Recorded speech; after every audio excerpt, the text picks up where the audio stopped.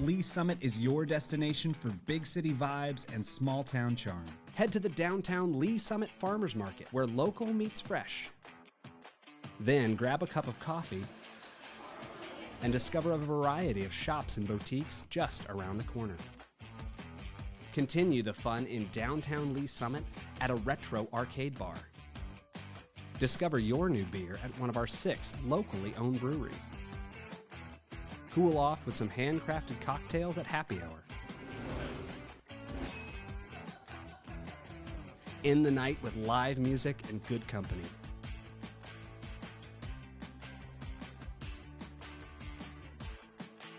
Lee Summit, Missouri. Hello, Lee Summit. I'm Laura, and this is your flash briefing for the week of December 16th.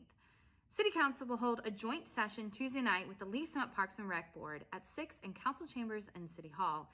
Meetings are open to the public or watch live on the city's YouTube channel. If you can't watch, catch the recorded meeting on demand on the YouTube channel or by subscribing to the Council Debrief newsletter, which breaks down 3 to 4 key agenda items. Subscribe at cityofls.net. Did you know Santa was coming to town? To the Lee Summit History Museum, to be more specific. Selfies with Santa will be taking place December 21st from 3 to 5 p.m. at the museum, free of charge. All you have to do is take the photo. Oh, what fun. A reminder to Jackson County taxpayers, Lee Summit City Hall is currently unable to process tax payments, print receipts, or create waivers. Taxpayers are advised to visit a Jackson County location or pay online at jacksongov.org. And 'tis the season to purchase LS merch. Stumped on stocking stuffers? Look no further than the LS Marketplace at City Hall. It has great items like Lee Summit branded socks, Tervis tumblers, coasters, and more. Show off your Lee Summit pride. It's open 8 to 5 Monday through Friday. Thanks for listening and have a great week.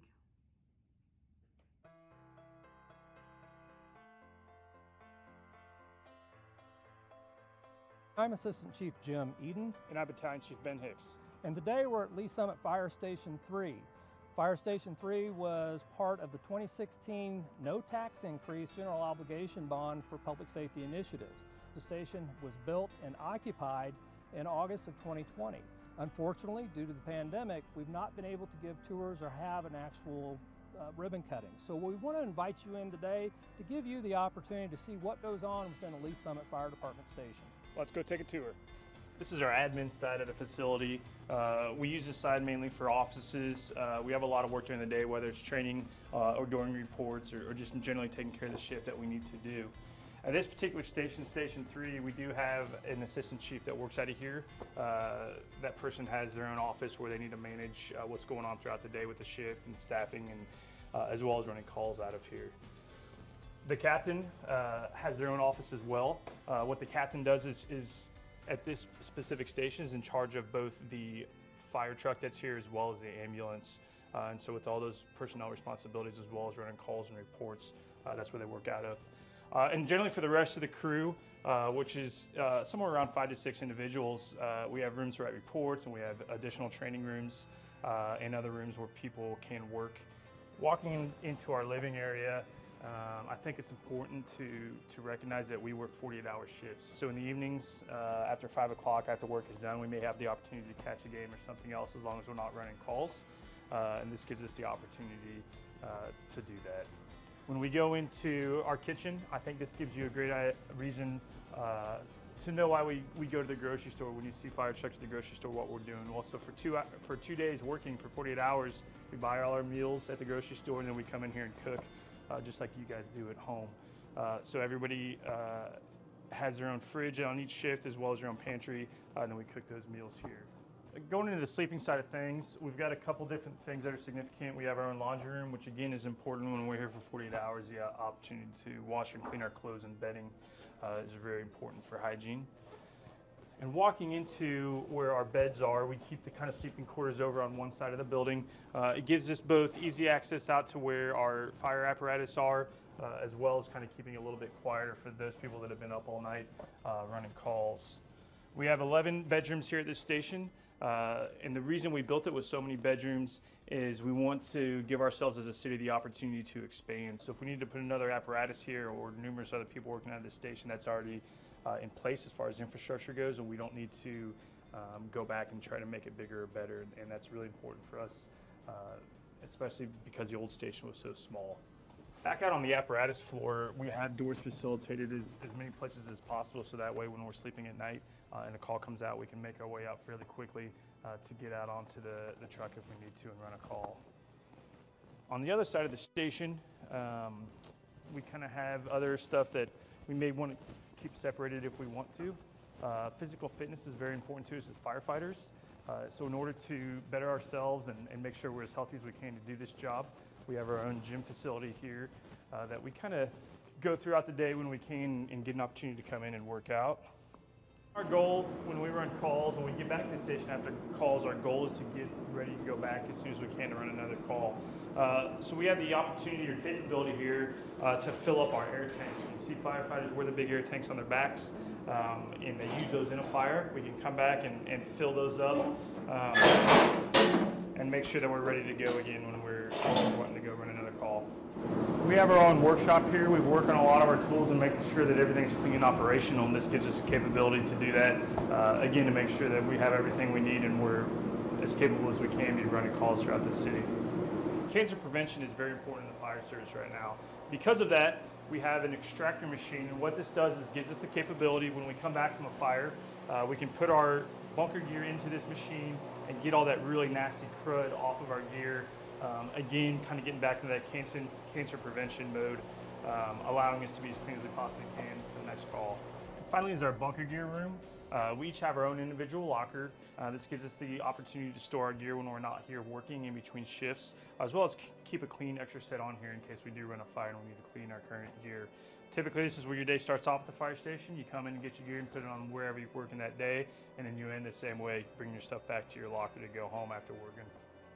This is Med 3. This ambulance just currently moved into the station from Station 7.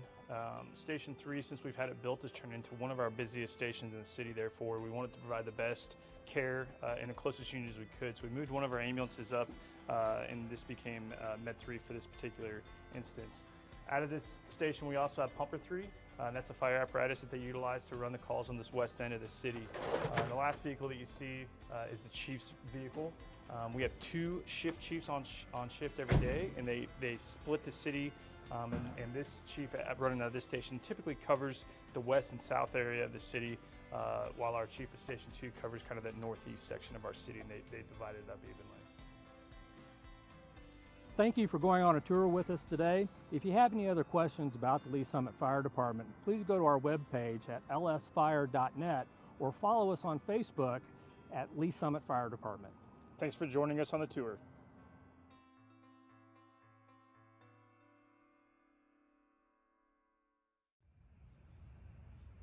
It's member level. Thank you, Mayor. Great presentation, Ryan. Thank you. Is there any indicator that shows, are we supporting a need? You know, they talk about like gym rats, kids that grew up with their dads that were coaches. Like I was a city hall rat. My dad, Tom Lovell, was hired as the Parks Administrator in 1978 and spent 40 years in public service here in Lee Summit. I would go up on the weekends when he was working, and I'd run around and play and do things, and I didn't know what he was doing at the time, but I just knew that was part of our weekend routine some days, was to go up and hang out at City Hall. Being part of a city from a young age to now in my adult life, you reap so many benefits from that. The people you know, you care more for something that you've been a part of. My wife and I knew we wanted to raise a family. Just trying to find a community that we thought we could raise our children in, that was good to me. And it just felt like the right move as we were deciding on a city to come back to.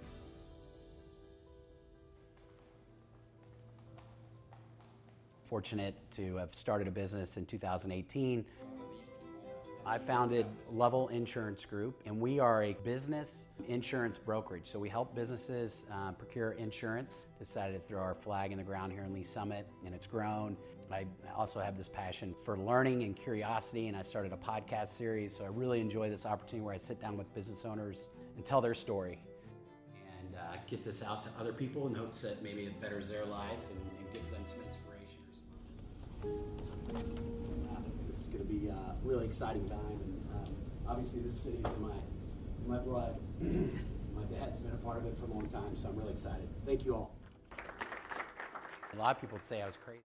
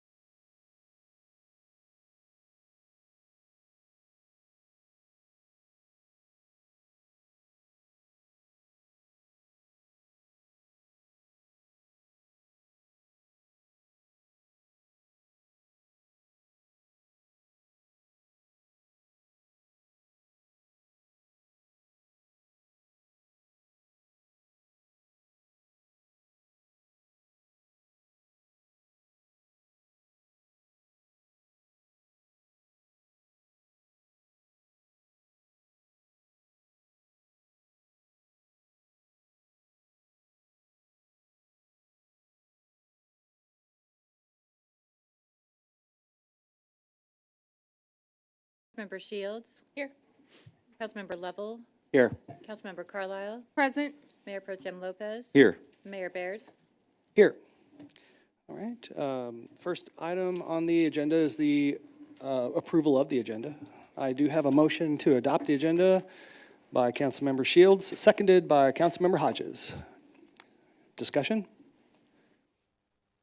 Seeing none, please cast your vote.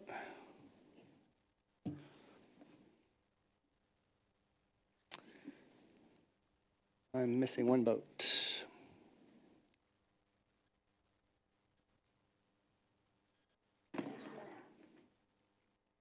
There we go. All votes are in. Please record the vote. It passes unanimously. Thank you. Next is the approval of the consent agenda. I have a motion to adopt the consent agenda by Councilmember Shields, seconded by Councilmember Hodges. Discussion? Seeing none, please cast your vote.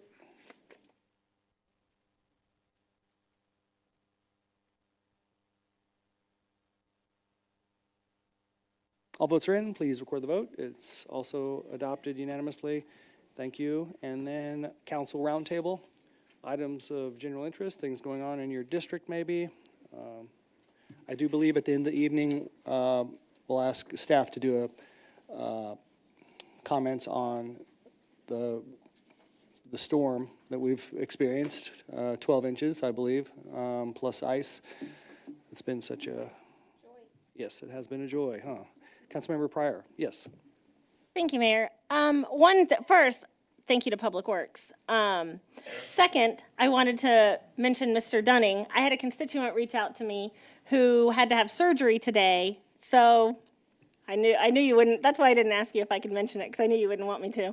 But so at 5:30 in the morning, he went and made sure that this constituent was able to get to the hospital safely. So, thank you.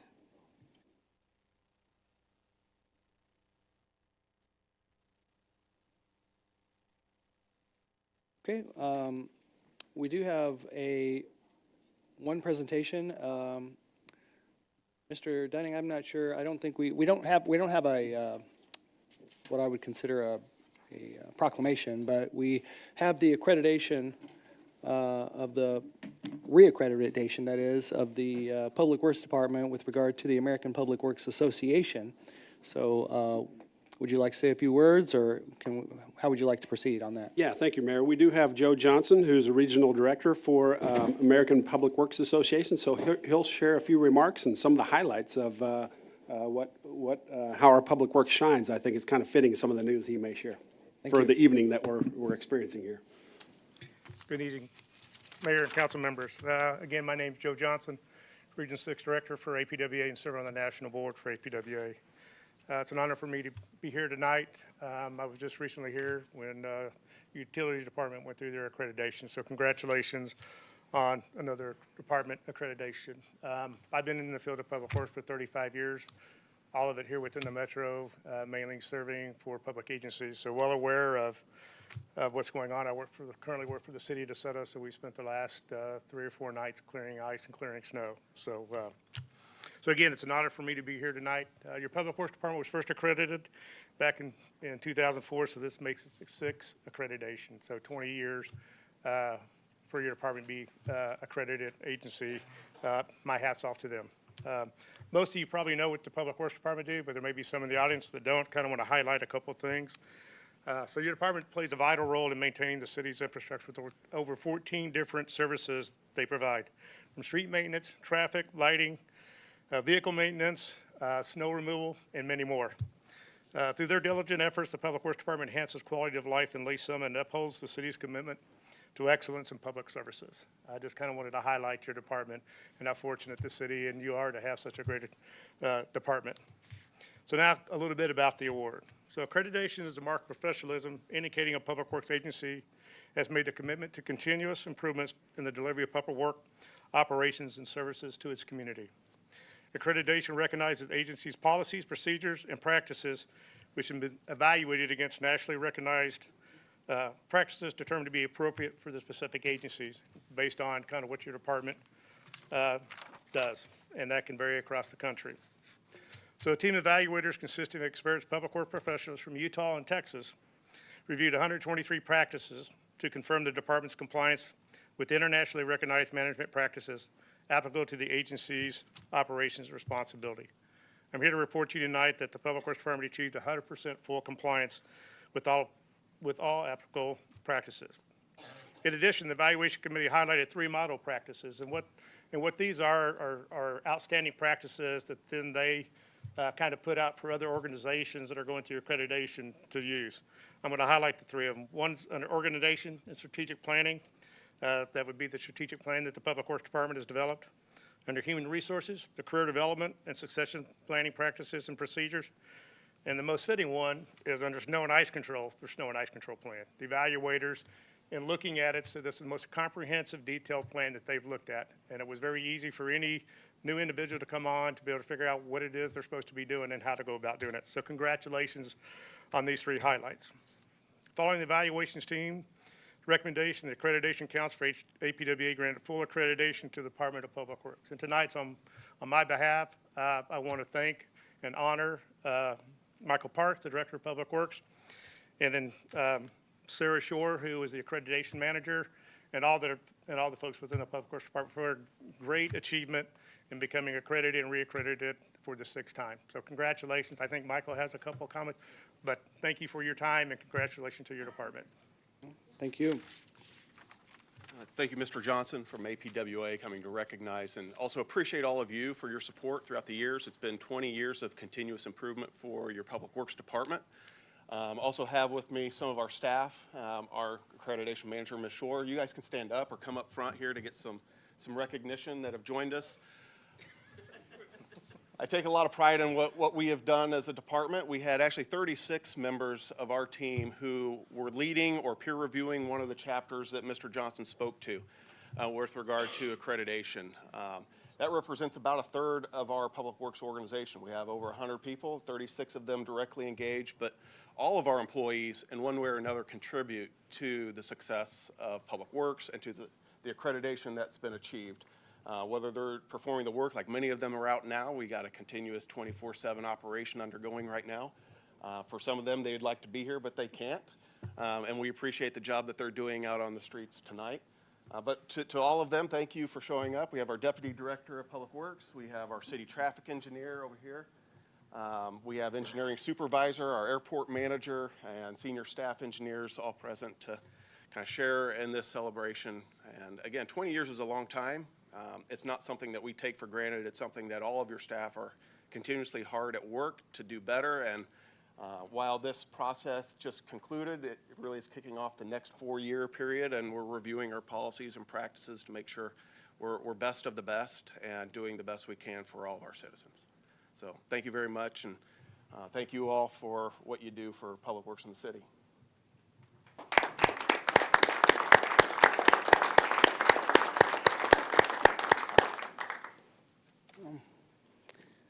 Congratulations to everybody, and thank you for that presentation. Mr. Dunning, you should be proud. I know the council is. So, all right, well, we've got kind of have a packed house given the wintry weather and the ice and the snow, because we have quite a bit on our plate tonight as far as business goes. We have quite a few public hearings. Before I start those, Mr. Bushek, do you want to do it before I enter any kind of? Oh no, we have one public hearing before all of those, don't we? So I need to get to this first public hearing first before we hit the numerous others. We are going to close the regular session, open the public hearing in the matter of Agenda Item 5A. This is a special use permit for concrete batch plant, 2250 Northwest Quarry Park Road. Clarkson Construction Company is the applicant. Would all those wishing to speak to this matter please rise and be sworn in by the city clerk?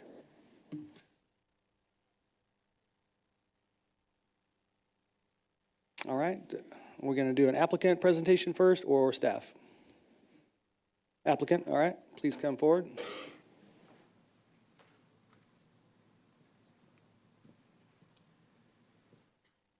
Mayor and members of the council, my name is Pete Heaven.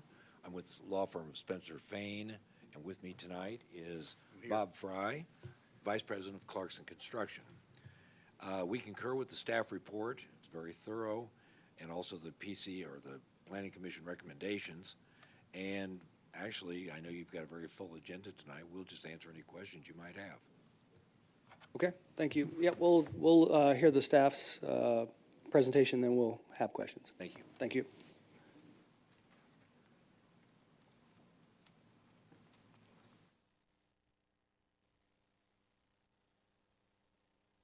Good evening, Hector Soto Jr., Senior Planner. I'd like to enter the record Exhibit A, list of exhibits 1 through 19. Please enter into the record Exhibit A 1 through 19.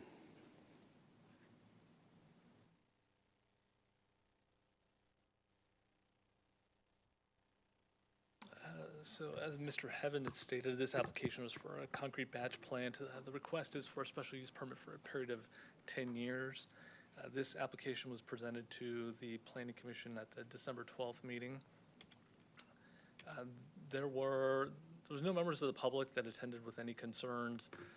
The only change to the application since that time has been, and I'll highlight it here, is that the initial proposal from the applicant was to locate the batch plant at the, we'll say, the northern third portion of the property. You can see the laser light here that I'm casting here. It was at that meeting that the applicant indicated that due to the decommissioning and removal pending of the existing asphalt plant, that they are now looking to reuse that existing site on which to erect the new concrete batch plant. That change garnered no objections from the Planning Commission at that meeting, nor from staff. It does nothing to change any of our staff recommendations. So with that, we'll state that staff's recommendation is for a special use permit for a period of 10 years. All right, thank you, sir. Got a period of 10 years. Questions for staff or applicant from council? Councilmember Carlisle. Thank you, Mayor. I just question Quarry Park Road in and of itself. We have had tons and tons of problems over there with the road falling in because it's undermined, holes popping up in the road. Residents can't get out that live out there. So how is it that now it's okay, that road's okay, and we can grant another SUP for 10 years to use it? Especially for heavy trucks like this, how do we know one's not going to fall through the road? I guess you can't know that for certain, but based on the most recent information provided by the applicants that's been conveyed to the city, they are confident in that the area that will serve, if proposed, if approved, the site of the concrete batch plant can support the infrastructure that's proposed for it. Michael Park, Director of Public Works. I can also help address some of those questions or concerns. The applicant would be using the portion of Quarry Park Road that's east of where the road collapses occurred to Pryor Road. We will be entering into a maintenance agreement with the applicant with regard to Quarry Park Road. Essentially, they understand the undermined conditions, the risk associated with that, and that the city would not have any responsibility to maintain access along Quarry Park Road. And for those property owners to the west of where the collapse is, other arrangements have been made such that they don't need to use Quarry Park Road, at least in a long-term plan and any inclement weather plan. The inclement weather route would have them traverse through the applicant's property. And the applicant has approved them going through their property if need be? That is correct, but they're here tonight to testify on that. And they're well aware of all the collapses that we've had on this street and assume all risk involved if this does collapse? I'll let the applicant answer that. Yeah, I'm Bob Fry with Clarkson Construction Company. We've owned this ground for over 40 years. The site itself, all has been undermined. We have areas up in the site itself that is collapsed also. The location where the asphalt plant was sitting is probably one of the most stable areas in there. It's just access to that and back to the road. Where the road has collapsed also took a gas line out that will not be brought back into that site. That's the main reason the asphalt plant has to leave the location. We don't need gas for the concrete plant. All we need is electricity. None of that's been damaged. We still have water at the site. We are fully understanding the risks of it. The batch plant that we use is not a retail batch plant. It is only for our use to feed our pavers when we're in the area paving. So that plant will be up for actually one of the jobs we have in Lee Summit now at Pryor Road. And when we get done with that, that plant will be used somewhere else. But we want to be able to use our land to be able to bring the plant in when we have a project that we bid. And you assume all responsibility if it Yes, falls ma'am. through for anybody that happens to fall through with it? We understand the risks of using the property, yes. Okay, thank you. Thank you. Other questions for applicant or staff? Councilmember Lovell. Thank you. So that red highlighted area, the area just to the left in that image, is that also part of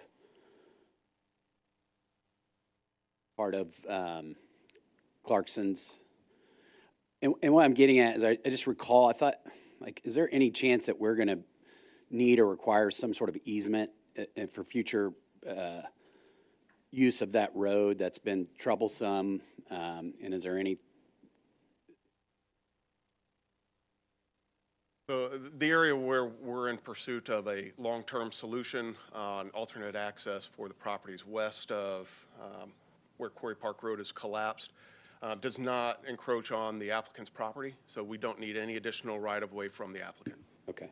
So nothing in the future where we might want to put in here something like, hey, if we needed to, there would be some sort of agreement that we don't run that risk of needing to. There's nothing we've identified that we need from Okay. the applicant at this point other than an inclement weather route, which, as I spoke to previously, the applicant's been very cooperative and we have an agreement with for access, temporary inclement weather access for properties to the west. Okay, great. Thank you.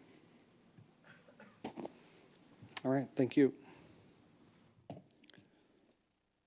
Okay, is there anybody that's here that wishes to speak in favor or in opposition to this application? Please come forward. Any additional questions from council? Does the applicant care to make any further comment? Hearing no further testimony, I'm closing the public hearing and reopening the regular session. Is there any council discussion on this application?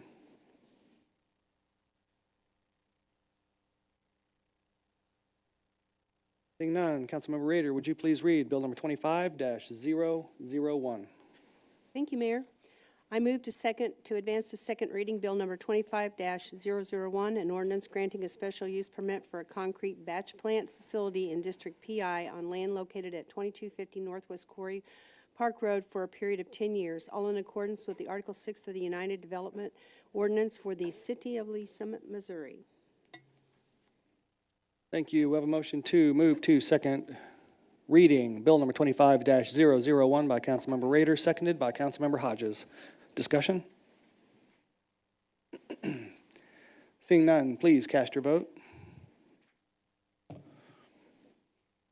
All votes are in. Please record the vote. Passes 7-1. That goes to second reading. Thank you. All right. Mr. Bushek, we've got 1, 3, 4, 5 public hearings, all on one location, starting with a PDP and actually a couple of PDPs, I believe. So would you like to kind of set the framework for this evening? Yes, sir.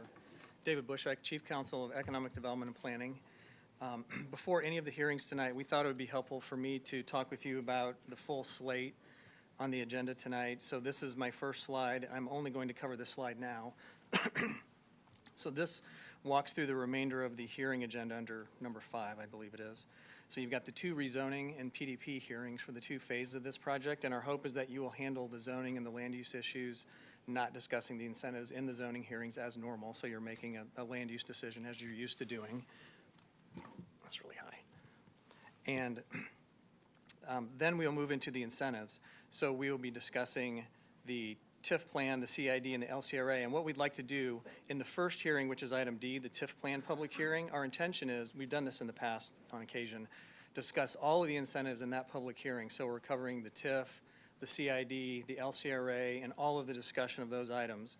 We still have to hold the CID public hearing and the LCRA public hearing as a matter of state law.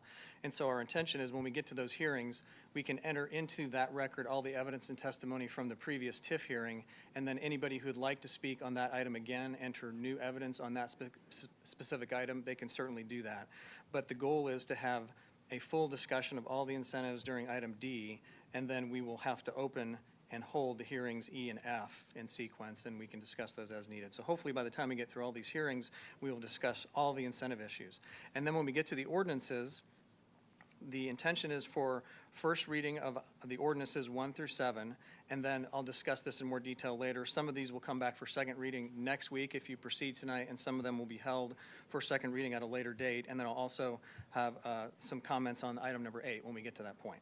So that is the agenda for this evening, and I will pause to see if you have any questions about the overall proceedings before we continue. Yes, for each public hearing, will you go ahead and make a statement as to what we're entering into the public record along with the exhibits? Yes, absolutely. So when we get to the incentive hearings, D, E, and F, I do have exhibit lists for those, and I will be swapping out one exhibit, and I probably will be adding some exhibits as we go, so I'll be keeping careful track of the exhibit list, but I don't think I'll be skipping that tonight, as I have sometimes at the beginning of the hearing, but we will definitely focus on all of those exhibits.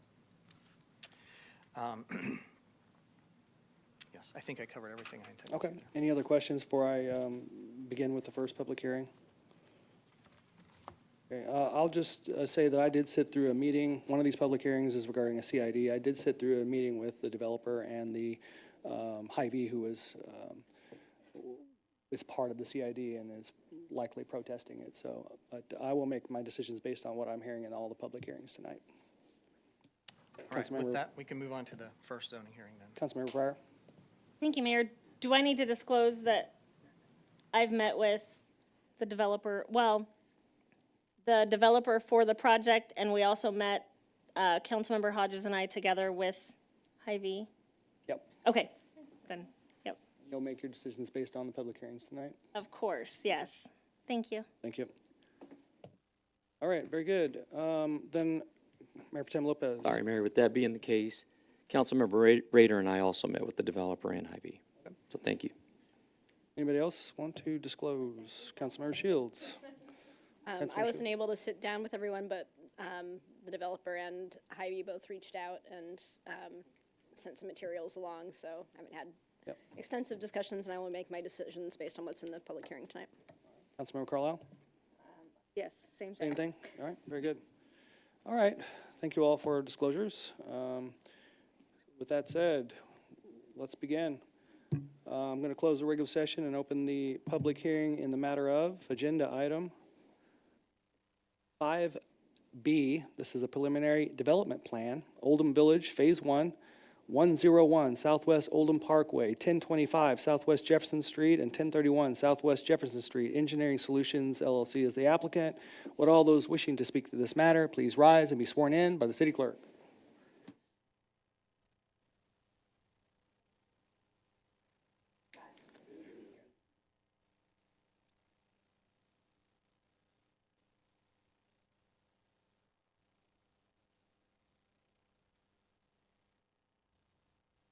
All right.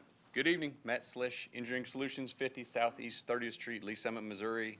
With me, I have a ton of Drake people and others that'll come up as the night progresses. So I get lucky enough to start it. We've been at this for months and months to get to the point of converting the Ford car dealership into something. And so we've excited. We've worked our way through for many different versions of this and think that we've created something that is going to be a great benefit to the city.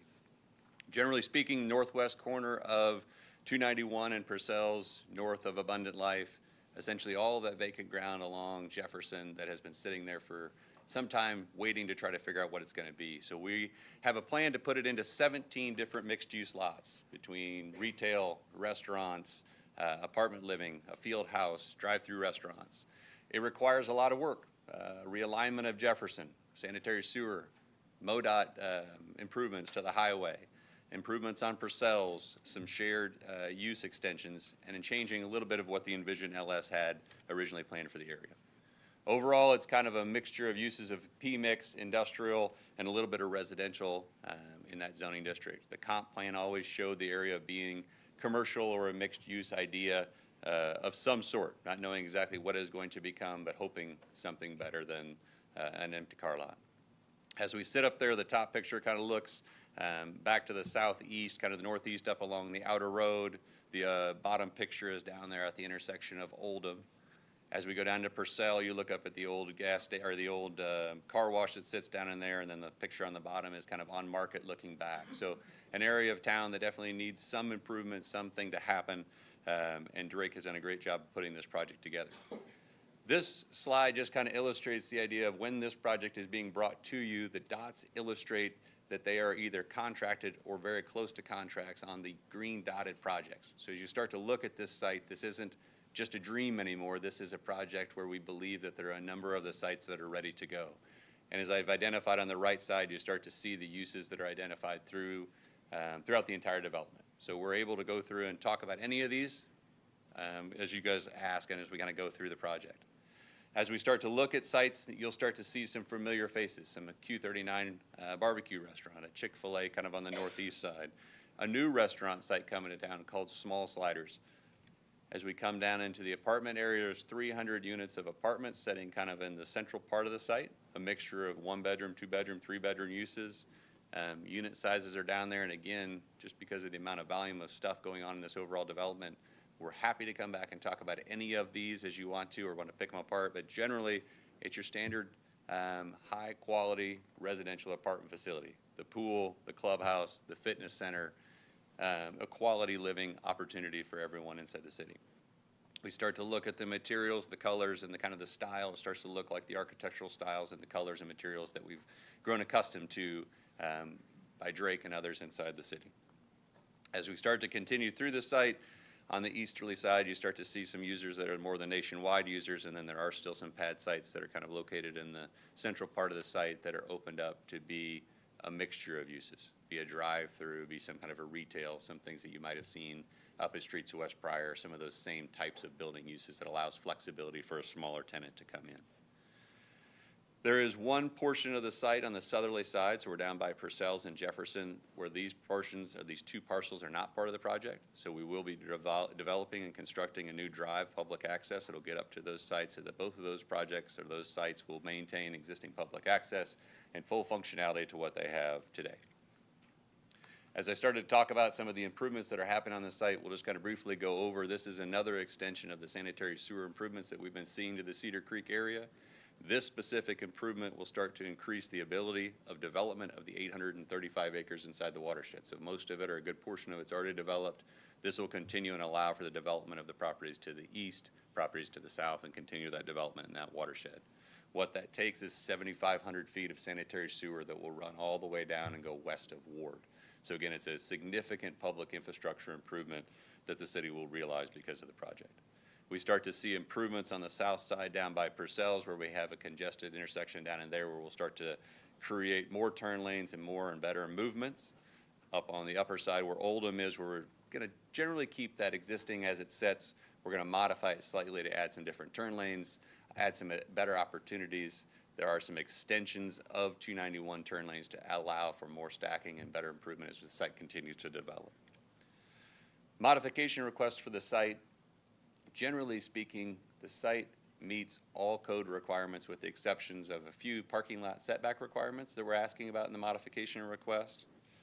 There's also a request, because of this development, technically to the west and the property to the south, there's residential, would require high impact buffer screening. On the westerly side of the site is going to be elevated 15 feet at its highest point down to 10 feet, 6 feet as it goes down with a retaining wall. So it's our opinion that the retaining wall serves as that buffer with the landscaping atop to create that required buffer. There's 30 feet between the property line and where we're going to start with our parking lot, so it'll allow a lot of opportunity. But again, because we're so elevated, it's our opinion that that wall on the westerly side would serve the purpose of the fence. We're proposing that along the north and the east side of this residential person that we would allow and construct a high impact buffer with fence and landscaping.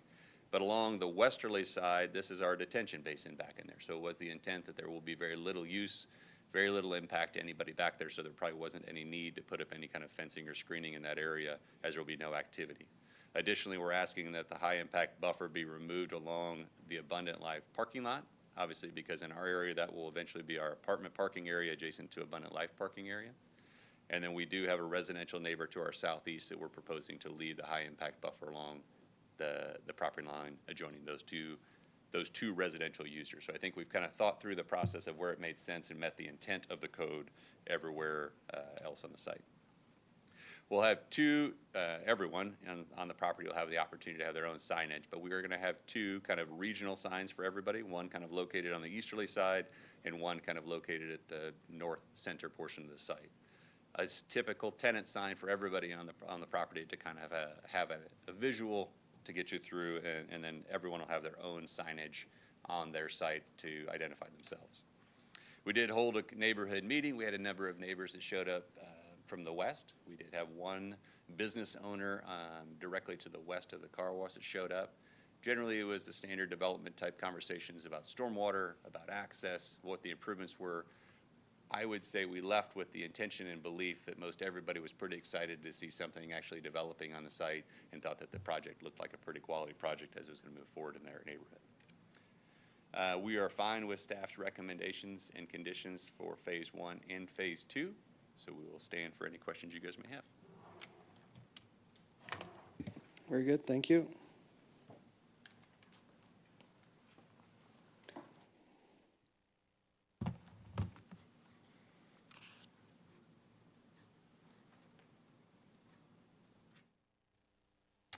Hector Soto Jr., Senior Planner.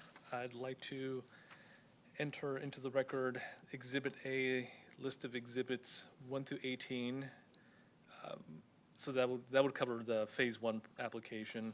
And then there was also going to be a second set of exhibits, Exhibit A, list of exhibits 1 through 17 to cover Phase 2. Okay. Please enter into the record Exhibit A, 1 through 18 for Phase 1 and 1 through 17 for Phase 2.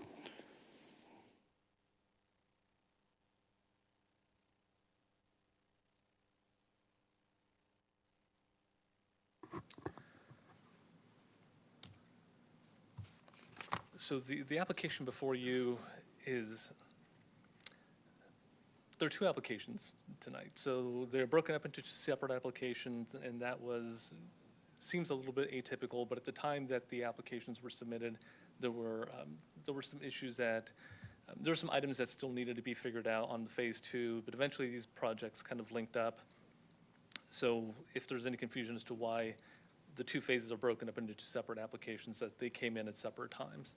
But for the purposes of the presentation, as Mr. Schlish has done, I'll try to cover both items under the one presentation. So the outlined area here comprises Phase 1 of the Oldham Village project, primarily made up of the Odessa property. In total, we're looking tonight at around 60 acres or so between Phases 1 and Phase 2. Phase 1 is, as stated, is mostly the old Odessa property that has been vacant since around 2008 to 2009 when Odessa vacated. So we're looking at about 16 going on 17 years of vacant property, save for the recent temporary use of storage of some vehicles. This kind of a little bit breaks down where those phase lines are. To echo some of what Mr. Schlish had mentioned, most of the first phase is primarily driven by retail, commercial, and a future fitness center, community center that's shown in at the southwest corner of Lot 2 of Phase 1. In total, this Phase 1 will have about 165,000 square feet of total area. This slide here kind of shows some typical elevations for it. So there'll be a mix of of architectural styles that still allows individual expression of identity for each of the individual tenants, but there'll be some common threads that carry through the multiple lots with the use of ephes, stone, glazing, and similar roof lines. There are three particular requests that are being made with this application, one of them being for the allowance of the oversized monument signs that Mr. Schlish had mentioned, which would be at the western and eastern gateways into the property off of Oldham Parkway to help better identify those entrance points coming from the east and from the west along those highway frontages. The modification requests that are being sought are not uncommon for property that's developed along state right-of-way where you do have excess amounts of right-of-way that still allow sufficient buffer to be provided between parking lots and adjacent travel lanes, in this case Oldham Parkway. The buffer, as Mr. Schlish had mentioned, it's about 10 feet wider than we typically see, but instead of having the vertical fence right at the property line, a lot of that vertical site obscuring structure will be provided by the retaining wall that he mentioned. They'll vary in height between 6 to 12 feet. Here the areas identified. This particular modification is meant to identify the area in which the property is located, at least some mixed uses area, which the UDO has an overlay for this particular interchange and does call out for some urban style, lifestyle center design requirements that the applicant is looking for a modification request to provide some architectural styles and development patterns that are a little bit more consistent with what you typically see at suburban interchanges. At the Planning Commission meeting, the Planning Commission expressed no concerns with any of the requested modifications, and staff supports all of the modification requests. Most of the discussion at the Planning Commission from residents that showed up had to do with more road improvement concerns, not with phase one, but with phase two later on, which we'll get to a slide on that. But the application for phase one, because there'll be separate ordinances in front of you, there are 6 conditions of approval associated with application number one, or rather phase one application. Fairly consistent with what you have seen in the past regarding the modification request, the need for compliance with the elevations, and concurrence or compliance with road improvements that are called out in our transportation impact analysis. So I'll back out really quickly.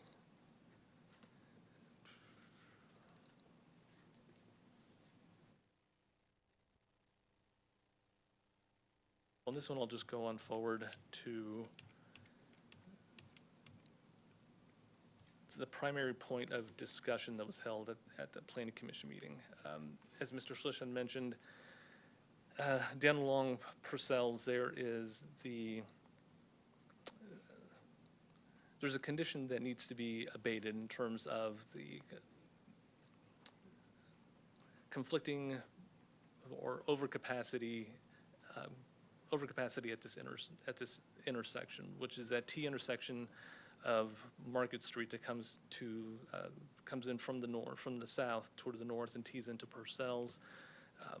As has been mentioned, there are proximity issues that do not meet current standards between the two intersections, and there was an application a couple years ago for a Magadoodles. There was quite a bit of discussion where there were warrants for the median to limit access to right in, right out of Market Street.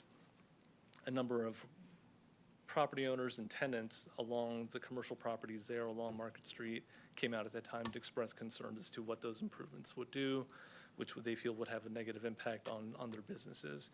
And I don't know if any of those, I'm not sure that I noticed anyone here for any of those property owners at tonight's meeting, but the bulk of the discussion at the Planning Commission was there continued resistance to the installation of that median.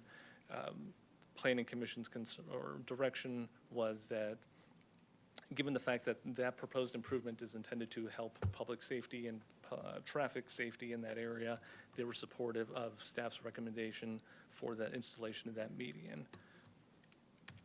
And that recommendation has not changed. So this phase two application does have 5 conditions of approval. similar to the ones from before, inclusive of the road improvements called out in Phase 2, which does include that median across Market Street. So I will yield to any questions you may have.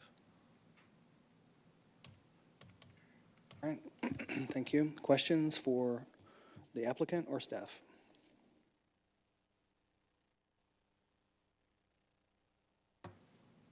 Councilmember Rader.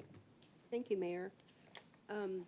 Hector, would you mind telling me again here, helping me, how many lots are in the first phase? I've written down some here, but I don't know if I have all of them. Let's see.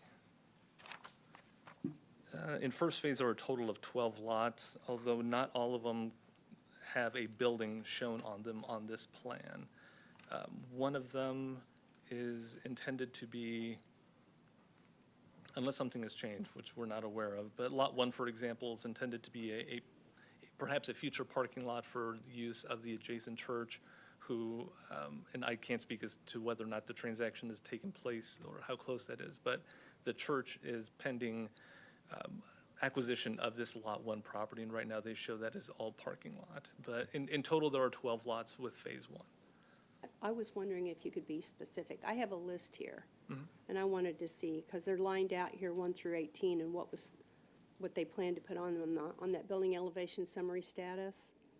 So are you talking about when that parking lot, is that the church parking 526 spaces? Is that what that Lot 1 is?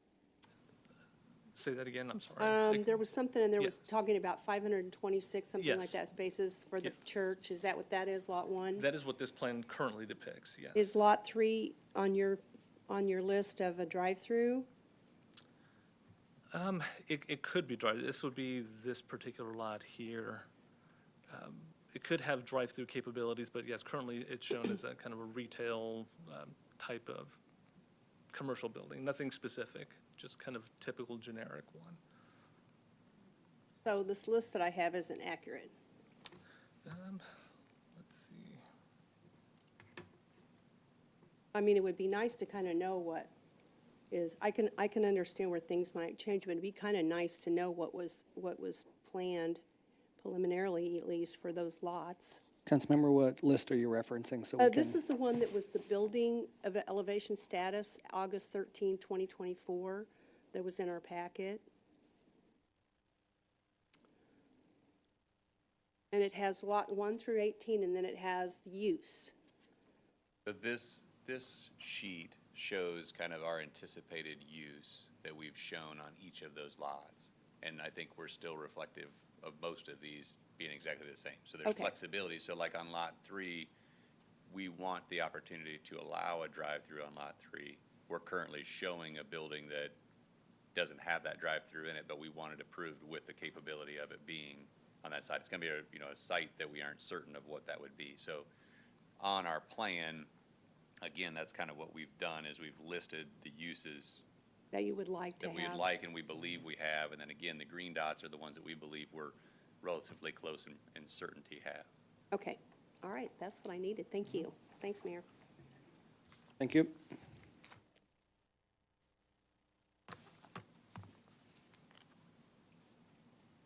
Councilmember Shields. Thank you, Mayor.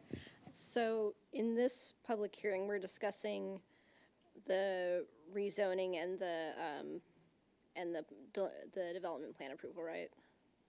Correct. So if, it sounds like there is some flexibility. At what level does it rise to the point where it comes back to us for consideration again? I know you guys can kind of improve minor changes, but what's kind of the line of where it would come back for reconsideration?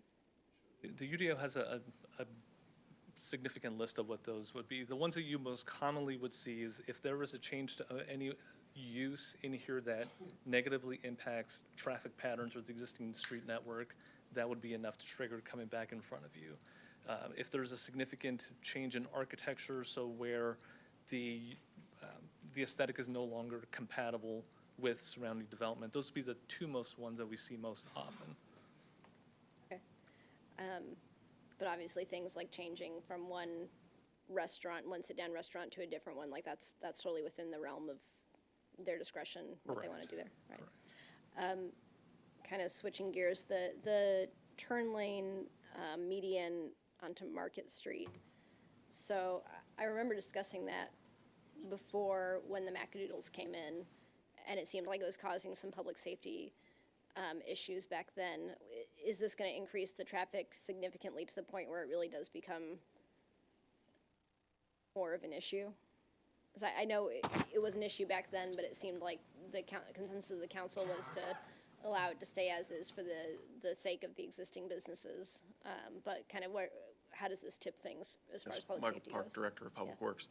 If you recall, some of you were here during the Macadoodles application.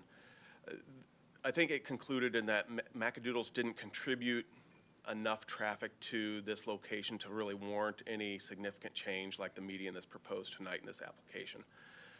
And at that meeting, we even discussed the, I guess, the potential of when that might be triggered. And what was explained during that particular hearing was development, for example, north of Purcell's. That is what you see before you tonight in this application. It will generate significant traffic. It's what's shown in the traffic impact study.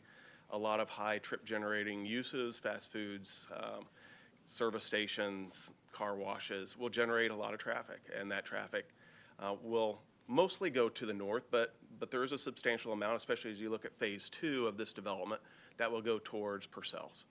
And for us to mitigate the impacts of that traffic, it's recommended in their traffic study as well as by staff as we kind of foresaw this coming, that we're going to have to control that access with medians.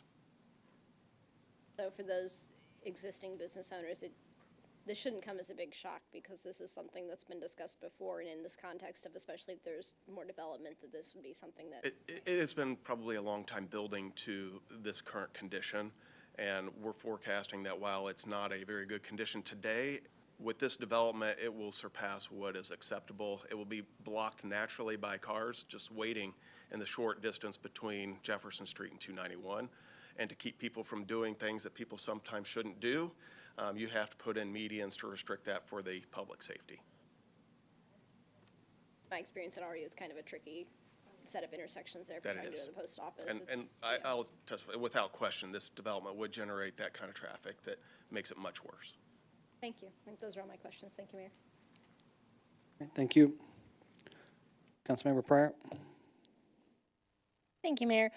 So to piggyback off of Councilmember Shields, I remember it was mentioned that it would make access, putting that median in would make access to the post office hard to get to.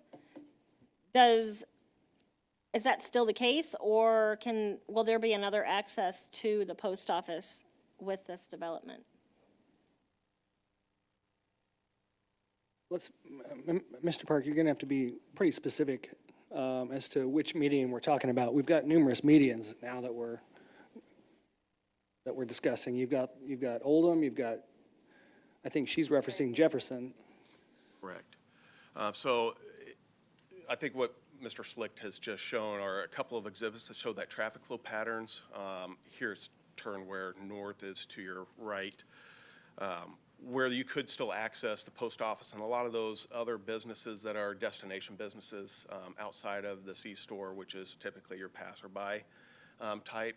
You know where you're going and you can find those alternate routes. So there is still maintained access in the area, but the developer's application doesn't include any improvements south of Purcell's to enhance access or to replace some of the more direct access that's currently available. I'll say that the post office is unique in that it also has frontage to Jefferson, so if it's something they want to work to create better use, I believe they even have driveway to Jefferson, but their operation doesn't allow for its public use. You know, that's more than welcome to consider with staff and any other final development plan to rearrange how that circulation happens at the post office to make it more efficient. But that would be upon that property owner to bring that forward. Okay, thank you very much. All right, thank you. Councilmember Lovell. Thank you. So if this,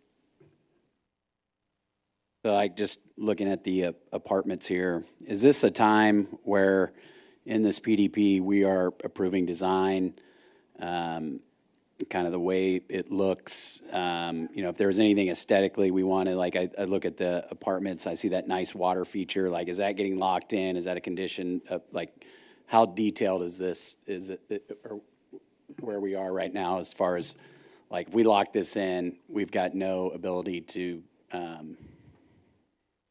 see or make any changes there, right? So like that water feature is part of the development and that would be locked in, is that correct? Right, so what we've provided. Landscaping, materials. Right, so what we've provided on this list is kind of on the side of it, conceptual only, and then the use approval. And so on the use approval, we've provided elevations, materials, the design basically of what we believe those sites to be, and the apartment would fall under that category that we believe, generally speaking, that'll be it. Not to say it won't flex. But if it did flex, you wouldn't have to, you would have to come back to us. Depending on the change. So I mean, like. Gotcha. Because depending I on- think like that water feature is really nice. It looks aesthetically pleasing, and I want to make sure it looks good for long-term, and I think that's a nice aesthetic to that walkway. But I want that a condition of approval. Okay. All right, I'm thinking that's kind of what I'm trying to say. I just want to make sure we don't end up in a situation where, you know, we don't, like, if there are things that we want to see in this that are assured in what we're being showed today, that ends up happening. The other one I would say is power lines. I know we've talked about power lines. Is there anything in here that addresses the electricity that's going to run through this thing? So in part of this year plus of process, what will happen out there is going to be a ton of change for sub-utilities like electricity. So essentially up here, there is a switch sitting kind of on the north side. After that, everything will go underground. As we sit at the signal that currently there, it'll all go underground. Okay. So the entire project itself will all have underground electric service that'll provide the entire site. So you'll have overhead power south of us to some degree to this, you know, along Jefferson, west of us, but on our internal site, everything will go underground. Okay. And again, just like how do we ensure that that happens? Because in the past, we've talked about some of those things, and then not saying with this developer or anybody else that, like, that's what we're told. If for some reason that couldn't happen, like, I want to make sure that that's. So the Evergy portion of it, that's, I mean, the design is done and they provided us Okay. that side of it. So that's locked in the sense of there's nothing I can change unless Evergy did something with it, but that one's set in there. Okay. Yeah, as far as the water feature that you specifically mentioned, typically the approval of the plan deals with architecture as a whole, layout as a whole. It really doesn't get down necessarily to the specificity as to like more cosmetic type features like that. So if that was something that City Council absolutely needed to see or want to see as part of this project, you would have to put specific language to that effect. Okay. Because Well, I think we're just looking at land use as a whole, layout, architecture. Yeah, and I just think, you know, when we see the pictures that, like, even landscaping that's shown in there, you know, like, hey, I like the way that looks. I'd like to make sure that that's exactly how it's delivered too. But I think I was kind of just, I'm not sure I have my full thoughts of all, like, the power line is very important to me. I do think that water feature is very important, aesthetically pleasing, and making sure that that's something that's in there. I think that's it for now for me. Thanks, Mayor. Thank you. Councilmember Carlisle. Thank you, Mayor. I just want to go back to this traffic plan. Sorry, Michael, and thank you. If you could put that one diagram up, it was probably the most helpful.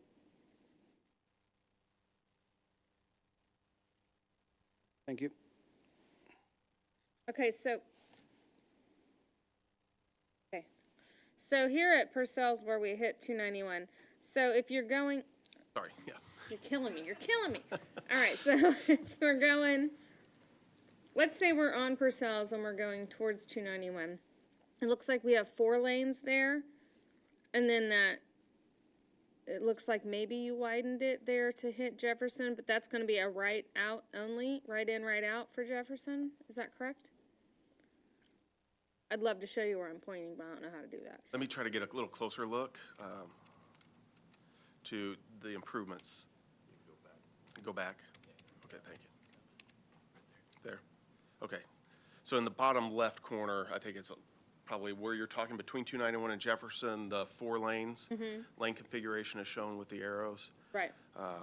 It matches up with the west side of Jefferson Street, and the lane widths themselves maintain the wider curb lane as part of our bicycle transportation plan. Okay, so there on Jefferson, that's going to be right in, right out only, correct? You're not going to be able to cross. On the south side, correct, right in, right out only. On the north side, they're proposing just a right in only. No, there's not enough space there for a right out. On, As part of the application, right, okay. But we're only, so if you're on 291 and you're turning onto Purcell's, that looks like only one lane going in there? that is correct. There's just one lane right now coming in, and it would stay. Mr. Park, you've got to use your mouse and point to these areas as you're There you go. speaking. Yes, Councilmember Carlisle's asking if this is one lane coming westbound on Purcell's as you turn from 291, and it is indeed proposed to stay one lane coming in westbound. But you've got 4 lanes on the other side. And then there's 4 lanes, 1 through lane, 1 right turn lane, and 2 left turn lanes going eastbound, turning onto 291. And then, so the other little lanes are going away. I see that, structure looks like it's gonna curb in that whole area, so there's no turn-ins into that parking lot. As you're coming right off 291. Correct, yes, the existing Market Street that is, I think, literally Goes like up. less than 50 feet away, it will go away. That is part of an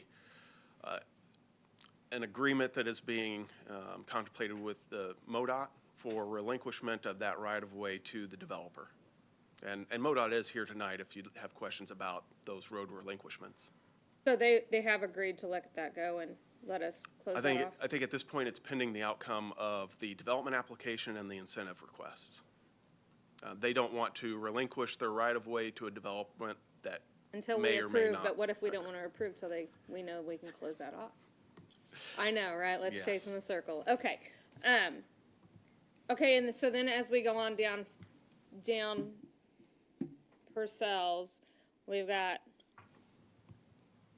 it looks like just 1 lane right, 1 lane left, and the same lane to go forward or take a right.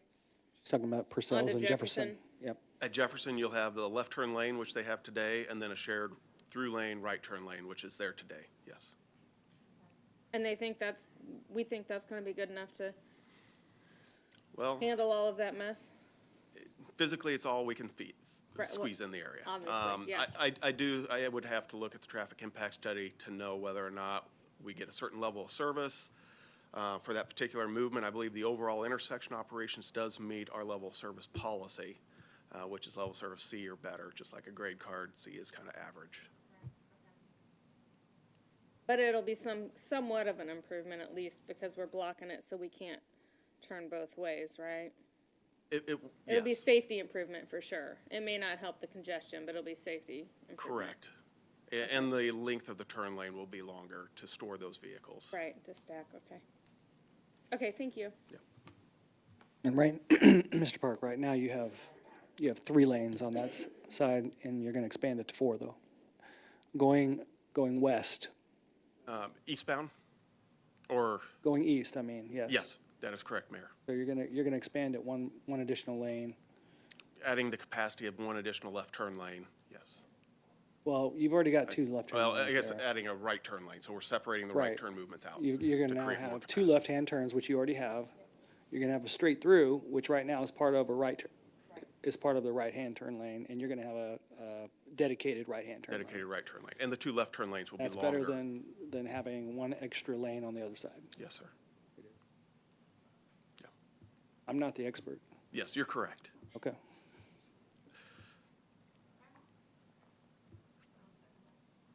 Well, it looks like you can get out of Purcell's pretty quickly and easily, left-hand lanes or straight across or right-hand lane, but I just want to make sure that, I mean, you're gonna make sure that they can only do right-hand turns, all the way over to Jefferson. And then they can take a left-hand turn at Jefferson. They could. Okay. Very good. Councilmember Carlisle? No, I'm done, thank you. Okay, thank you. Councilmember Rader? Thank you, Mayor. Okay, I wanted to know of the green, of the lots that have green on them. Can you tell us what those businesses are, other than, well, I know you pinpointed some in the presentation here, but, yeah. Ones that I have illustrated in the presentation are the ones that I'm at liberty to release. The other ones are ones that we've got close enough to the spot but aren't ready to say the brand name on that side of it. The uses are shown, but the slides that we showed are the ones that we've gotten far enough on contract to be able to release the names of the actual tenant.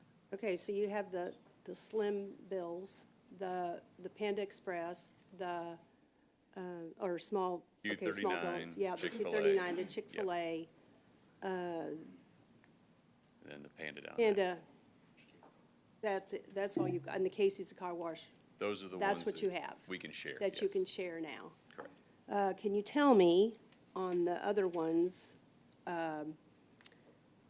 there's quite a few drive-through things here, drive-through restaurants, I'm guessing, coffee shop type of things like that.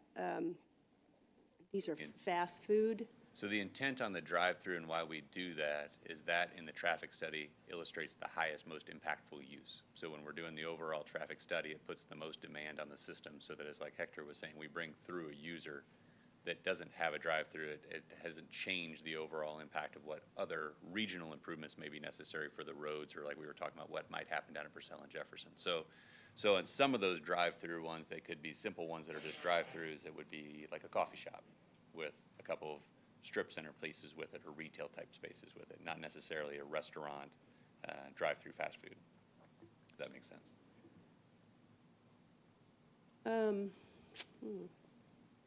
I don't know if this is the time to ask, but what about, we don't have a whole lot of retail. You've only got 10,000 in the whole of retail. Was there a reason why it was mostly restaurants that were stipulated there and not more retail? Well, again, it goes to the demand on the overall system. So a restaurant's going to have a higher impact on the overall infrastructure and the roadway network system. So not to say some of the sites that sit down here with the green dot here have a drive-through capable with a strip center associated with it, and they would fall under this type of build. So you may have a drive-through tenant that does coffee or something on the end, and then it creates retail for the other portion of the building. So it still allows an opportunity, so even like the building up on the north end where it has a drive-through to create the most demand to make sure we've covered its use, could be a retail user without, there's no one identified to that spot specific yet, other than it would be just kind of a generic use. The restaurant on that side, I think we've actually just called out as a restaurant, is a sit-down type restaurant versus the drive-through restaurant, because we have more of a specific use on that side. Does that make sense on some of it? I think some of them can be more flexible, I guess, to go backwards to retail versus the other way of retail to restaurant. Yeah, because it seems like there's just a lot of restaurants. Right. And it's just like, I would hope that we would have more strip center retail type of opportunities there, especially since we have that amazing field house that's going in there. I would think there'd be a market for that. Yeah, Councilmember Rader, Matt Pennington, Drake Development. Great questions on all of it. I think the best way I can explain, when you look at some of these uses on the actual site plan, flexibility is key. And as we look at, I think Shake Shack's a great example. You look at Shake Shack, some of these unbelievable users are requiring, in some cases, either a pickup lane or you're seeing more like pickup lanes than fast food anymore. But that flexibility is key, and having the approvals in hand to tell some of our other users that, hey, it's a real project, and then they're okay releasing their name. So these are the relationships we have today are so deep that they're okay with us disclosing who they are. If we are lucky enough to get approval, then you're going to see more coming out relatively soon. So Mayor, I guess what I'm really concerned about is that we're making sure that we're going to get, they did a good job at West Pryor, that we're going to get quality, quality businesses in here, quality restaurants, quality, not fast food restaurants necessarily, those types of things, something that's a little more health oriented. I mean, do we do an ordinance in that? That's my naivete with, is an ordinance, do we require that there's something that's put in writing, that we have a preferred business list? I'm asking. I don't know the answer to that. That'd be Mr. Bushek, yeah.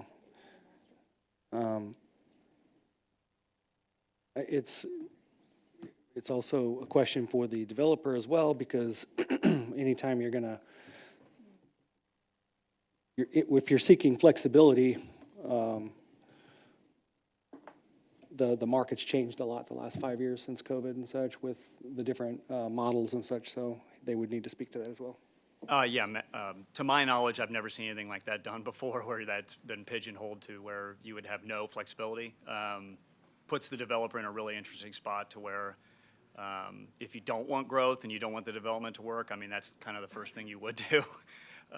So I would ask that the flexibility is given, especially with our track record, knowing what I choose is going to be quality.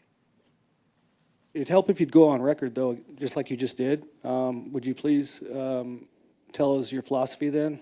I mean, you did. Yeah, you have had great, success. great question. I mean, at the end of the day, I have so many different opportunities to do what we would say are not Class A users or preferred users. I could have done that all day at Streets of West Pryor. I could have taken the easy route. And you're going to see that here, at least with some developers doing that. I didn't. So I think my track record has spoken for it, and you're going to see it again. What it does, and I'm sorry, it ruins the development for future users. If I make a bad decision on that first user, I just ruin my rest of my development. So that kind of preferred render list is kind of self-policing myself, whoever I choose. So I think that flexibility is something that you have to earn, but you've seen what I've done. And I can understand your position on that, but we also know that things happen. We know that the economy changes and things happen as well. So not to be distrustful with you, but just to make sure that it's important for us to make sure that we're getting what we want here. Absolutely. Yeah. And when COVID hit us in some of the craziest and unknown environment we've ever had, and every user shut down and was changing in front of us, scary times. And we had to make decisions that were going to be in the benefit, that we had other decisions that we could have decided not for the benefit of this city, and we didn't. So, again, I just asked for that flexibility. Thank you, Mayor. Okay, thank you. Councilmember Pryor. Thank you, Mayor. So this is not the time to interject any opinions, correct? I can only ask questions. Okay, so my question is just that detention pond, just because there's a couple residential houses near the detention pond, I always get confused. Detention lets the water go and retention holds the water. You nailed it. Okay, so that detention pond, is it going to have landscaping and everything around that? Will it look nice? This one actually will, I think, is converting its way towards a retention facility for that purpose, because we believe that it does have a benefit to the overall site. So when we originally began this discussion, it was detention, and we kind of looked at it. As we've kind of progressed through the process, we've determined that probably a retention facility back in there serves the community better. So this area back in here currently has a big, I mean, it's fully covered with trees and has a big drainage system that goes through and cuts through this entire backyard. And so as we've had this discussion and kind of created this design, these neighbors on the westerly side will see a significant improvement from the sense of the amount of water that's currently going through there uncontrolled.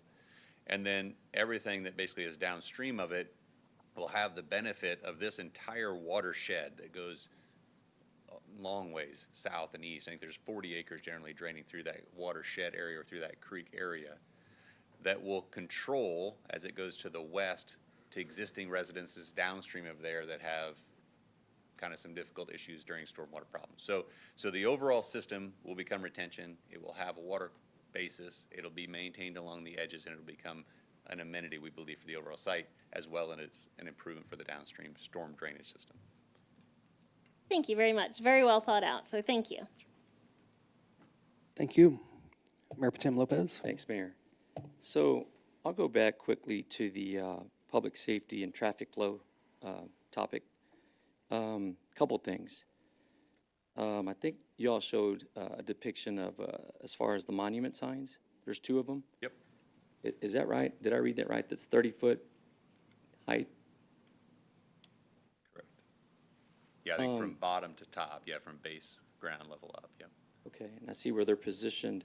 So whether it's you, Mr. Schlitt, or Mr. Park, from a visibility point of view, how does that impact the traffic flow and safety of vehicles coming through there? And I'll wait till you come up.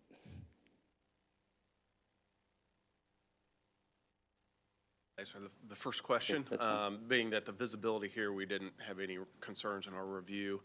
The one at the eastern side is at a traffic signal. It's set back far enough where you can see oncoming traffic. We don't need to restrict the right turns on red or anything of that nature. And then likewise, the northwesternly most monument sign is set back far enough off the road that it's not a concern for anybody using the driveway to access Oldham. Do we have anything of that height within the city already? This looks like 37 foot tall. 30 foot, I think is what I 30? read. Okay. Well, with the base, probably 37.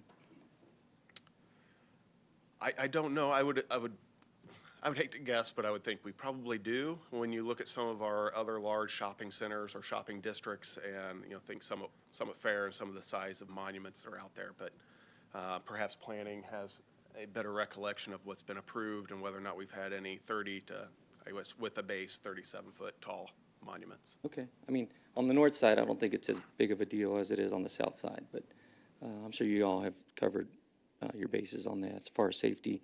And then kind of sticking to the, as far as safety, again, public safety, I guess there's two churches that are somewhat adjacent to this property. You mentioned on the north side, one of the churches perhaps maybe acquiring one of those lots, or somebody mentioned that. And then there's one on the south side, obviously, which we're all aware of. So those churches will have access to all of this retail and the everything that's being built on the site, as far as walkability and I believe, pedestrian friendly. Yes.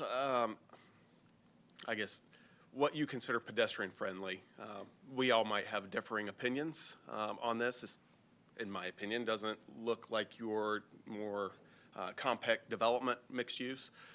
It looks a little more spaced out, but they are providing trail connections and sidewalk connections between each of the lots and facilities. There is walkability and connections between the retail and really the whole site development and the church to the south, with trail and sidewalk along Jefferson. And then as well, I believe there's connections, even vehicular connections, to the church property on the northwest corner. And obviously that would include the neighborhood as well. The residents. Yes, and in fact, I think it's been one of the issues of staff to push that connectivity into the neighborhood park that is directly to the west, to ensure that you've got some neighborhood connections into the development through the park. I appreciate that. Thank you, Michael. And then we've talked quite a bit about the southern access, the discussion we've had about kind of how that's going to lay out. On the north side, there is also access on the north side. And those vehicles can exit north and go northwest towards 3rd Street, correct, on Oldham? Is that kind of the idea there? Okay, on Oldham, let me make sure I'm following your Or what's the access to the north? I mean, is there just one entrance down on the south? So the south is, so what you're seeing here north-south is Jefferson Street. Correct. That's parallel to 291 to the west. It goes all the way down, intersects Jefferson Street and continues south. Actually, Jefferson Street goes all the way down to Stewart Road right now, so it intersects Shear and a number of streets along the way. And those, like Shear, connect over to 291 also. So there is multiple ways out to the south beyond the southern limits of this application. To the north, Oldham would be relocated, and then its new relocated location is where Jefferson Street on the north end would essentially terminate. North of the relocated Oldham, Jefferson Street becomes private roadways into the development. I think that's it for now, Mayor. Thank you. Thank you, Mr. Park. Mr. Park, before you go, since you're, because I was going to ask about that later. You said they're going to be private roads. Like, for example, can you show us the north entrance into this? Because right now isn't that MoDOT right now? Kind of closer. That's about as close as we get. Okay. To the north end, yeah. And so, Mayor, you're referring to these commercial streets? Well, coming off of 291, they're right there, yes. Okay. Currently, that's MoDOT. That's currently MoDOT. The section between Jefferson Street and 291 is MoDOT's. Right.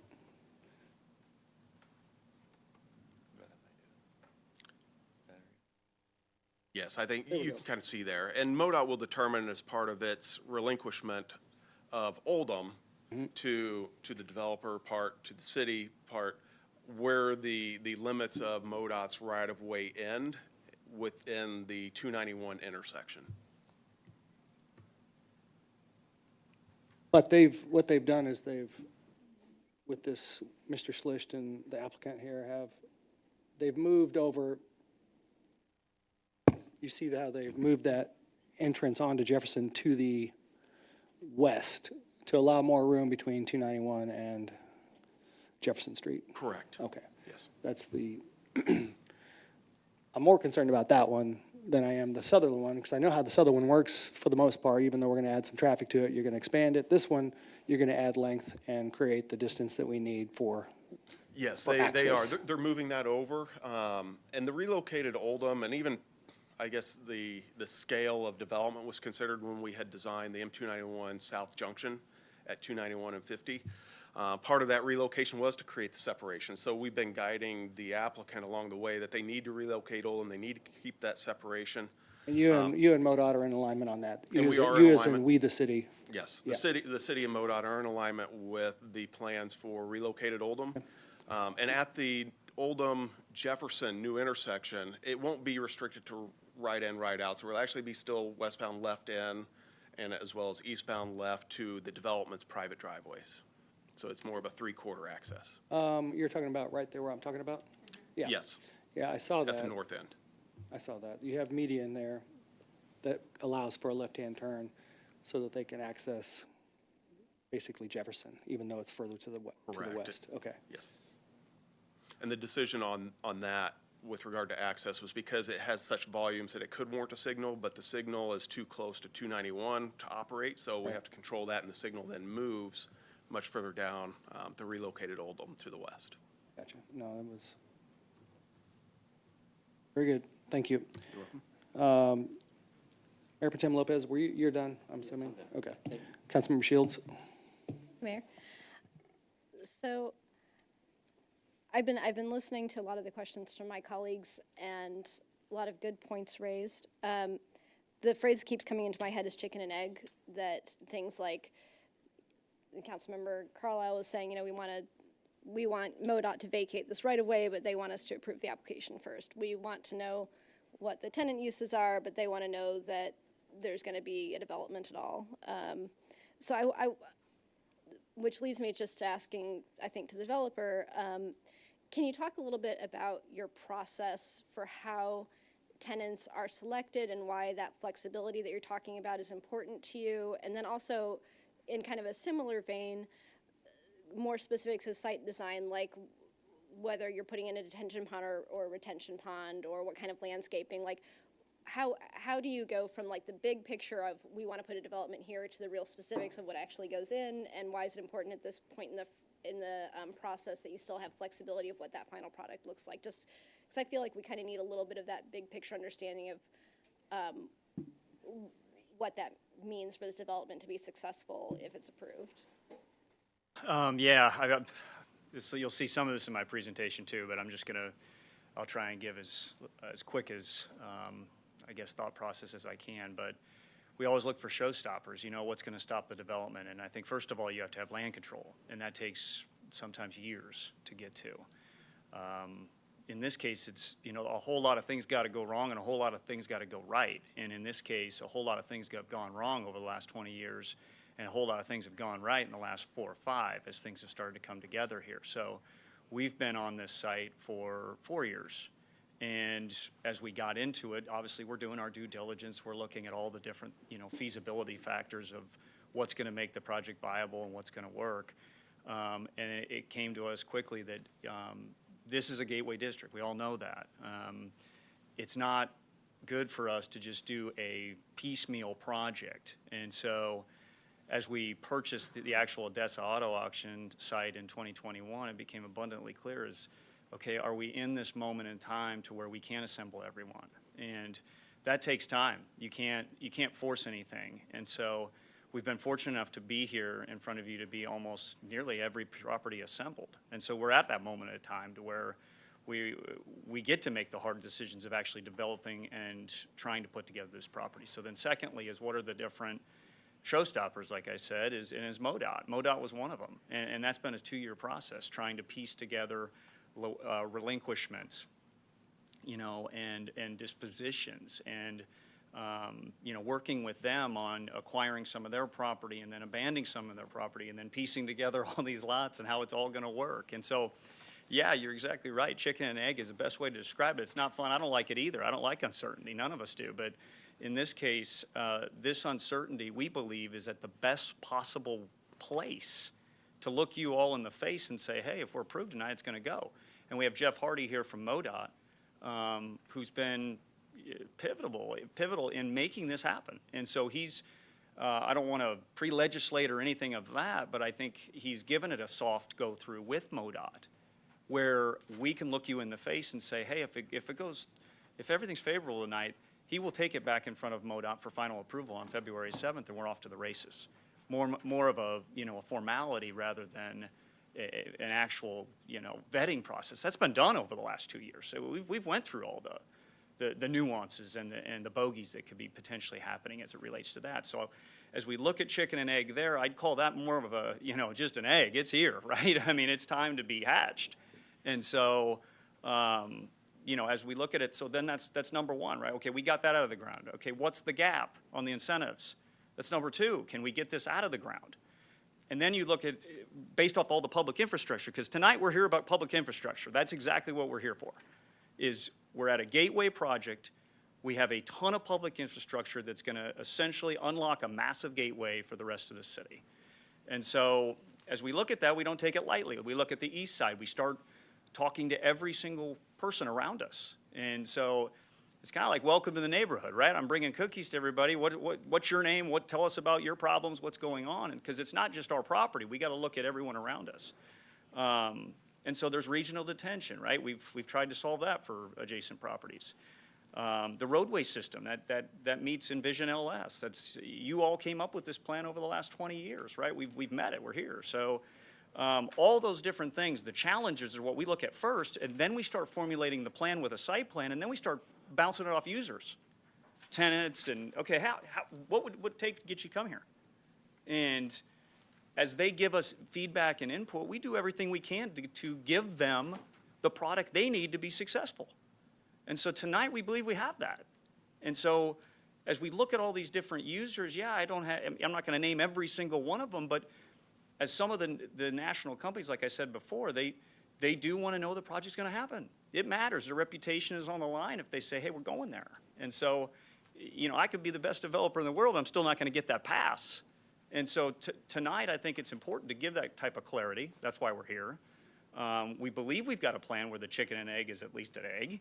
And I think at the end of the day, we got to show tenants that the plan is sustainable for the future, it's functional, and it works in terms of access and visibility. Those are the monumental steps to getting classic tenants. You see it at Straits of West Pryor. You see it at different developments throughout the city metro, right? You see a lot of developments that have failed because those fundamentals haven't been hit. They went rushing into it. They've done a half-baked plan. They didn't listen to users. And boom, you got something that's not sustainable. So we believe we put together a project that's sustainable for the users. We have users that are telling us it's sustainable instead of spec. And we're here to try and at least put it in front of you to say, hey, this is as far as we can go without having any more approvals from you all. So I think that's the best way I can give you kind of the whole process. There's a lot of pain and, you know, problems along the way. There's tons of showstoppers that I could go in for hours and hours and talk to you about with power lines and different easements and different problems that we have to overcome before we get to sit in front of you. So Matt Schlitt has the hard part and trying to deal with all these different issues before we get to sit here and say, hey, this plan works. And so through the whole process, it takes years on a project of this size. So one of the questions that was brought up earlier was about, you know, the number of restaurant and drive-through uses, and someone talked about, you're asking for sort of the highest impact uses because if they change and go down to a lower impact use, you don't have to come back through for more approvals. Is that right? I'm not so worried about coming back for approvals, right? I mean, I do, obviously, when there's a user and it's here and they're ready to go, speed is everything.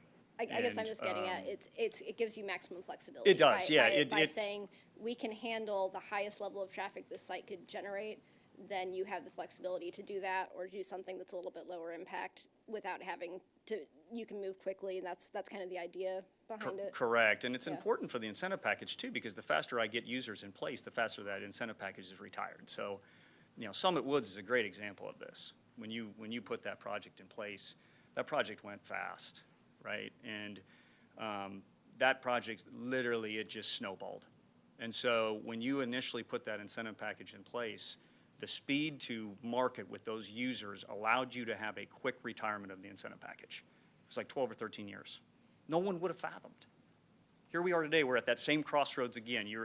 There's very few cities that get to be in the spot we're in today, where you have so much land to the east, you've got a gateway scenario, and it feels like we're literally back in 2000 with Summit Woods all over again, in that same situation to where flexibility will be huge here. As we come back into you with additional projects, the faster we get users here, the faster it's retired, and the faster public infrastructure is put into the ground, not only here, but down on 3rd Street. And then kind of on the same token, when we're talking about things like real nitty-gritty of design, like what kind of landscaping goes in what spot, I assume you need kind of similar flexibility because you don't know exactly what user's going there and what it's exactly going to look like, or is that not? Do you know exactly what the landscaping is going to look like at this point, or? I don't know exactly the bushes and all that. I mean, I'm definitely into landscaping, I will admit that, but I don't know the exact bushes types and all the different nuances as it relates to each different lot parcel. As it relates to the residential that Councilman Lovell had brought up, that's a little easier one to control because I'm in control of the property. I'm more or less, what's been successful for Drake Development is listening to its users. And if you limit what those users say to you, you will not have a successful and sustainable project for the years to come. You see it time and time again with cities that make that decision the other way. And they wonder what happened. They didn't listen to the users. So that is number one, and that's where the flexibility I would need on some of those pads and restaurant users rather than the residential. That's helpful. There have been a lot of good questions raised, and I just thought it'd be good to understand kind of the thought process of where you're at, where you're going, and what happens tonight. So, yeah. Thank you.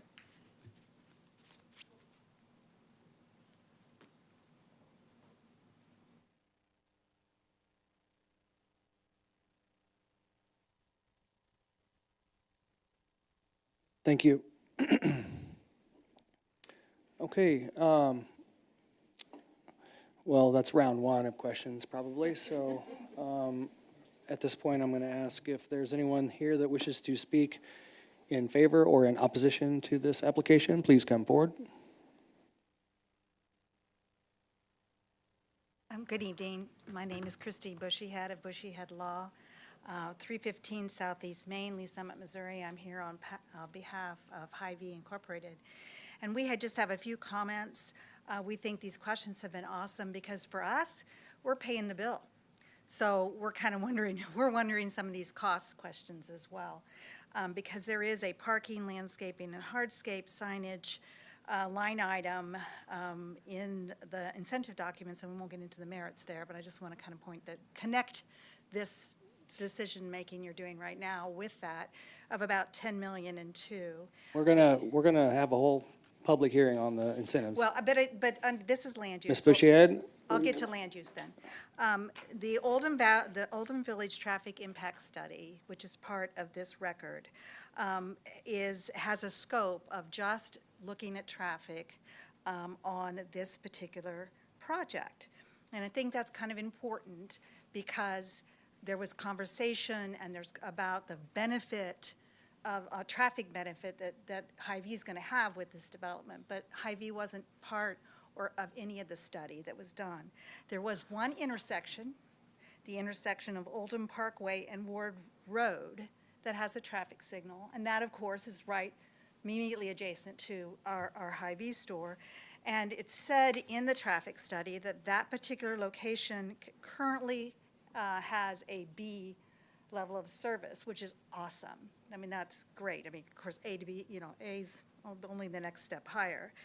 So this traffic study goes on and examined all the turning movements and the counts.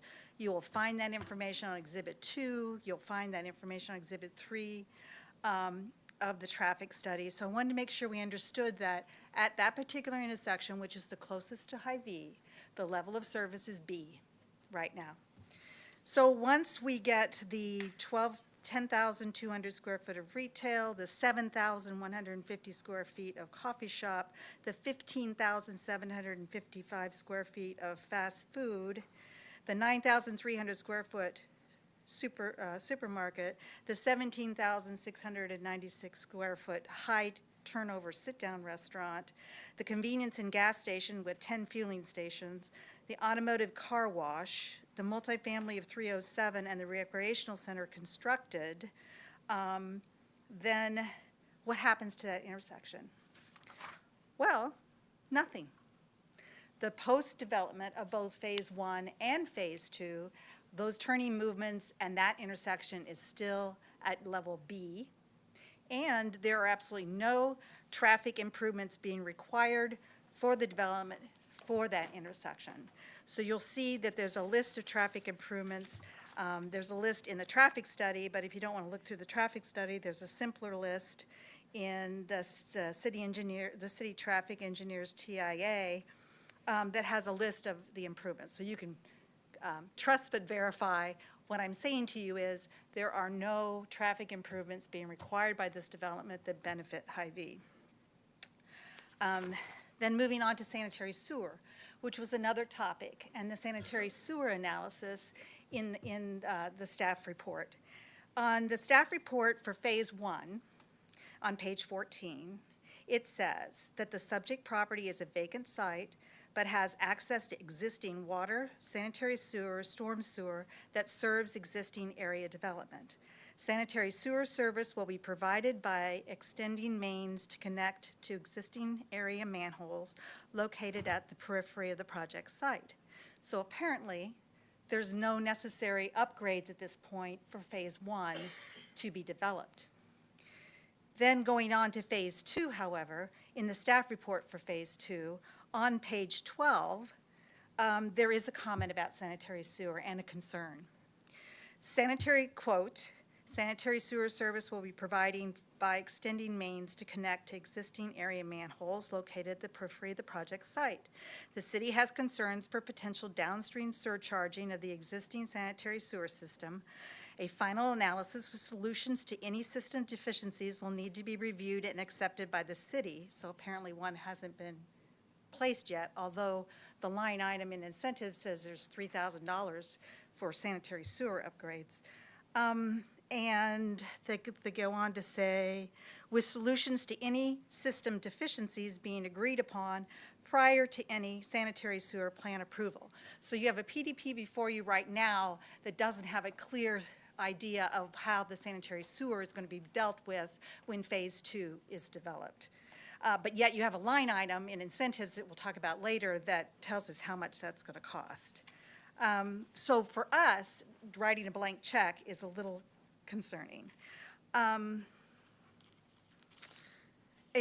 also, I think it's important to note on the sanitary sewer upgrading piece of it that in a meeting with representatives of High V on December 3rd, and we'll hear more about that later, the Assistant City Manager, Ryan Elan, in response to a direct question regarding the sewer district, stated that currently there are no capacity issues in the applicable sewer district as it relates to High V. Again, we were being told that we were going to benefit, and that's why we need to be in a CID on sanitary and on Going back to the traffic. CID again, Ms. Bushiad. And your land use analysis and staff report don't show that that is not the case. So I just thought it was important during this hearing to talk Well, about this is not those about the pieces. CID, though, so we need. It's we about need land to- use. Yeah, I know what it's You also about. have the ability, this is a preliminary development plan. So to your point, Councilmember Shields, preliminary development plans require landscape plans. And the landscape plan is approved with the preliminary development plan. And if there's a variant from that landscape plan, it may be administratively approved, or if it's too much of a variant, they do have to come back. So I've been through that process on several projects. So to answer your question on landscape, and again, that goes to costs, and costs are kind of important.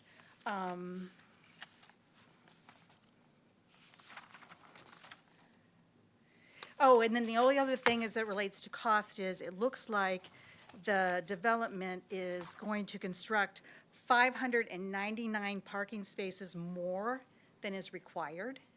And apparently, which is millions and millions of dollars, by the way. And apparently, about 529 of those are allocated for use by Summit Park Church.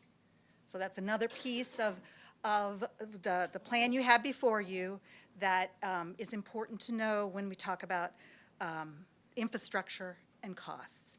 So with that, we would respect that these comments be, and I have them in written form, be made part of the exhibit list for both Phase 1, being maybe the next number exhibit, and the exhibit list for Phase 2 public hearing, and be the next numbered list. And I have a copy I can provide. Thank you. Thank you. Okay. Anybody else that wishes to speak in favor or in opposition to the application, please come forward.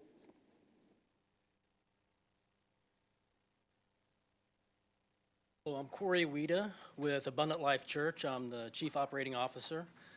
So speaking on behalf of the church, I would just, like to just say that we would be excited to have this development come through.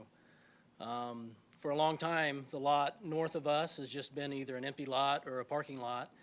And just would be excited about seeing this development in terms of what Congressman Lopez said. We'd have, our congregates would have access to, walking access literally to a lot of the establishments that we're talking about.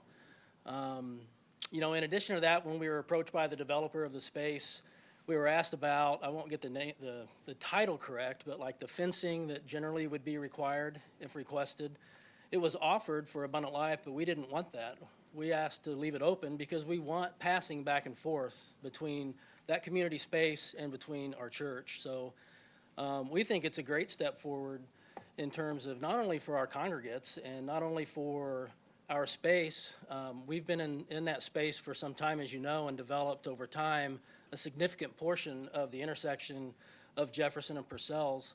So we know a lot of this conversation as well has been about traffic, and this we feel would also benefit, the 4,000 plus congregates that we have on a Sunday to be able to more easily, enter and ingress and egress our space. And I feel like that would be, I cannot speak on behalf of Summit Park, but we have always kind of competed as our services get in and out. You probably have 6,000 members on a Sunday morning going through that space, and I would just trust the City of Lee Summit and the traffic studies over time. If there needs to be adjustments to traffic lights, that is something that would happen, over time. But the infrastructure benefit, we would be excited about.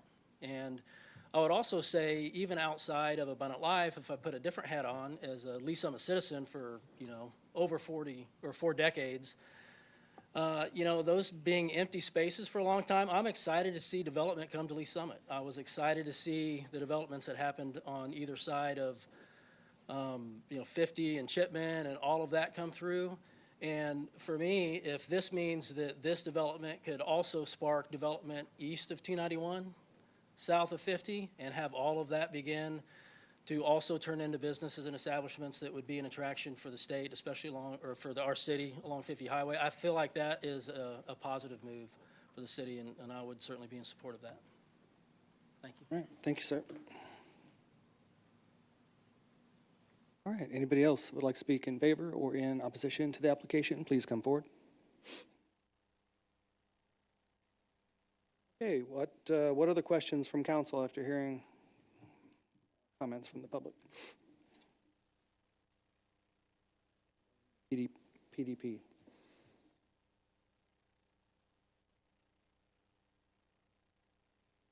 I'm not seeing anything. Does the applicant care to make further comments? Give you a brief on some of the comments we heard.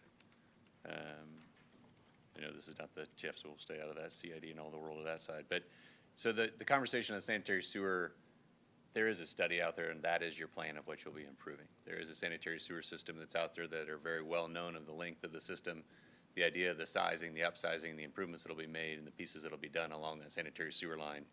And that's what was used to create that budget item inside of that pieces of it. I'm not sure on the comment on the landscaping plan. There is a landscaping plan in the PDP packet you guys can see that we have. It generally meets all of your UDO codes, which would be the same to each of these sites that would provide as we have it. And then on the extra parking side of it, the lot 1, I think, is the one that were referenced on that pieces of it is not being built by the developer. It'll be sold to the adjacent property owner potentially. At that point, they would build the parking lot for that side for their facility as they decided to kind of continue their development.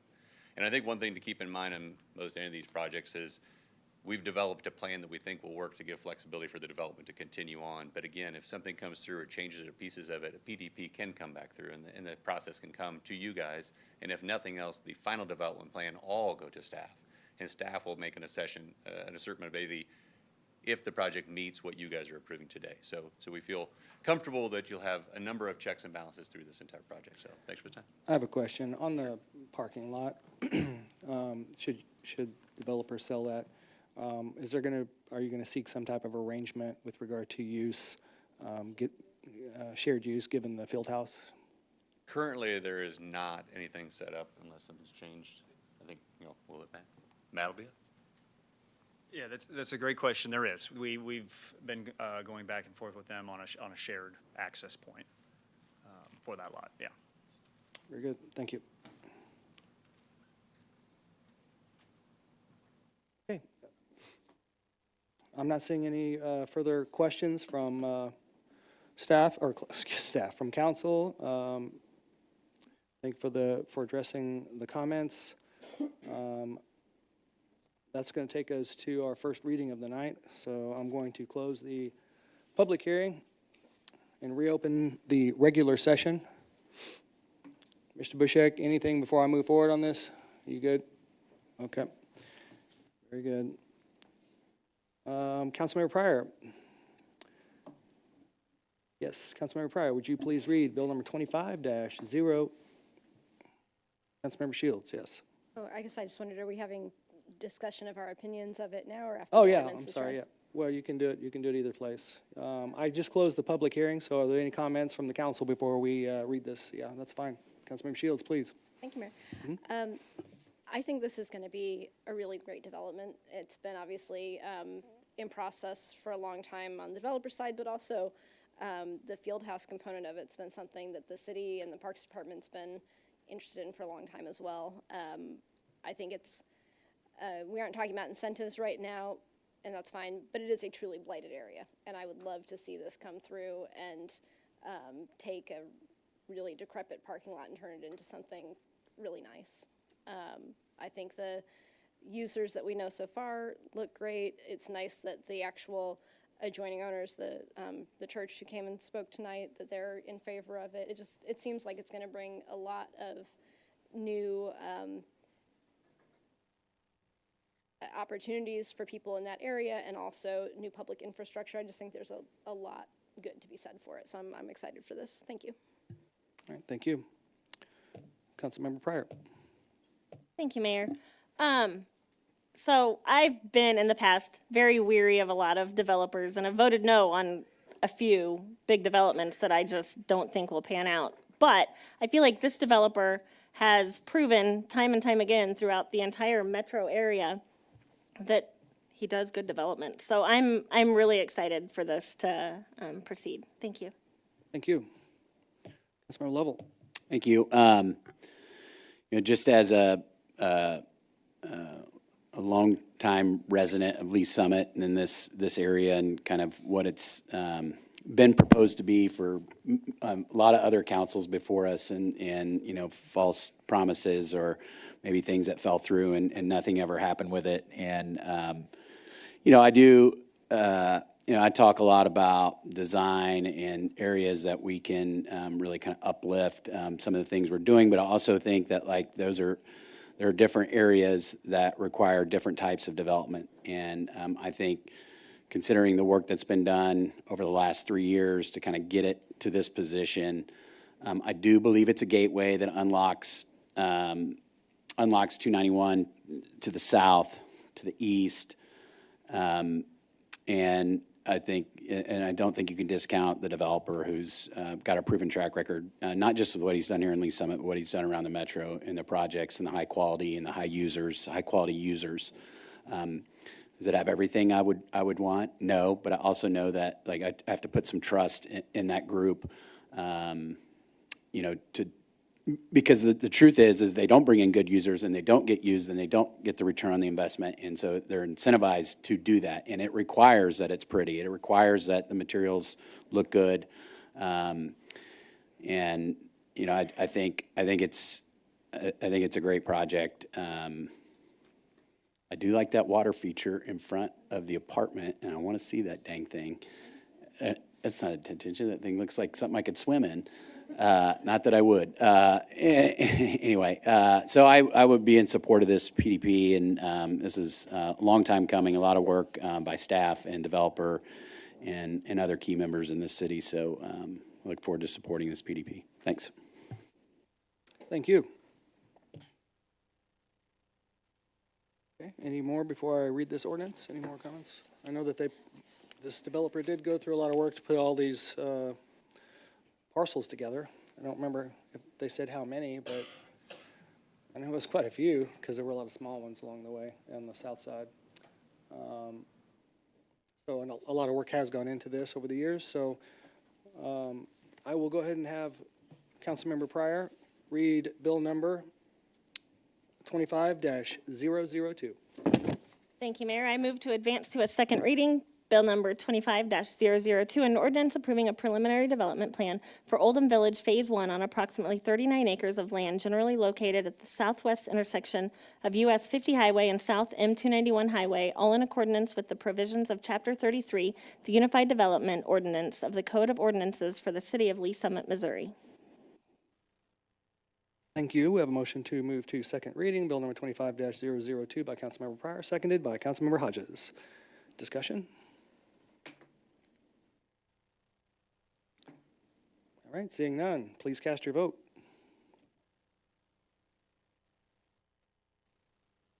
All votes are in, please record the vote. It passes 7-1. All right. We need a break? Yeah.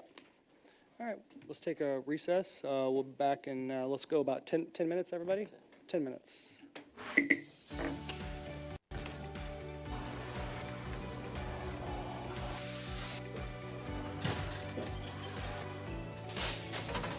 Welcome to the Lee Summit Sign Department. We are going to walk you through our process from start to finish. We make signs as needed here. It's not like we just go out into the field and place a speed limit sign here, no parking here. Our traffic engineers, they go through and they'll do field studies. They'll send us down an engineering work order for us to go out, place new signs or remove signs as needed.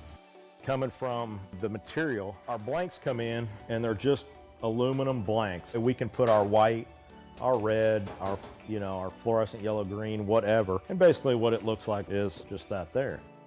Throw it up into the roller.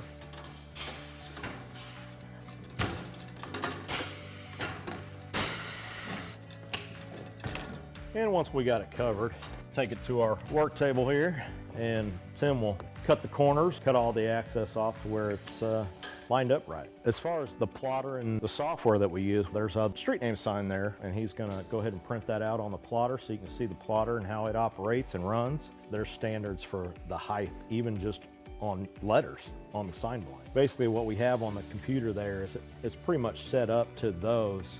And it goes through, it's got a very small but sharp needle that goes through and cuts everything out, letter by letter. Once that's done cutting, our next stage would be bringing it over here. Currently picking out the sign letters right now. We call it weeding or picking or however you want to call it. Next, putting it on the transfer tape.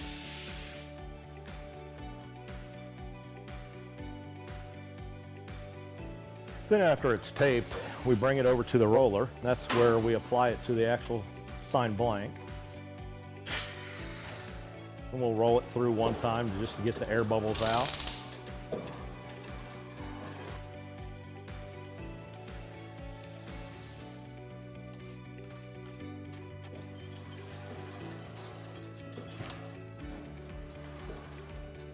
And the last stage is basically just taking the transfer tape off the front of it.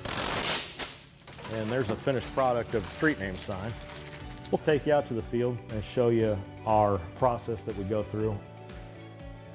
We're gonna go out and follow our sign guys, get something installed for you. This is where we check our underground utilities. Tim, you got AT&T? AT&T's back here. Evergy, Google, so we should be good to go. We normally put all of our stuff together out in the field.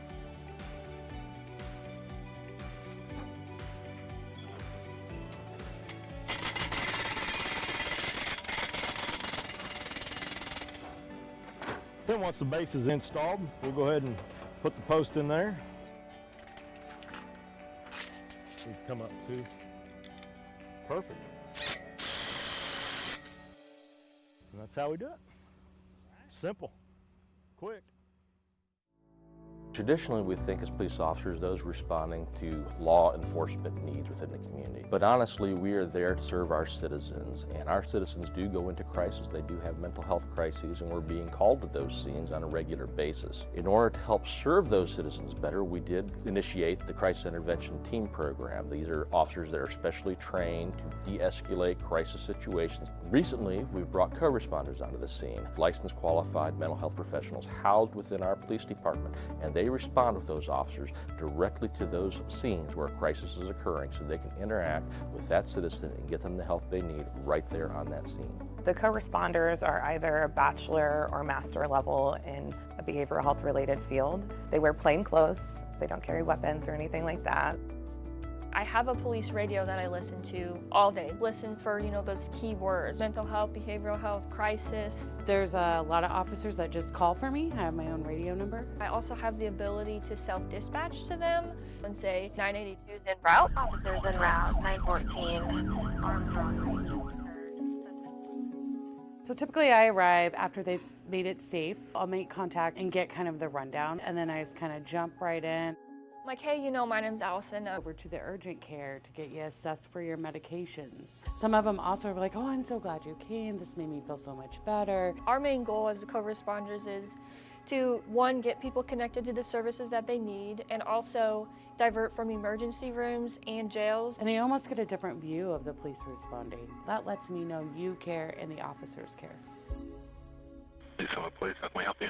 My husband has... In 2020, we had 722 mental health related calls for service. 2022, by that time, 1,479. These mental health related calls for service are increasing. How we're responding to that is increasing the number of crisis intervention team officers we have available, as well as the number of co-responders we have available to respond on these calls. So what I think is important for the community to know about the co-responder program is that we're here, we exist. All you have to do when you call 911 is ask for us.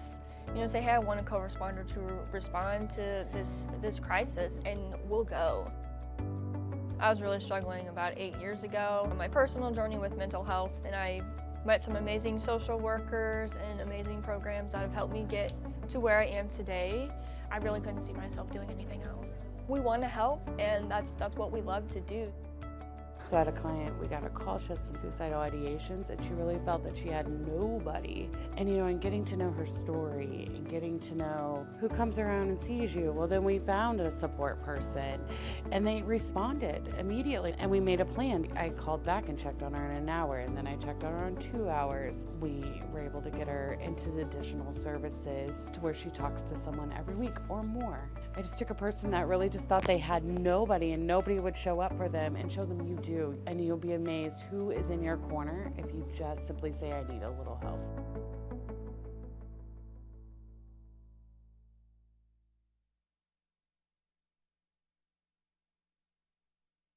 When the person called on the phone, she said that there was a dinosaur walking down her road.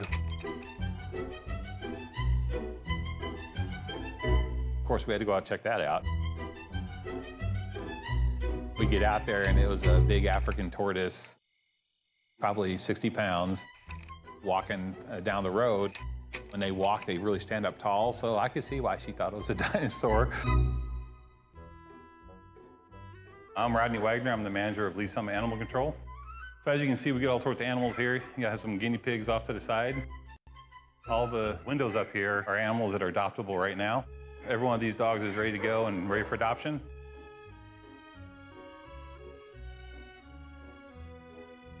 And the same thing with our cats over here.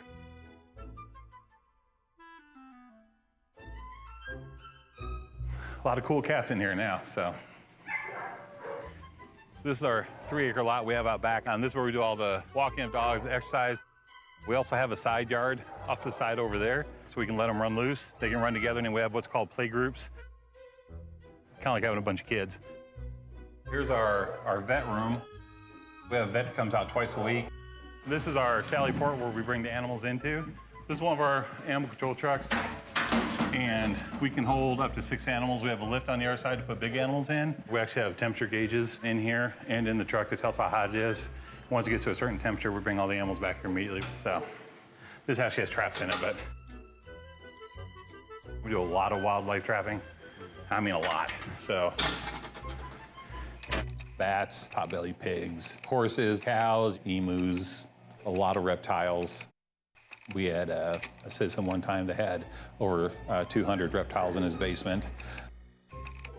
Caimans and alligators in here that are 4 or 5 feet long. You can't keep those. And people do, and they're surprised when they can't keep them. I'm like, really? You're surprised you can't have an alligator in your house?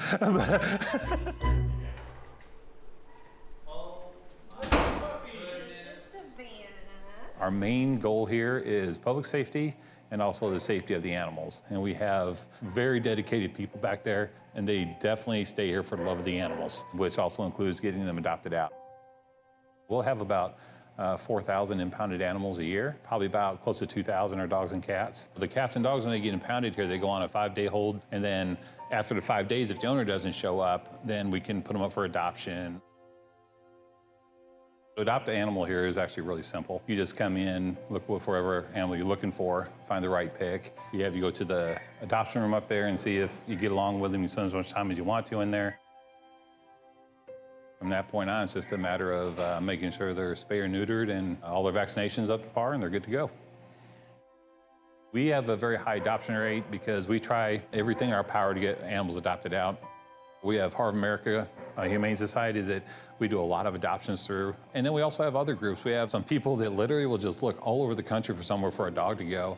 And we sent dogs up into South Dakota, North Dakota, Washington State. So it's actually, it's a huge united effort to get all these animals home. Tarzan's got lots of energy. Hazel's got a weird meow. Belle, she wants nothing to do with the other cats. She'll kind of get her grumpy face going. And the good thing about the people here is that they get all their friends to get animals too. All of us have probably the limit of all the animals that we can have at home. You know, they are huge animal lovers. If it was up to the people here, we'd have 15 cats running around in here.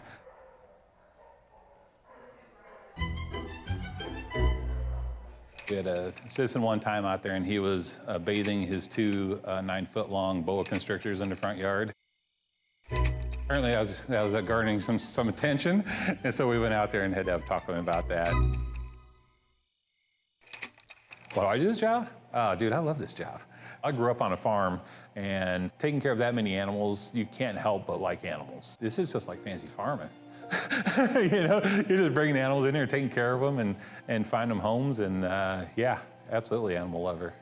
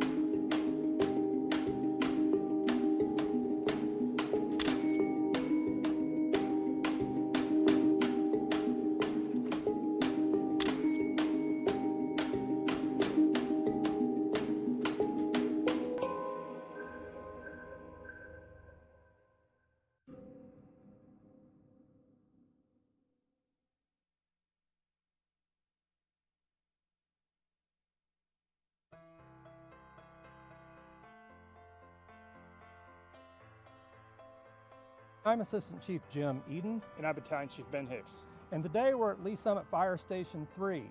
Fire Station 3 was part of the 2016 no tax increase general obligation bond for public safety initiatives. The station was built and occupied in August of 2020. Unfortunately, due to the pandemic, we've not been able to give tours or have an actual ribbon cutting. So we want to invite you in today to give you the opportunity to see what goes on within a Lee Summit Fire Department station. Let's go take a tour. This is our admin side of the facility. We use this side mainly for offices. We have a lot of work during the day, whether it's training or doing reports or just generally taking care of the shift that we need to do. At this particular station, Station 3, we do have an assistant chief that works out of here. That person has their own office where they need to manage what's going on throughout the day with the shift and staffing, and as well as running calls out of here. The captain has their own office as well. What the captain does is at this specific station is in charge of both the fire truck that's here as well as the ambulance. And so with all those personnel responsibilities as well as running calls and reports, that's where they work out of. And generally for the rest of the crew, which is somewhere around 5 to 6 individuals, we have rooms to write reports, and we have additional training rooms and other rooms where people can work. Walking into our living area, I think it's important to recognize that we work 48-hour shifts. So in the evenings, after 5 o'clock, after work is done, we may have the opportunity to catch a game or something else as long as we're not running calls. And this gives us the opportunity to do that. When we go into our kitchen, I think this gives you a great reason to know why we go to the grocery store. When you see fire trucks at the grocery store, what we're doing. Also, for 2 days working for 48 hours, we buy all our meals at the grocery store, and then we come in here and cook, just like you guys do at home. So everybody has their own fridge on each shift, as well as their own pantry, and then we cook those meals here. Going into the sleeping side of things, we've got a couple different things that are significant. We have our own laundry room, which again is important when we're here for 48 hours. The opportunity to wash and clean our clothes and bedding is very important for hygiene. And walking into where our beds are, we keep the kind of sleeping quarters over on one side of the building. It gives us both easy access out to where our fire apparatus are, as well as kind of keeping it a little bit quieter for those people that have been up all night running calls. We have 11 bedrooms here at this station. And the reason we built it with so many bedrooms is we want to give ourselves as a city the opportunity to expand. So if we need to put another apparatus here or numerous other people working at this station, that's already in place as far as infrastructure goes, and we don't need to go back and try to make it bigger or better. And that's really important for us, especially because the old station was so small. Back out on the apparatus floor, we have doors facilitated as many places as possible, so that way when we're sleeping at night and a call comes out, we can make our way out fairly quickly to get out onto the truck if we need to and run a call. On the other side of the station, we kind of have other stuff that we may want to keep separated if we want to. Physical fitness is very important to us as firefighters. So in order to better ourselves and make sure we're as healthy as we can to do this job, we have our own gym facility here that we kind of go throughout the day when we can and get an opportunity to come in and work out. Our goal when we run calls, when we get back to the station after calls, our goal is to get ready to go back as soon as we can to run another call. So we have the opportunity or capability here to fill up our air tanks. You see firefighters wear the big air tanks on their backs and they use those in a fire. We can come back and fill those up and make sure that we're ready to go again when we're wanting to go run another call. We have our own workshop here. We work on a lot of our tools and making sure that everything's clean and operational, and this gives us the capability to do that, again, to make sure that we have everything we need and we're as capable as we can be running calls throughout the city. Cancer prevention is very important in the fire service right now. Because of that, we have an extractor machine, and what this does is gives us the capability when we come back from a fire, we can... Okay, welcome back, everyone. Going to bring this meeting back to order.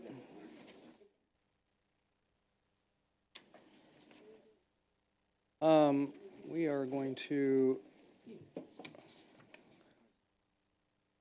do our third public hearing, second one on the Oldham Village. So I'm going to close the regular session and open the public hearing in the matter of agenda item 5C. This is rezoning from PI and PMIX 2 PMIX and a PDP for Oldham Village Phase 2, 101 Southwest Oldham Parkway, 1051 Southwest Jefferson Street, 1206 Southwest Market Street, 1210 Southwest Market Street, 1306 Southwest Market Street, and 1310 Southwest Market Street. Engineering Solutions LLC is the applicant. Would all those wishing to speak to this matter please rise and be sworn in by the city clerk?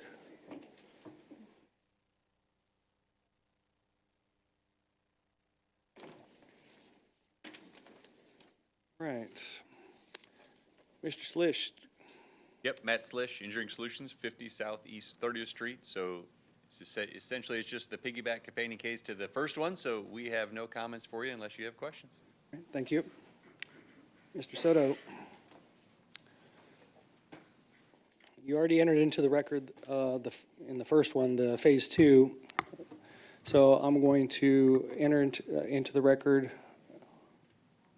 Yeah, I know that, but I was trying to use the legal terminology. Incorporate by reference, that's what she told me, that's the words. Incorporate by reference all of the public testimony as well as the exhibits that you entered into the record in the previous public hearing. Yeah, and staff has no additional testimony to give on this item.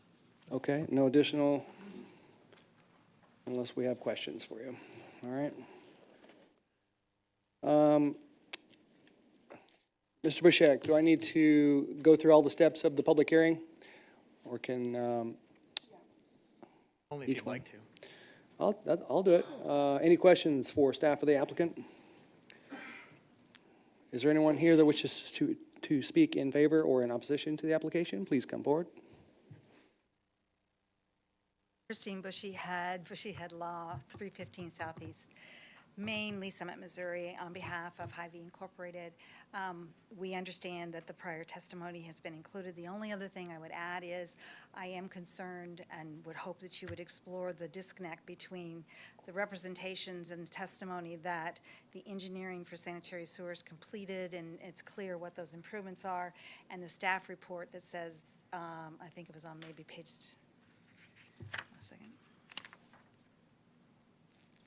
page 12 of 17 on the staff report that says that that is not the case. So that's the only other comment we make. Thank you. Thank you.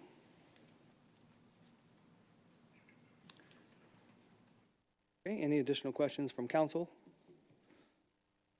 Does the applicant care to make any further comment? Hearing no further testimony, I'm closing the public hearing and reopening the regular session. Is there any council discussion on this application? This is for Phase 2.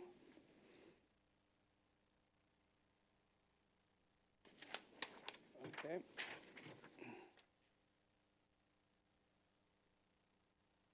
Did I close the public hearing just now? Yes. Thank you. Then, Councilmember Lovell, would you please read Bill number 25-003?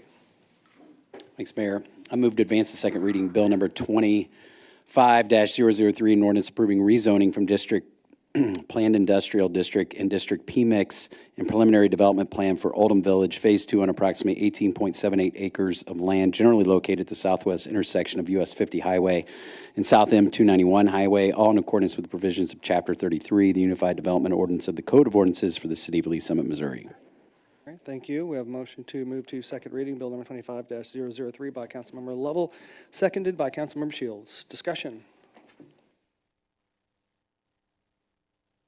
Seeing none, please cast your vote. All votes are in. Please record the vote. That one also passes 7-1. Thank you all. And next, we're going to go to another public hearing. But before we do, Mr. Bushek, would you like to speak to how we're about to do the next 3 public hearings?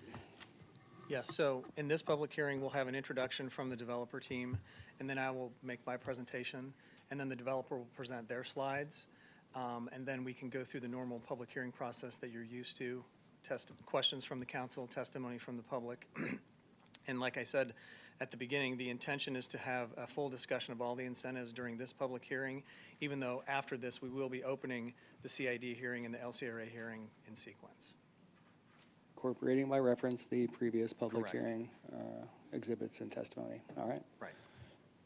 So you'll cover it all in this one. Correct. So. My presentation will go through all of the incentives. Some of them. I'm assuming the developer will do the same then, probably. Correct. All right. Yep.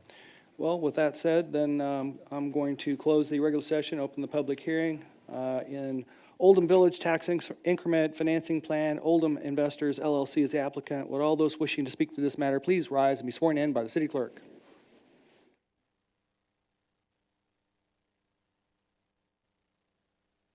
All right.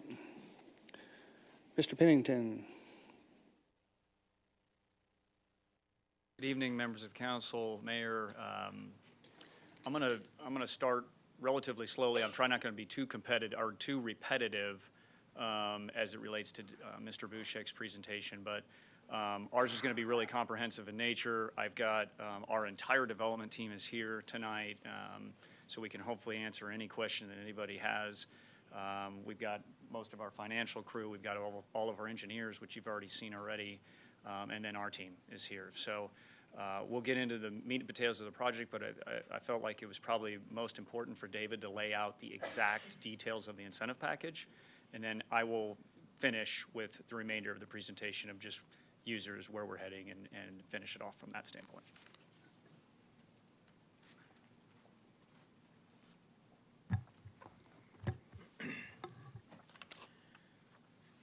All right, I will begin my presentation with a few notes before I get into the substance of this, of the incentives and going through my presentation. The first thing that I wanted to note is I'm going to start with reflecting back on a question that a TIF commissioner asked me during the TIF commission meeting. It was that was back on October 30th, kind of near the end of the discussion. One of the commissioners from the county, Mr. Joe Hudson, he asked a question of me, and he said, so what you're trying to do is convince us to approve this TIF plan because of a certain argument. And I said, I'm not trying to convince you to approve anything. I'm neutral. I'm the city's attorney. So that's my first point tonight. I think when we have these incentive presentations, by the time we get to the end, based on the information that I provide and the nature of the testimony, it starts to sound like I'm a proponent and I'm here trying to convince you to approve something. That's not the case. So that's what I pointed out to the TIF Commission. I'm neutral, I'm agnostic. My job is to make sure that you make a fully informed, legally defensible decision on the incentives. So as we go through questions and if I provide answers and facts to you, if it sounds like I'm a proponent of either the proponents of the application or the opponents of the application, I'm not. I'm neutral because I'm your attorney and I'm not trying to convince you to take action or not take action. The burden of persuasion is on the applicant in this case. It's not on city staff, and that kind of goes hand in hand with the point that I'm trying to make that I thought was useful from the TIF Commission because they were under the impression that I was trying to sell the TIF application to them, and I'm neutral, as I said. Exhibits, I will go through the exhibits in more detail this time. There will be a change to one of the exhibits, and then we may have some additional exhibits that get added as we go through the process. There are a number of arguments that were raised at the TIF Commission meeting. I will comment on those in my initial presentation, but I think I will wait to hear those arguments from the people who might make those arguments before I respond to them in full. So I may be coming back up after my discussion, obviously to answer questions, and I may respond to some of the arguments that you might hear from the TIF Commission, but I want to wait to see what we hear tonight. With that, I think I will proceed through my presentation. So first, I will start with entering into evidence exhibits 1 through 23 that are included in the packet, but there's one change, and that is item, I did not circle it. It is item number 15. The document that's included, that's listed and included in the meeting packet as document number 15 is the wrong document. There was actually a written statement that was provided by Hy-Vee at the TIF Commission meeting, and that is what Exhibit 15 will be. So we have that document, and the document is essentially the testimony that Hy-Vee provided at the TIF Commission meeting, and you're hearing it again tonight. So I think we've got that base covered, but we're going to swap out Exhibit 15 for the appropriate document from that TIF Commission meeting. And I may add exhibits later, but I'll stop. How many exhibits? 23 exhibits. Okay, please enter into the record Exhibit A, 1 through 23. So I will begin my presentation by discussing this first slide, and this is the type of slide that you've seen in previous presentations. For reference, as I go through this, there is some actual color coding you may have seen from this slide. When you see red, I'm talking about the TIF plan. Green, I'm talking about the CID. Blue, the LCRA, and then I chose green again for the TDD at the bottom just to kind of keep things in order. So, TIF plan. You see from, yes, you can see the mouse. The TIF incentive is about 6.5% of the total project cost. We've got the total project cost down here, the total amount of the incentive package, and this is the type of analysis that you've seen me provide to you before. So the TIF represents 6.5% of total project costs. The CID, which is a new sales tax that could last for up to 27 years to reimburse for public improvements and for blight clearance, is about 11.8% of the total project costs within the budget of this project. The CID is also proposed to fund other project costs, which I'll talk about later in my presentation.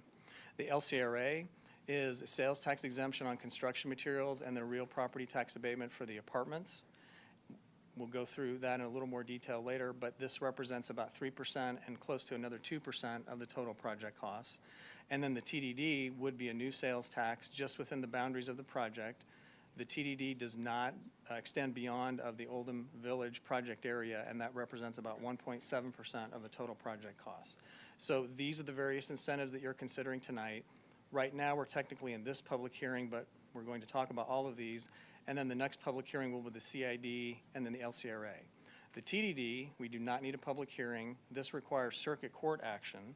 So the resolution that's in front of you, which we will not consider tonight, we're requesting that you hold that until you have second reading of the other ordinances, possibly at the next meeting if you move forward tonight. We're asking you that you hold that resolution until then for a procedural issue, which I can elaborate on if you'd like. But the developer has to go to circuit court and seek a court order to form the TDD. The city would be a responsive party, and so this resolution would direct staff to go to court and respond in a favorable manner to this TDD if you ultimately pass that resolution. TIF Commission proceedings. The TIF Commission held their public hearing on October 30th, voted 5-4 on the resolution recommending approval of the plan and the projects. As we will talk about tonight, Hy-Vee objected to the CID sales tax at the hearing and also objected to certain components of the TIF plan, really focusing on the financial feasibility, which we can talk about tonight. The school district requested what amounts to a 50% pass-through of the captured property tax increment for the school district, and I believe the school district may be here tonight to testify on this point. We can talk about that at the appropriate time. And then the last point that I'll note is my perception of what happened at the TIF Commission and the negative votes was guided in part by possibly a misunderstanding of the purposes of the use of these incentives. There was at least one commissioner that expressed the very clear understanding in his mind, and this was one of the city representatives, that TIF is being used in this case only to get back down to a greenfield state. So we've seen that approach in some projects like John Knox Village, for example, where the incentive is just to get them back down to a greenfield state and doesn't fund anything else, just the blight clearance essentially. In this case, there's obviously substantial public improvements, and I think, again, this is my perception of what happened, I think some of the negative votes may have been based on the mindset, I suppose, that incentives should only be used to get property down to a greenfield state, and it didn't really focus on the public improvements. So that's the blight clearance step, but it didn't focus on the public improvements that can be funded with the incentives, and obviously the CID is a major component of that. The TIF can also be used to fund public and private costs. But my point is, in raising this bullet here, is that I believe they were only focusing on blight clearance, and they didn't really dig into the public improvements component, which we'll talk about tonight. This slide is the historical TIF data. This is the listing of all the TIF plans that the city has approved in the past. And I've added Oldham Village here in red. I typically, when I include projects on these charts in red, that means they're pending, they're conceptual, or you haven't taken final action yet. And so you'll see the data associated with this project. And the total incentive request is 24%, but the TIF is 6.5%. So I'll be talking later about how this compares to the city's economic development incentive policy, but this is how this project compares to the other TIFs that have been approved. And the pattern that I see is the TIF was essentially a higher percentage until we got maybe the Village of View High, Cityscape, and the Streets of West Prior project. This was a smaller portion of the incentives, and you can sorry, you can see the data for yourself and where this fits into the array of TIFs that the city's approved in the past. This next chart that I provided, this is the listing of all of the incentives that the city council has approved. It's mainly included here as a resource, but what I'll do is zoom in on the bottom. This is a summary. We've talked about this in the past. As I just said, in this case, as a point of comparison, the average for TIF has been about 16 to 17%. The TIF in this case is 6.5%. CID has been about 12. This CID is about 12%. LCRA has typically been 8.4%. In this case, it's closer to 5%. And then the TDD is about 2%, which is a little less than the historic average. So if you look at each of the various incentives and compare them to what the city council has historically approved, going back to the year 2000, it's kind of right in the middle of those ranges. Fair summary of where we're at. And we can turn back to this slide as needed later. This is a statement of the sources and uses. This is a page directly from the TIF plan. And the one thing that I wanted to point out, in case you were digging deep into these numbers, their calculation of the percentage benefit to them, to the developer, is a little bit different than mine. But that's because I include this deduction up here as an incentive benefit. So you'll see in the way they wrote this, estimated cost savings to the developer from the sales tax exemption, which is the LCRA component. They're just listing that as a deduction in the statement of total cost that the developer will pay for. We count that as a benefit in the incentive package. So my numbers, my percentages are a little different, but they're actually consistent because this is an accurate reflection of what the TIF plan does as opposed to what all of the incentives do. When you approve a TIF plan, you need to make 7 specific findings, factual findings, and these are the findings. I'll walk through each of these. Some of these require more discussion than others. It needs to be a blighted area. We have the but-for test, conformance with the comprehensive plan, the time limit on the TIF, a relocation plan for any relocated businesses, the cost-benefit analysis, then no gambling establishments. So we proceed to the easiest one, the blight finding. I've included detail on this slide, but I think it's probably safe to say of all of the projects that the city council has ever approved, if you line them all up in most defensible to less defensible blight findings, I think all of your blight findings have been defensible legally, but this is one of those that there's absolutely no question this is a blighted area, and I don't think I need to spend any more time on that point. This is a map of the blighted area that the city council has also approved. This was approved in 2014 and then amended again in 2015. And so this is the blighted corridors that the city council has declared through the LCRA Act. And then you'll see this property is obviously right in that area. So it's already been declared blighted by the city council. And then there's a blight study that's included as part of the TIF plan to bolster that finding. Next is the but-for and financial feasibility tests. I've included the language here because we use this term but-for, but this is the actual finding here, number 2. You have to find that the property would not reasonably be anticipated to be developed without the adoption of TIF. That's the actual language from the statute. So it's not a very rigorous test. Sometimes we, as appropriate, we dig into this and we dig into the numbers, but this is the actual language from the statute, and as long as you are comfortable making this factual finding, then we will be satisfying the but-for test with your approval of the TIF plan.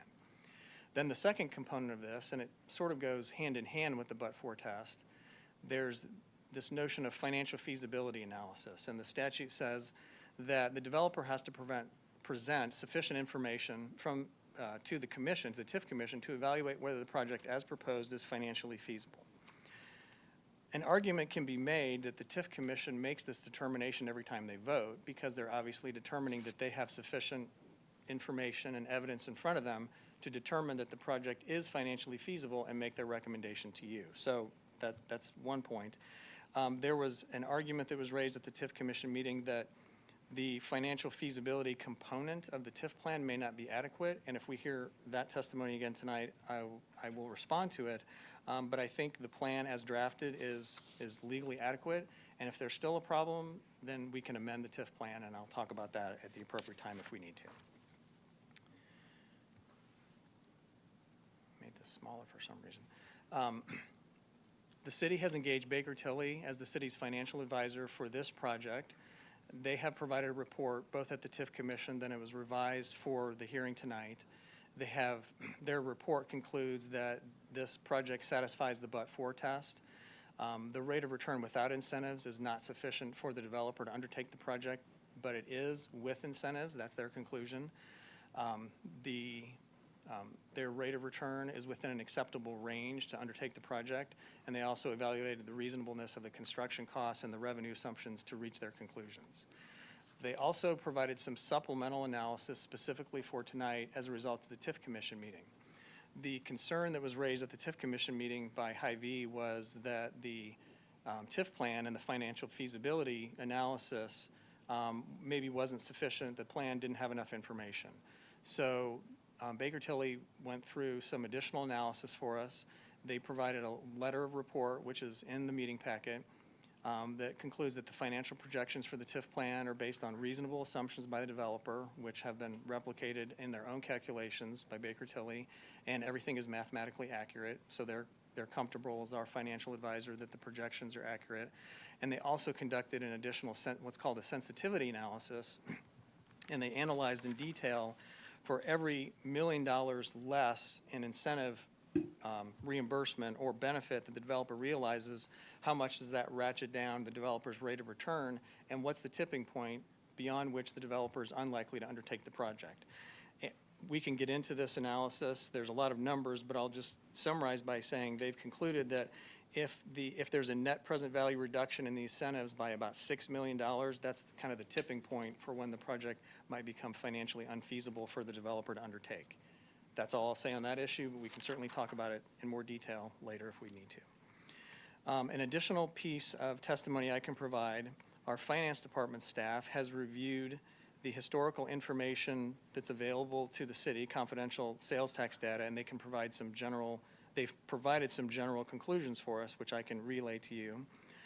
Based on our finance department's review of the businesses, they've concluded that our historical information for full-service restaurants, our data compared to the developer's data, we have a lower minimum and average. I think that's because we have older stores, and so the sales are lower there. But our maximum exceeds their maximum assumptions. So what that means to me is the range of restaurants in the city in our historical sales tax data, their revenue projections are sort of in the middle to the high end, but we have examples of sales that are higher, and we have many examples of sales that are lower, but those are I've seen this, those are the older stores. So their revenue assumptions are relatively, for full-service restaurants, they're consistent with our data.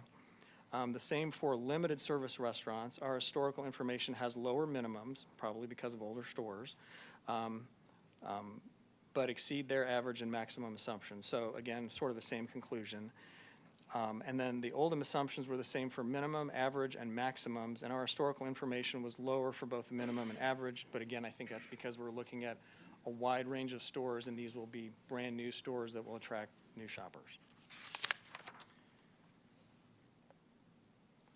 Next finding is conformance with the comprehensive plan. I believe the TIF Commission made this finding for you, and so supports your finding when you make this as approval of as part of the approval of the TIF plan. They considered this project on September 12th. They recommended approval, and then you just went through the zoning hearing, and you, by moving past those two ordinances, you're presumably comfortable that this project is consistent with the city's comprehensive plan. There are a couple, now at this point, there's a couple discussion points from the zoning hearing that I could mention here. This is probably the most appropriate place. Councilmember Rader, you asked about potential use restrictions. I didn't comment during the zoning hearing, but I have a four-part answer to that question for you. One, we could use a prohibited land use list. We've done that in the past in the TIF contract. So the TIF contract in some cases has said, here's the list of land uses that you can't have. Adult uses, auto body shops, other types of uses that are not appropriate for this type of shopping center. And we'd have to analyze what those land uses are, but that's one option we've used before. Second is an approved tenant list. We have done that on one occasion. I would not recommend that because that's probably the most restrictive, and that list becomes very outdated very quickly. If you go back to our Summit Woods TIF contract back in 2000, I think that had prohibited land use list and maybe it was Summit Fair that had an approved tenant list. But by about year 5, half of those businesses were gone. Like Circuit City, Best Buy won, Circuit City didn't, and that was on the list. There were a lot of retailers that were on the list that just went away, and they had new retailers that they wanted to propose, and they had to come in and talk with the city about it. So an approved tenant list, developers don't like that either, and it doesn't work too well, given what I said. The third is PDP restrictions. In the Streets of West Pryor project, the PDP was very, very specific on each lot, the exact size, and the precise use. You've already moved past that because you've moved past the first reading on the 2 zoning ordinances, but that was a mechanism that was used in Streets of West Pryor, but it was very restricted. And then the fourth is we could include whatever sort of restrictions you're focused on in the TIF contract. So it doesn't have to be one of the options that I just mentioned. There can be other requirements in the TIF contract, and for example, council member level, if the majority of the council really wants something specific about the water feature, I can put that in the TIF contract. So that's something to consider. Let's see. Okay, so those are the additional points that I wanted to make on this slide from the earlier discussion. And then same finding, conformance with the comprehensive plan. This is the map from the city's comprehensive plan, but I need to talk about this in the context of the TIF. You've already considered this with your zoning approval, I believe. Then the next 4 findings are, there's really not much to discuss. The estimated date for termination of the TIF has been included. It will not last for more than 23 years. There is a relocation plan, and in fact, our city code has a relocation plan that is incorporated by reference into the TIF plan. Cost-benefit analysis has been prepared, and that is included in the plan or with the plan, and there's obviously no gambling establishments here. Then finally, other required components. The statute is very detailed regarding what needs to be in the plan. There needs to be evidence of commitments to finance the project costs, which the developers presented with the bank letter, and the developer has presented an affidavit regarding the blight and the but-for test and those components. So all of the required components to adopt a TIF plan are included. Comparison of this TIF plan to our incentive policy. Your incentive policy shows a preference for less than 25% TIF reimbursement. In this case, it's 6.5% TIF reimbursement, and their total incentive is a little less than 25% total. And then the TIF contract can have control mechanisms that we've discussed in the past, rate of return limitations, cost savings provisions, and a phased reimbursement provision. We've used those provisions in other TIF contracts, and we can going forward to address economic development incentive policy type concerns. So the next slide is regarding the CID. I will pause there and see if you have any questions about the TIF specifically. Or I could continue. Questions about the TIF specifically? We can always come back to it, but okay, keep going and we'll have our questions. So next I move into the CID. This is a map of the CID. This shows the CID boundaries. And there's something that I think I'd like to do. I want to toggle back and forth. I'm going to show you another map that, let's see. It's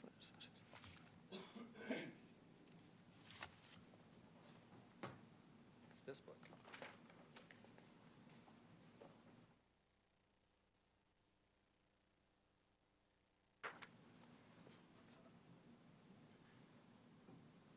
Sorry, so I'm going to start with this one, back to where I was.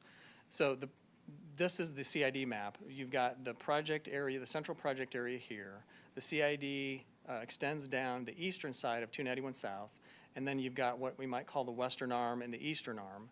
Western arm goes over to include Hy-Vee and this interchange as a project, which I'll discuss in a moment, and it comes over here to include a number of properties south of the interchange, and also includes these properties up here, the Quick Trip store, and then this Project 1 area, which is approximately 4 acres, which will become available for development when the road project is completed, when Missouri Highway Patrol Troop A moves out of this location and this land is relinquished to the city.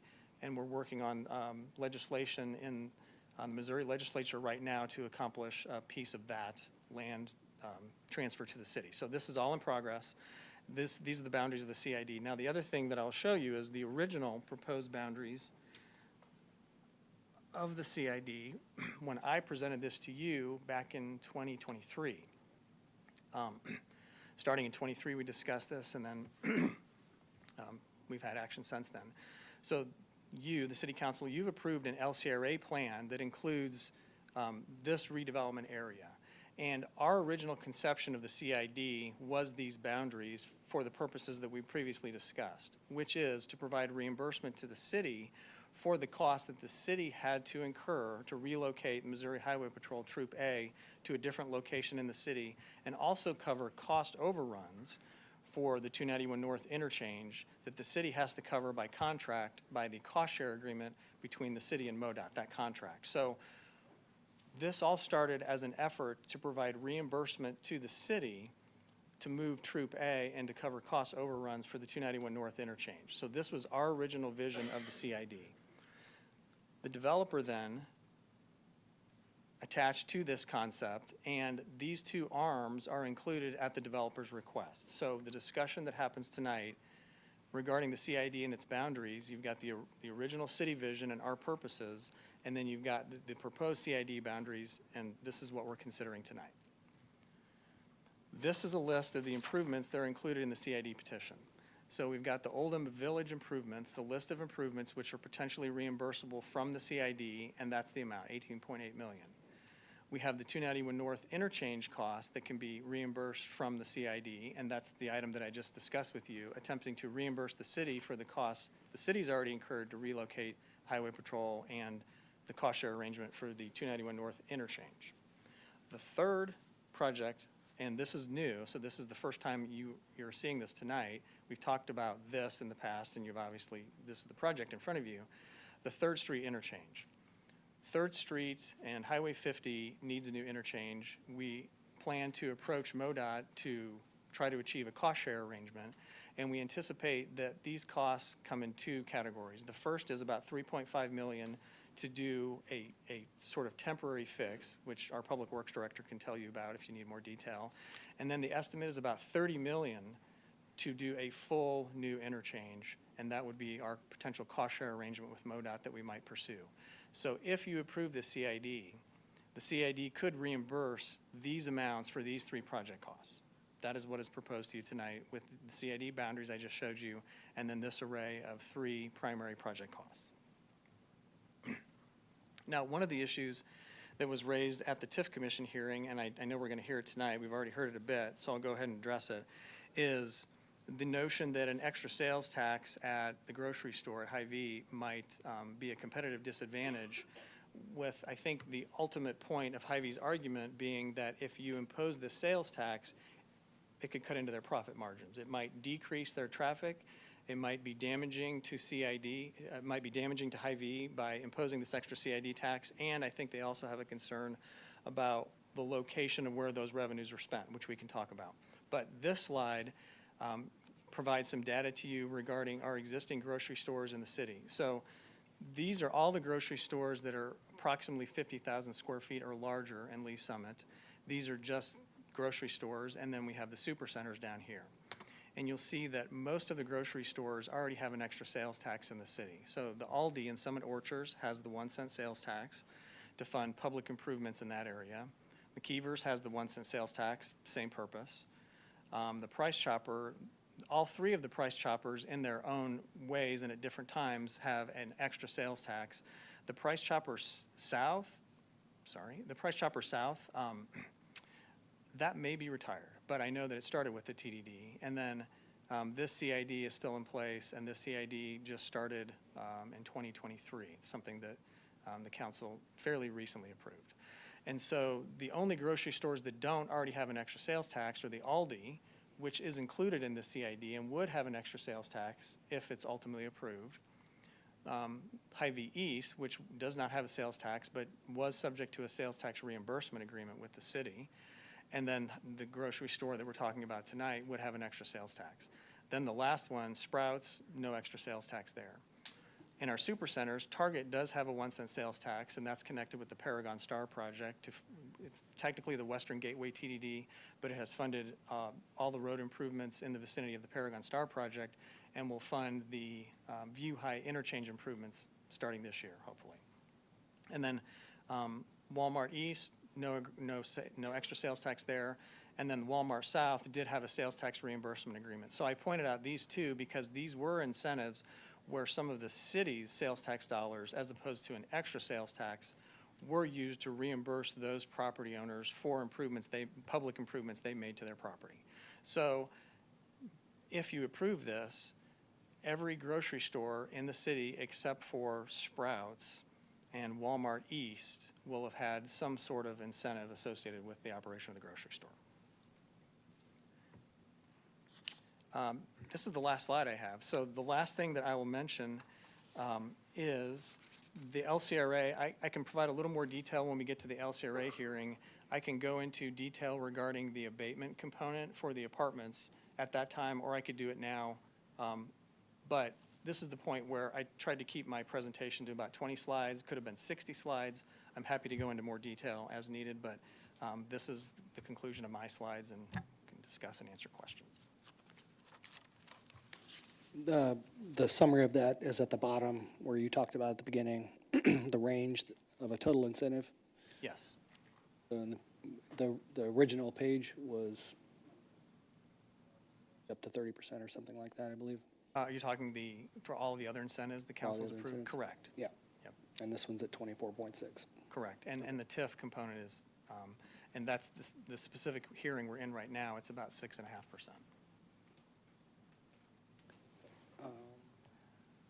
Yes. Yeah, if you add the first two together. Okay. Right. Very good. There is one other, I did respond to one thing that was in the earlier discussion. There's one other thing that I could respond to for my notes. There was a discussion regarding Oldham Parkway and the interplay with MoDOT and when that, we talked about the chicken and egg in the road and MoDOT committing versus the project being committed and so forth. So there's a little additional information that I can provide to you. You, City Council, you've already approved two documents related to this. You approved, and we've already executed, the road relinquishment agreement between the city and MoDOT, and that provides for relinquishment of a chunk of Oldham Parkway as shown on this map. So it's this stretch up here. That's the stretch that is the subject of the road relinquishment agreement between the city and MoDOT. And then there's a second agreement we've executed, a road maintenance agreement between the city and the developer dealing with the next portion of the road that all the way down to, well, the bottom of the project, wherever Oldham Road ends. The developer will be receiving from MoDOT title to that property if you approve everything, and then if the Missouri Highway Transportation Commission approves that step. So that's the chicken and egg thing you were talking about earlier. MoDOT still needs to take action after this is approved, if you in fact approve it.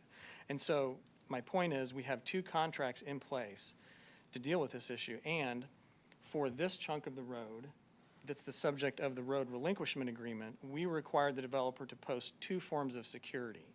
They've already posted a letter of credit in the amount of $185,000 as security to the city to cover this stretch of road in the event that you don't approve anything. The city takes title to this, and we need to turn to somebody for funds to fix this part of the road ultimately. So we have security because we're already committed to taking ownership of this portion of the road. We have security from the developer. The remaining portion, this portion that will be transferred from MoDOT to the developer, will be part of the security that the developer will have to post for the entire project. Now, what I mean by that is, before they can record the plat for this project, they either have to build all of the public improvements, or they have to post security for the public improvements. It's going to be a big number. They're probably going to post a letter of credit. And so the security that the city needs to be sure that we have a source of funds to cover this stretch of road in the event the whole project kind of falls apart, we will then have security for this piece. We already have it. And we'd have security for the second piece as part of the large security instrument the developer will have to post before they record the final plat to then start selling lots and developing.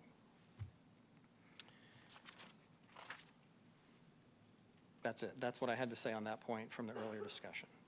So now I will conclude. Okay. you're asking for questions. We haven't heard the developer's presentation, but Councilmember Shields, would you like to ask a question of Mr. Bishek first? Yeah, if that's okay. Yep. Can you go back to the map showing the full extent of the CID?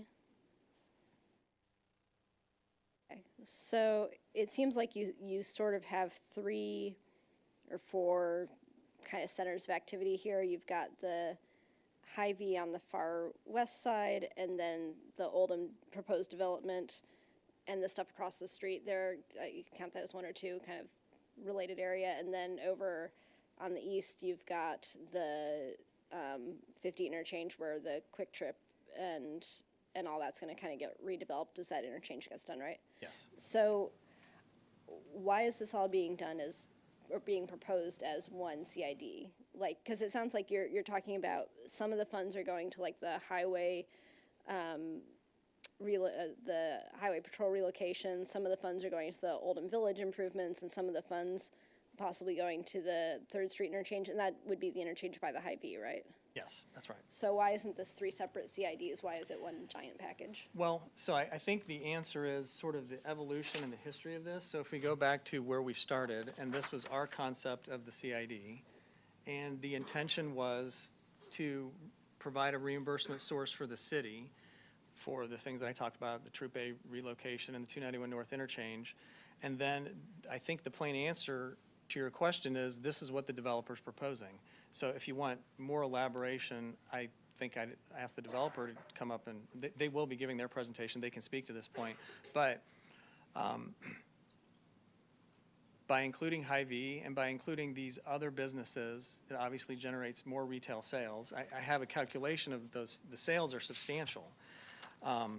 And I guess the answer is more horsepower to provide more benefit for public improvements. And the idea being that, so this is where I think I need to step back and talk kind of big picture on this issue, which is, with all due deference to MoDOT staff, and Mr. Hardy is sitting back here, and he's always been excellent to work with. MoDOT staff's been excellent to work with. But the state is not able to fund its own road improvements and its own road system. The city has to enter into cost share arrangements for most of our interchange projects. And usually, in the case of the 291 North interchange, the city has to pay half, and the city has to cover all cost overruns. So we're looking at the state's inability to fully fund the road improvements through the city, and the city has to pay for that. So what are the sources to do that? You can use city general funds, which are property taxes and sales taxes collected throughout the city, or you could use a targeted sales tax like this. And the notion behind a targeted sales tax is that the shoppers, not necessarily the businesses, but the shoppers who shop in this area pay the extra sales tax because those are the properties and those are the shoppers that benefit the most from these public improvements in this vicinity. Now, as you start to go regional, the bigger you get, the more tenuous the connection between this business over here and this improvement here, this business here and this improvement over here. But the general notion behind this is what we started with here, which is this map down here. We're attempting to address a concern, which is the state not being able to fund all of the road improvements in its system, so we have to fund some of those improvements. That's the genesis of this. And then the developer has added to it with these 2 arms. I initially modeled what the revenue would look like in this area, and the developer requested to include these properties and these properties over here. One other comment I will say is the City Council has already approved a memorandum of understanding with Quick Trip, and that memorandum of understanding has Quick Trip's cooperation with this district, with a special funding district. I think you'll hear from them tonight in their testimony. There may be some specific points they want to raise, but in general, Quick Trip is cooperative with this approach, and I think that's the best answer I have for you. And anything beyond that, why to include these and the financial horsepower that provides, I think the developer would have to speak to that for the benefit of their project. Okay, that's fair. As far as the amount of revenue that's generated and where it gets directed, is it roughly, I'm trying to think of how to phrase this. Like, is one part of this CID sending money to the other part, basically? So, like, is the amount of money that's generated by the Hy-Vee more, more than takes to do that 3rd Street interchange, and so it's gonna end up over here. I know it's not totally allocated that way, but like, because that's to my mind, and maybe it's a question of developers, is why you would do something like this, is because there's not enough money in each individual zone to cover it, so they're trying to pull in from somewhere else. Yeah, so this starts to get into an area that I need to be cautious about. The sales tax data of any individual business is confidential. Under Chapter 32 of the Missouri statutes, there's only a handful of people among city staff that are authorized to see confidential sales tax data. And so I'm saying that because some of the questions tonight, and specifically a question of Hy-Vee's revenue and how much do they produce, I can't disclose that to you. That's confidential sales tax data. I'm just mentioning that depending on where the discussion goes. But one of the things that we have stated in the memorandum of understanding with Quick Trip is that because the Quick Trip revenues are going to be less than the total cost the city's has already and is going to incur for the 291 North interchange, we can, from an accounting standpoint, spend all of the sales tax dollars from Quick Trip on the 291 North interchange. Now, it remains to be seen, and we need to do some more analysis of whether all of the Hy-Vee dollars could or should be spent on these improvements, but the developer's request, and so this is why I want the developer to come up and talk to you about this, their request is to receive the CID revenues to reimburse them for their costs, and then the remainder of the revenue would become available to the city to fund these 2 other categories of costs here. That has not been solidified. That's something that will be in the contracts, which will be presented to you at a later date, but that's the developer's request. That was gonna be my next question is it all allocated pro rata, or is it like this one gets paid first and then stair step on down is? The answer is that has not been decided yet. That will be a matter of contract negotiations, but I can make anything work. If it's workable for the developer and the city, I can put it into a contract. I think you've answered them the best that you can. I'll be interested to hear kind of the developers' take on why they're wanting to structure it this way as well. Thank you, Mayor. All right, thank you. Mr. Bushek, thank you. I think we'll hear the developer's presentation at this point.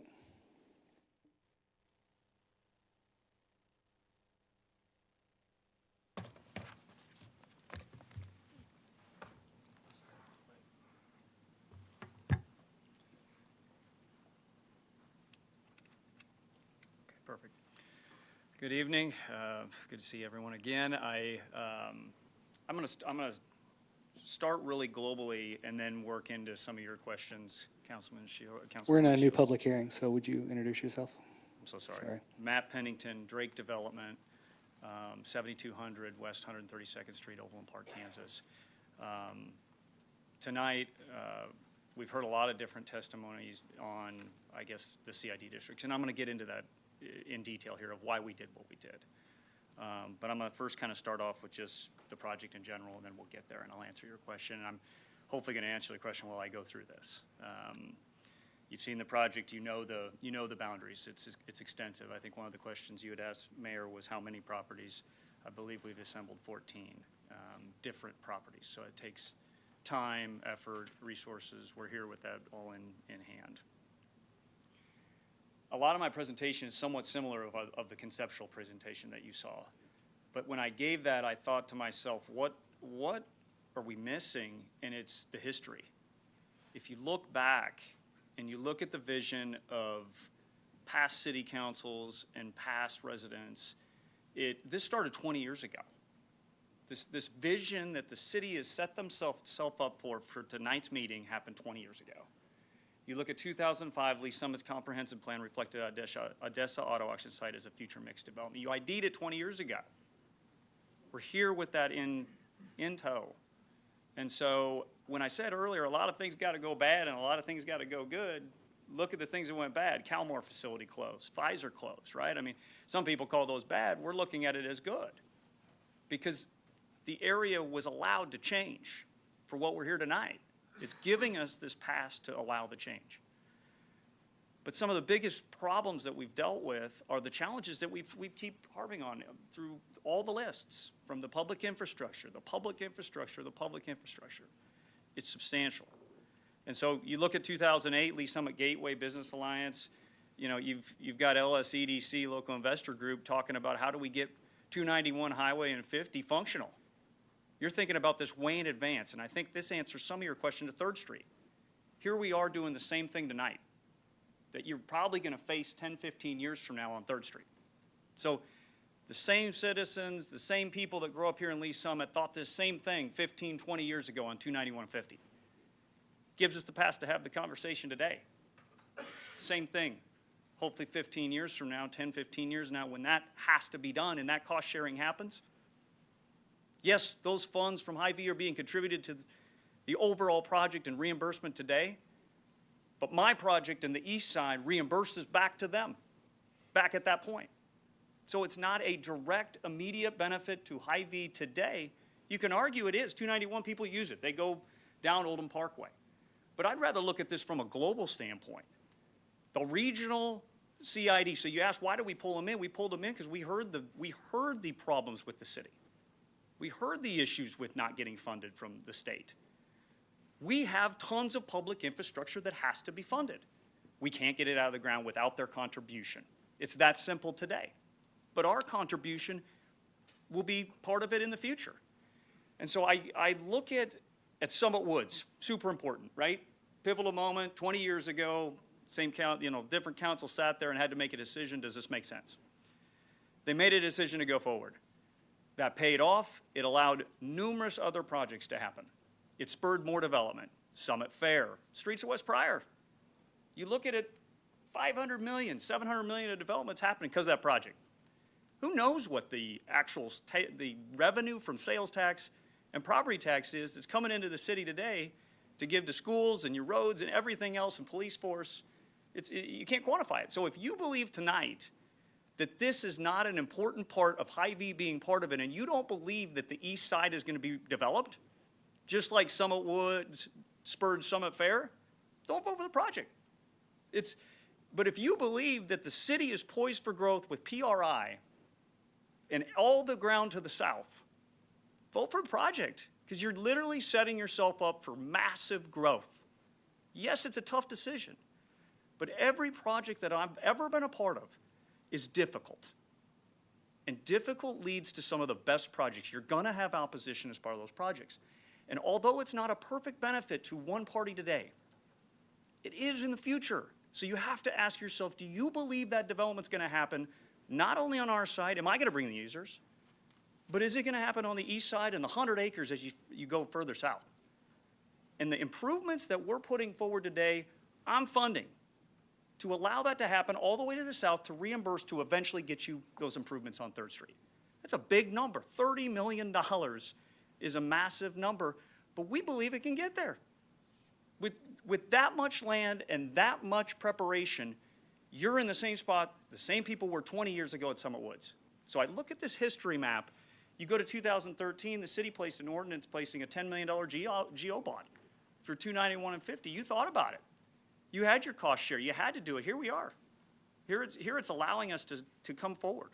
So 16, you have 237 acres added to a PMIX LS conceptual plan. This is where you kind of said, okay, hey, we know what we want. We know where we want this whole gateway to go.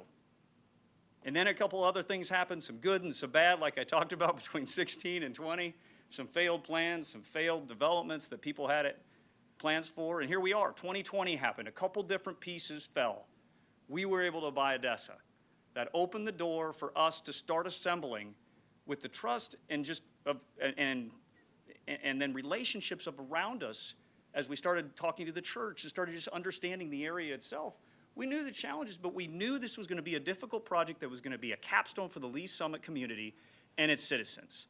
So you look at 2020, the comprehensive plan update began, Ignite, and then 2021. And at this point, we're on it. We're assembling it. We're putting things together. You can see how blighted it is. I don't have to go into the blight. We all have even said that tonight. So, at that point, what did Envision LS say? We start trying to formulate a plan based off what that was formed for. And then we started talking to users. And Councilwoman Shields, I talked about the development process earlier, and you asked about it. I mean, that was my next part of this presentation. I'm not going to do it again. But it's important, and we're here, and it's important to make these decisions for the future. So You can see there's tons of regional blight. You know, we've went through some crazy stories with some of these different people that are some of these past business owners.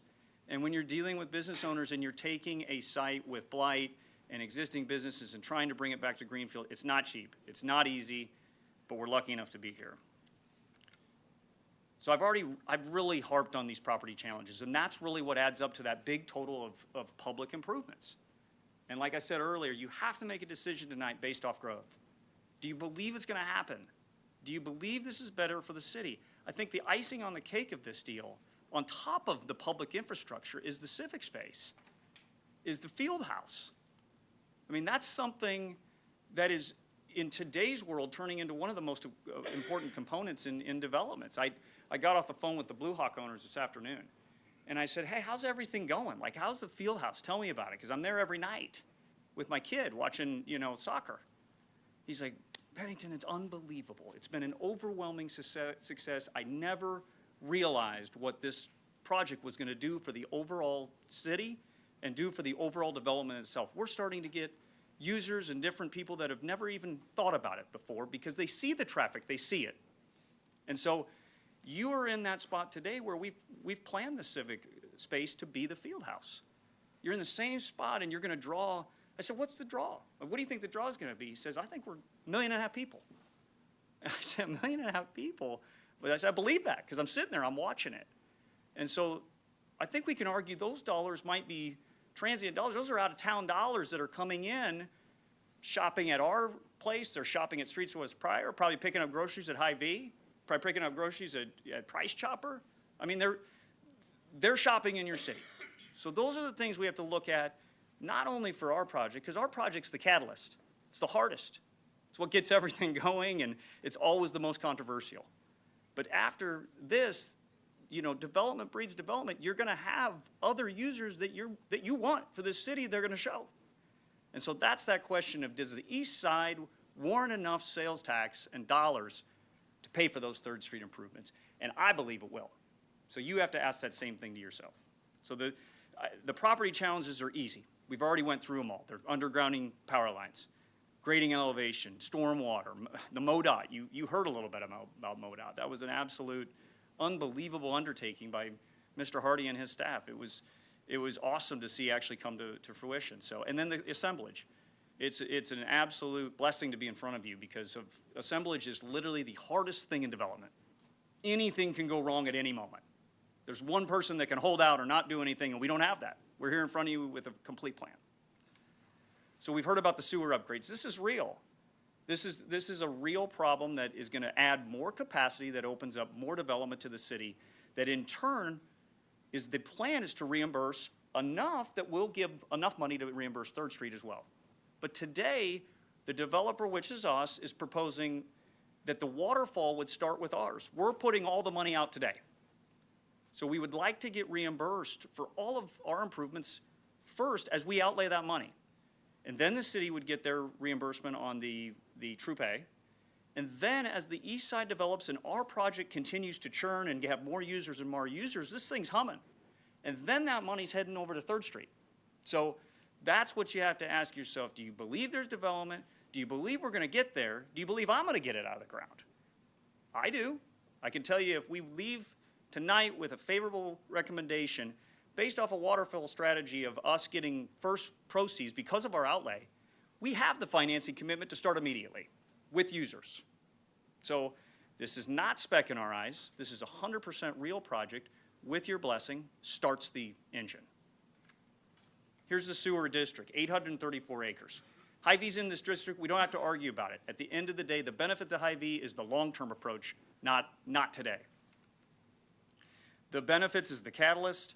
You're establishing a high-quality gateway location. I've went over most of the developments, or went over most of the actual benefits. We're integrating the park. That's Lee Park behind there. It's creating new sales tax generators for the city. And I think the most important, it seizes a window of opportunity. We have it.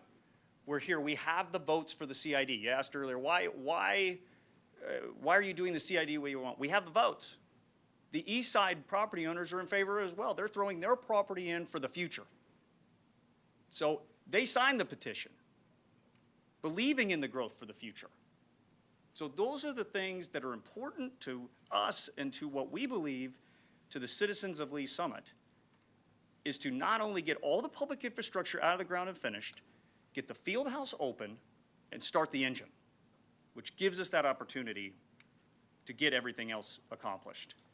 You've seen the site plan. We've went over it quite a bit. I'll try and go as fast as possible, but I think you can see here that, to me, one of the biggest drivers here is going to be the Lee Summit Parks and Recs field house. I'm excited to have this part of the development. And in the past, you know, these weren't that common.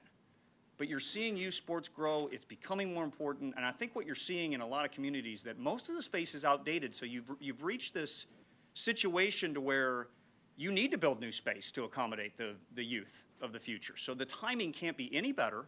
You've got a bond that's ready and cash ready to go on this. And we have a project that literally is going to be coming out of the ground, and it's going to breed a ton of activity on the east side as we keep going. Here's just some aerial shots. There's your water feature. And here's Q239. And so it's a $182 million project. Without any incentives, it's a 0.68% return. Obviously, that's completely unfeasible. The four or five buckets that we've talked about that fill that gap are the TIF, the 1% CID. There's a half-cent TDD only on Oldham Village. That's not part of, obviously, the regional CID that we talked about. And then there's an LCRA with the sales tax exemption that David went over, and then the property tax abatement on the apartments. With using those tools, the estimated rate of return is 7.0 to 8 with incentives. Currently, right now, I'm borrowing debt that's closer to 8. So it gives you an idea of how difficult projects are to get out of the ground.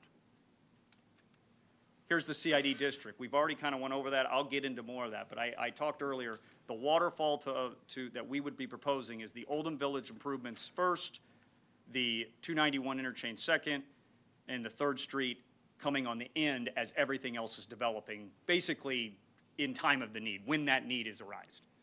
Happy to answer more questions on the CID. These are the actual boundary maps for the TIF and the LCRA. You can see that it's within the actual Oldham Village map itself. Again, the TDD was a half-cent as part, and that would be on Oldham Village. The benefits, I've went through a number of them. It's a $180 million investment. Most likely it's much more. Streets started, I believe, at I think 180, and it ended up nearly 250 or 300 at the end of the day. So as costs continue to go up, you know, I always look back at these numbers, and it's funny to look at because they're so much more at the end of the day. So, which is even more important to seize critical windows when you can, because the cost of those improvements are always going to continue to skyrocket. And if you can find funding sources to take care of those needs, and you have an ability to do that, you have to seize it. And so that's what we're here today asking to do. We're trying to achieve a market-driven development in concert with the comprehensive plan. We're there. It's meeting it. The infrastructure, the public improvements are substantial, and they're a direct benefit to the city and its citizens. And then the field house, it's just a prime location. It works perfect. I'm not sure who I talked to, but I think it was the Lovell Community Center. I think they see almost 350,400 visitors a year. And so I kind of backed up the numbers. That's why I called Blue Hawk. I said, well, what do you think you're at? Where would this all be on the field house? So I'm confident to think that the users are going to, or the foot traffic will be substantial as it comes to this new field house. And then it brings new businesses. You're seeing those in what we've shown today. So again, we ask you, to carefully comb over all the information. I've tried to be as complete as possible. We did have a meeting with Hy-Vee at City Hall. We talked, I asked them what were the two what were their biggest hurdles. One of them was that we did have a competitor, potential grocery store. Well, we have a grocery store going into our development. To me, that's an important component to our development. That's part of a mixed-use development, and that's really helps make things successful. I did offer them some type of exclusive in terms of I wouldn't build a competing grocery store that's 50,000 above. As I sit back and I think about that, everybody would want an exclusive in the city, right? You start handing out different stuff like that, and as I walked out, I thought to myself, well, this is going to be a gateway, and it's going to be completely open up all the PRI land. Who am I to say Hy-Vee can't build a store 10 years from now south of here on 150? that wouldn't be right of me to request that to them. And so as I left and I thought about that more, I don't think that's a good idea for the city. I don't think that's a good idea for me to offer. And just for the benefit of them in the future, if they ever do decide, or maybe it's someone else, maybe it's a new concept that wants to build down south, because you're a rare city that is in the middle of explosive growth, and you're about to open it wide open with 290 and 150, this development. And it's gonna race down 291, and you're gonna have more and more rooftops, and you're gonna have more need for more grocery stores. So the ask that I always say, do we have too many grocery stores? No, I mean, they're doing their data every single day. They're not gonna go place a store unless they believe they're gonna be profitable. And so our hope is that as this unleashes all the development and rooftops down, 291, you're gonna see another one. And it just expands the tax base and expands the growth here in Lee Summit. So that's the end of my presentation. I'm happy to answer any questions, but to us, that's why we did what we did on the CID. Here to hear, any of your comments. Thank you. Questions for the applicant or staff? Councilmember Shields. Okay, I'm gonna dig in. Okay, so, Mr. Bushek, you said that the QT dollars might go directly to the improvements in that area, but they're talking about a waterfall that starts with their development first. Are those mutually exclusive ideas, or how does that function? They are. So I'll start with the statement that I mentioned, which is we haven't negotiated any of this. We know what the developer's request is. We know what it takes for the project to be feasible with the incentives, but we haven't negotiated the split of revenues. Our memorandum of understanding with Quick Trip does say that we would spend their sales tax dollars on the 291 North project, and there's two reasons for that. Go back to the history of what I said, which is our original concept and the shape of the CID and our original purposes. That's why that is in that memorandum of understanding. And also, from just a straight accounting standpoint, I think those dollars can be accounted for in that location. But the simple answer is we haven't negotiated all of those points, and we still need to. That's where we're at this point on that issue. Can you talk a little bit about, just for clarification, the developer said, we have the votes, we got a petition. Can you just talk about what that, he's talking about the votes of the property owners, correct? And what is that process, and how do they have the legal authority to put Hy-Vee into a CID that they may not want to be part of? Yep, let me go back to the CID map. It might be helpful for you to have this in front of you while I talk about this. So I'll walk through the whole process. It starts with the petition that's filed with the city. The petition, which is in front of you tonight in the next public hearing, that petition has to meet two signing requirements. It has to be signed by more than 50% per capita, which is you basically take a look at this area, you do a head count, and more than 50% by head count have to sign the petition. And then secondly, more than 50% by assessed value have to sign the petition. So all of the petitioners that have signed the petition meet those two requirements, more than 50% by head count and more than 50% by assessed value. That means that you have the legal authority to approve this petition if you think it's appropriate. You can approve it. Then the next step is the CID starts operating. It passes resolution, starts its business, and it would pass a resolution to impose a sales tax. That then goes to an election. So there's a mail-in ballot election that occurs amongst all the property owners in the district. Unless there are any residents, then the residents get a vote. But this has been designed to avoid residents, and it only includes, there's no residents. So the property owners will vote. Each property owner gets one vote in that sales tax election. The process is the CID will conduct the election. They will send out a notice to all the property owners saying you can request a ballot. And if you request a ballot, they'll be sent a ballot. They have to fill it out, turn it in at the appropriate time. And that's how they vote in the sales tax election, and it either passes or it doesn't pass. So every property owner will receive one vote in the sales tax election. And that bleeds into a related issue, something that we could discuss, which is it's the property owners that vote on the sales tax, but it's the shoppers that pay the sales tax. So Hy-Vee is a business, Home Depot is a business, Aldi is a business, Quick Trip, those businesses don't pay the sales tax. If the sales tax goes into effect, if that election passes, what happens is the Department of Revenue notifies the businesses, or the CID, there's a little discrepancy there, but the businesses are notified, and the businesses change the coding on their cash registers to add this additional 1 cent sales tax. Just like when the city passed its public safety sales tax, that got added at the cash registers. Does not change the prices. The people who walk in the store see the exact same prices, they just pay an extra cent in sales tax when they pay at the cash register. So one argument is that it's sort of invisible, and in my 30 years of practicing in this area, I have yet to see any evidence that it affects anybody's shopping habits on a regular basis at convenience stores, grocery stores, anything that isn't a very large purchase like a large load of lumber or a vehicle or some sort of large accessory, some large purchase. That's when people start to pay attention to the sales tax, but average shoppers every day, it doesn't change the prices of the goods, and I don't think it has any effect on the shopping habits of people that I've seen from all the projects I've worked on. Let's see, you at one point mentioned something about the school district asking about pilots. Has that been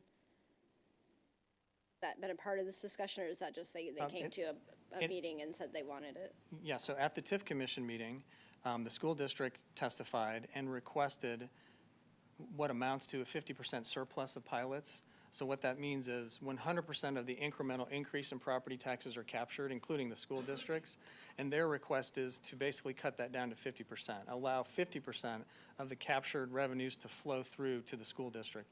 That was the request at the TIF Commission meeting, but I did not hear that testimony tonight. Okay. I think my biggest question about this is, you know, you've looked at these numbers and their projections, their revenue projections, and you know what sales tax in the city looks like. Do you think that it's plausible? I know nothing is guaranteed, but do you think that it's plausible that this CID district generates enough revenue to cover all of the projects that we're talking about, that list that shows the 3rd Street improvements, the Oldham improvements, the interchange improvements?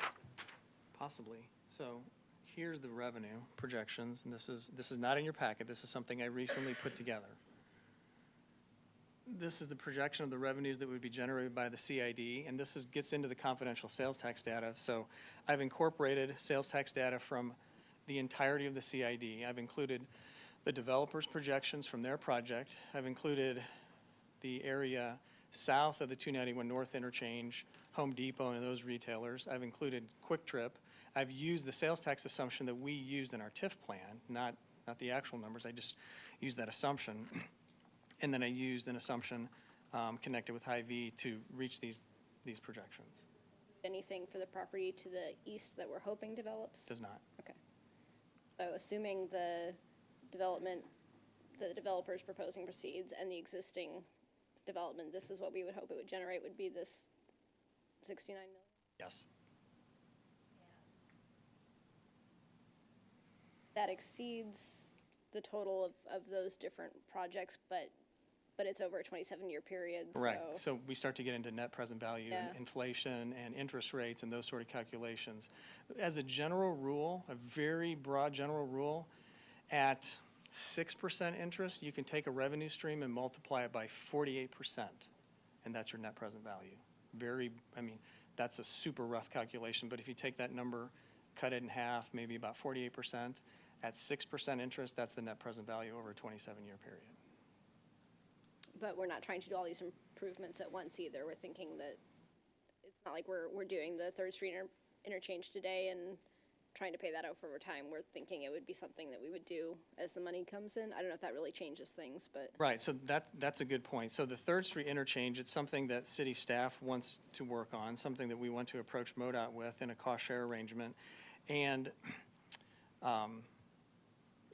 that's the extent of the planning at this point. We have rough cost estimates. But here's something to consider, and this is a point that I made earlier but not very articulately, which is if you, the city council, if you enter into a cost share agreement with MoDOT, where are the city funds going to come from? You only have a few sources. It's either going to be the general fund, which are property taxes and sales taxes, or it could be a special purpose sales tax like this. If it's the general fund, that means we're all paying.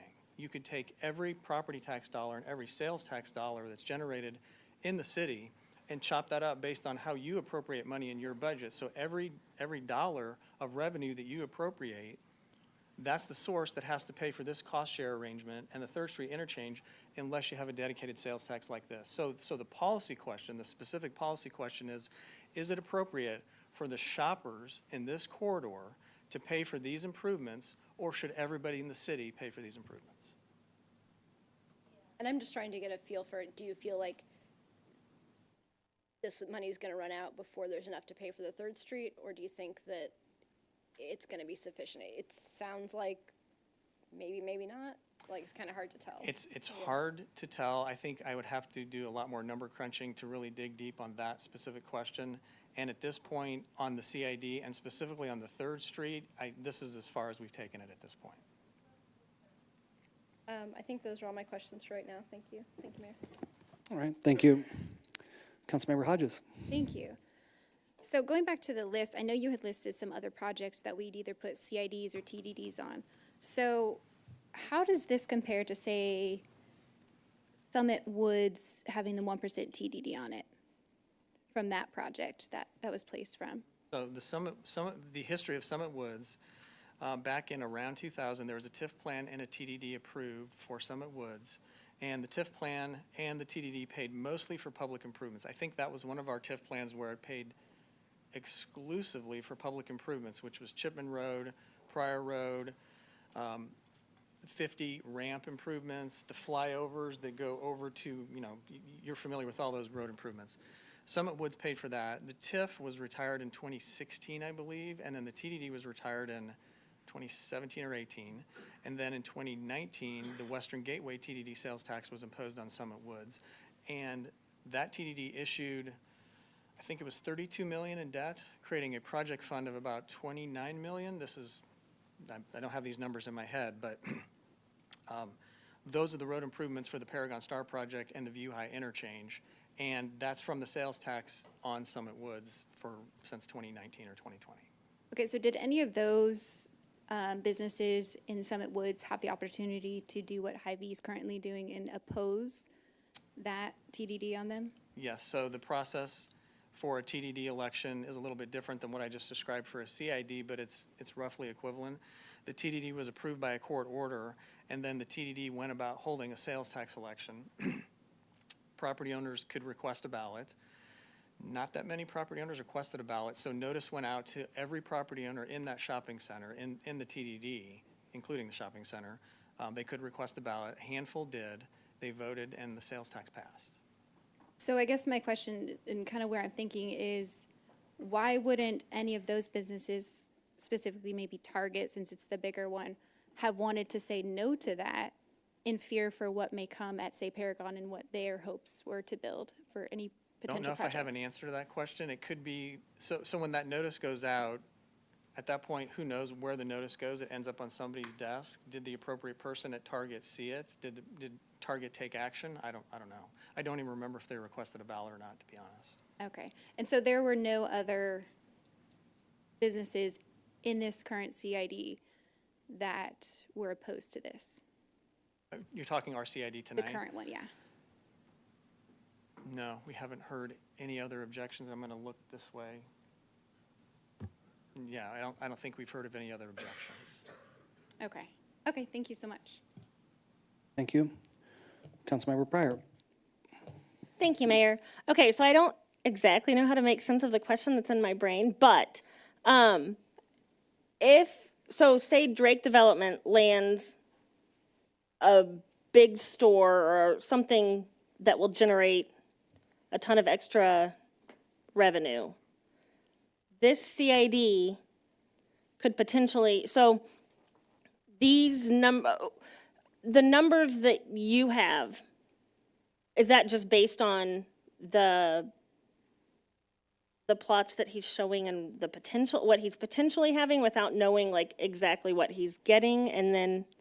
Yeah, so I think I can answer your question. Okay. The revenues that I just showed you, the revenue projections are based on developers' projections of sales within their project, which have been reviewed by our financial advisor. It includes actual data for Hy-Vee and I'll call it the Home Depot area, those retailers, and it includes an assumed amount for Quick Trip based on what we used in the TIF plan. That's those numbers. And if any other businesses open in, any other retailers open over here, for example, if we happen to get a large retailer, a Sam's Club or a Costco or something else that would fit over here, that the sales tax would apply here, and that would be in addition to all the revenues I just showed you. Does that answer your question? It does, exactly.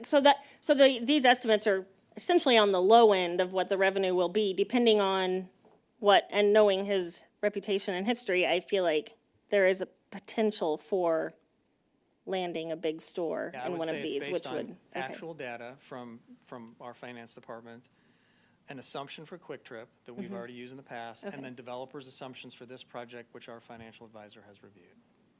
Okay, thank you. All right, thank you. Councilmember Rader. Thank you, Mayor. So what happens if they don't get the Hy-Vee in their CID? Can they still make their project work? I'd have to have them answer that question for you.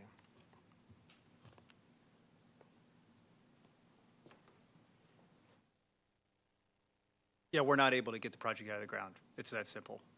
It's not feasible without a collective effort as part of the regional CID. There's no sugarcoating it. That's the answer.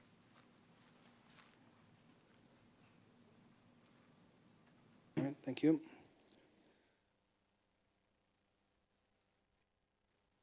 Okay, other questions? Councilmember Lovell. When does the the clock start ticking on the CID? Like, because obviously, like, if they've got to get them built and then tenants filled to start earning, but the other groups are already going, and we've got a limited time. So how does that The start? 27 years, if you pass the CID ordinance next week, the 27 years starts next week, next Tuesday. Okay. So in those projections that you were showing, there's a construction lag for the developers' numbers probably in those projections. Yes, to get I factored that in. Yeah. Okay. Great. Thanks. All right, thank you.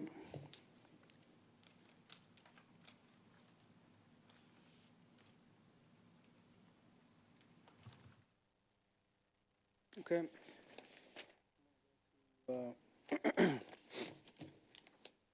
Anyone that wishes to speak in favor or in opposition to the application?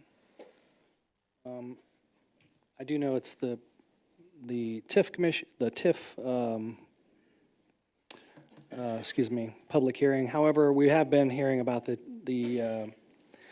CID, so Ms. Boucher, you can speak to that matter in this public hearing, and then I'm going to include that in the next public hearings. That's what I was advised by David. Yeah.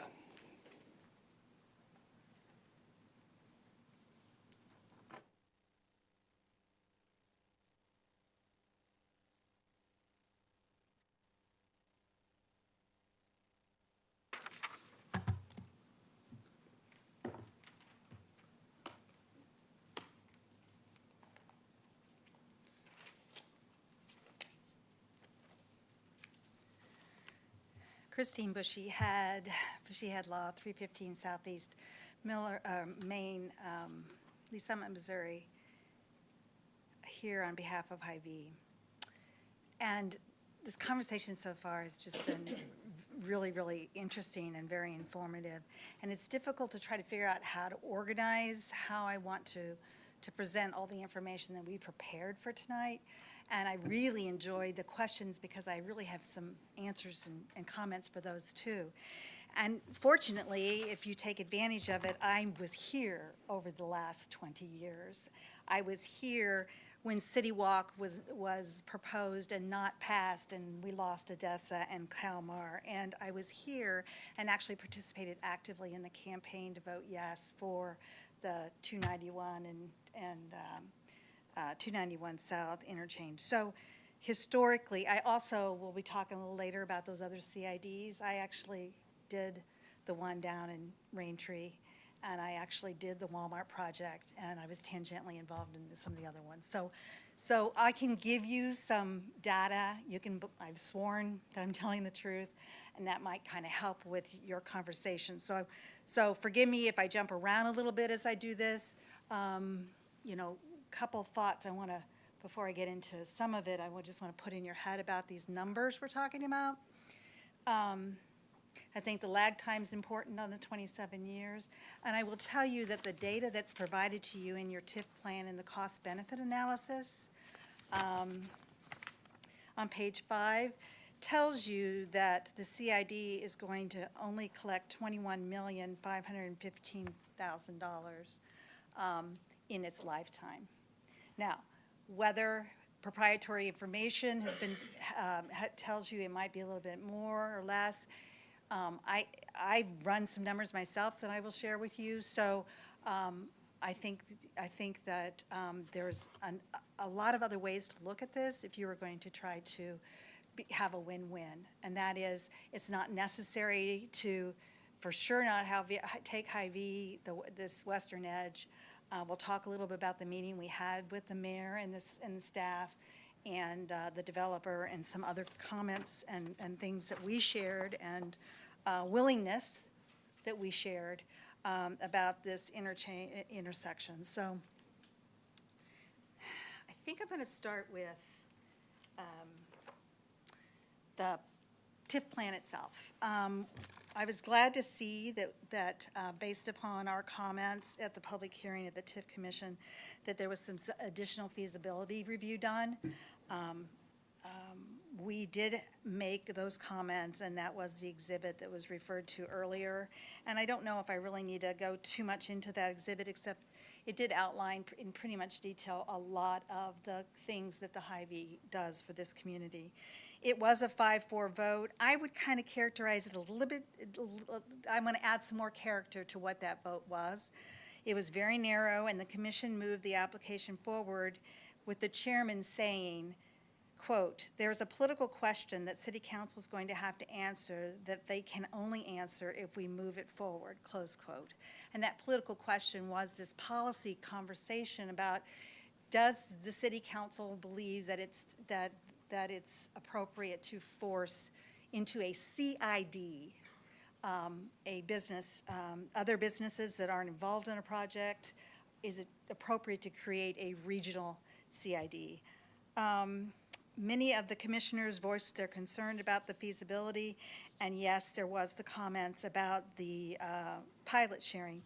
What's interesting about that, and here I can talk about the last 20 years, there was a time period up through, I think, including the Summit Woods project, where no TIF was approved unless they had a 50-50 sharing for pilots.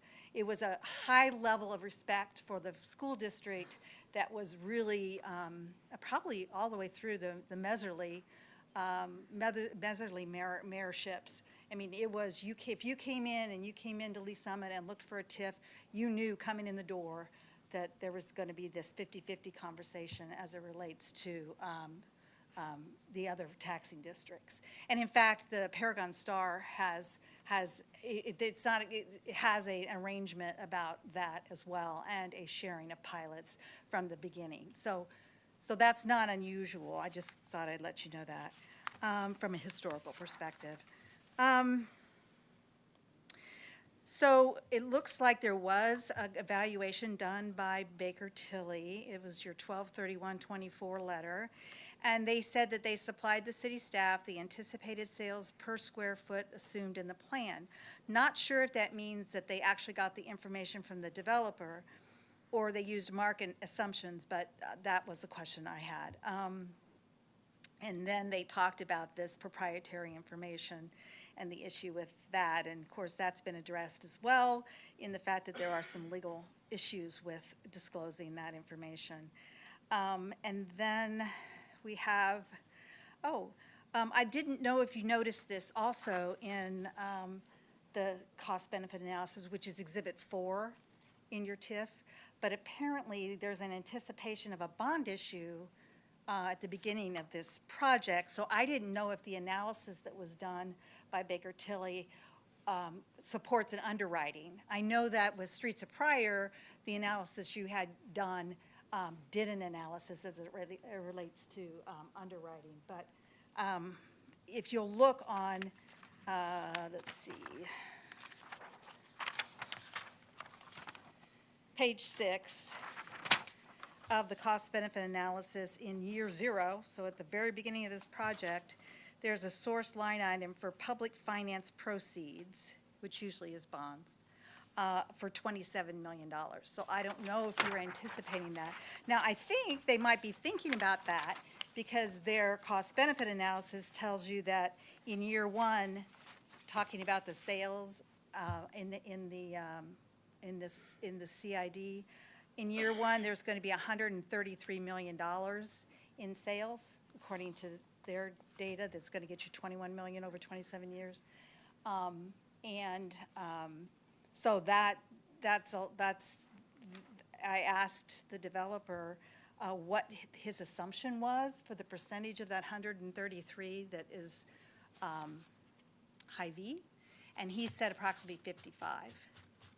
So high V is 41% contributor to the CID, just in case you, according to the assumptions of the developer. I don't know anything about actual numbers because that's proprietary and against the law for me to know, but this is what your cost-benefit analysis tells you. So I'm just trying to find some answers in your documents that to the questions that you're asking.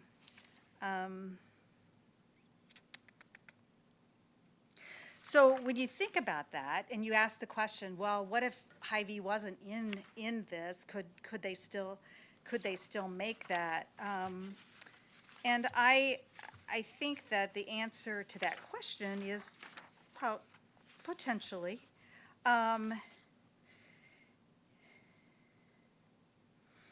Using the reasonable assumptions and mathematically accurate information, which is a quote from Baker Tilly in the CBA. So using, again, their assumptions about what the sales are, there are some numbers to share.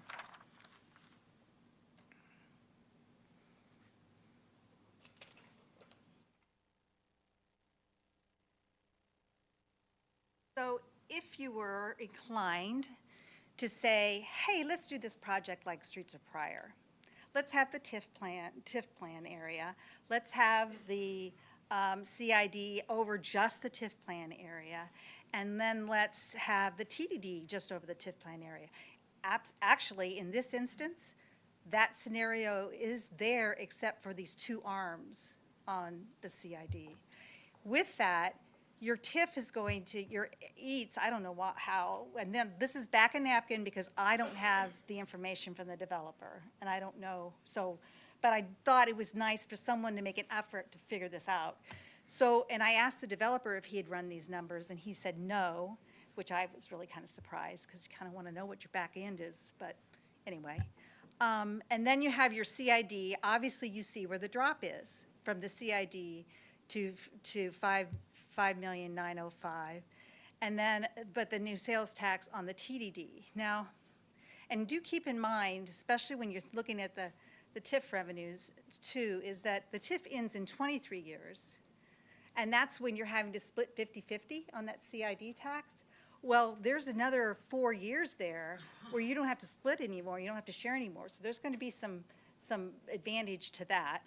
And then the same thing holds true for the TDD. The TDD has to share its 50-50 for 23 years, but then it's going to have another 7 years if I'm doing my math right. So we're getting closer to like 32 million on just the site. Okay, we haven't added in the people who are right across the highway. We haven't added in anything else. It's just that, okay? So your request on Exhibit 4 of your TIF plan is a request for $36 million, okay, in reimbursement, $36 million. So, and then we heard from a sensitivity test that there's a 6 million is the no-go. So just back a napkin, it looks like there's a possibility that we can have a win-win here as it relates to this development and not, and not having Hy-Vee in any kind of CID. Now, we'll get, putting aside the conversation about 3rd Street improvement because it's an important one. It's just a question. And you can find the other 4 million. I can, I've been paid for the last 35 years to find the money, so I can help you find some money if you want to work these numbers. But anyway, I just thought it was really kind of important for someone to say out loud that, yeah, this is possible without the global CID. The other thing that was brought up, and I guess we can go to this one real quick, was the CIDs. Now, I didn't know why Orchard was on there because it had an asterisk and said going to be in the regional CID. So apples to, just looking at this, there are 9 grocery stores, 4 of which have a CID right now, today. We like being in the majority of the non-CID, by the way. I think it's also important for you to understand the sales tax reimbursement for the Hy-Vee East. The reason that the city did a sales tax reimbursement on that store as well as the Walmart to the south, which I was involved in, is because there were additional improvements that were being required for these two developments that were not necessarily directly in demand of those developments. So the city said, hey, we'll partner with you because we want some additional things done. So this incentive that Hy-Vee East got was $208,000, $208,688.61 for a water line, a median turn lane, and only revenue from that store. So this was the C store. This is when they opened up the C store where Caribou is. Okay. On the south side, when Walmart came in, there was a $300,000, they were sharing costs not to exceed $300,000 for some additional road improvements because they wanted that cut through, and then they wanted that cut through to go all the way down to 150, and then they said, okay, well, will you help us pay for the little lane things that need to happen there? And so they said, sure, and so a $300,000 sales tax, and that was not to bring these here. It had nothing to do with that. These were just additional things that were asked for. And I think those, I don't know if they've, I know that we believe that they've been paid, but that's really not relevant. Then on the other, so then that leaves, so we've talked about that. So we've got 1 in 3 super centers, all right? But 5 out of 5 of these sales taxes were done at development. So all of these stores went into this development knowing that they were going to be having an extra tax and agreeing to that extra tax. Okay. Target among them. They all went into these developments knowing that that was going to be the case. So just kind of putting another perspective on the data that you've received in that regard. I'll leave that up for a little while. Okay, Ms. Bushiette, I've given you 15 minutes. Yeah, I'm willing to give you a couple more, but I'd like you to wrap it up. Well, as a representative of a property owner that is being forced into a CID, we have a right, and we received a mailed certified notice of a right to speak at a public hearing on the topic of putting us in a CID. Just a perspective.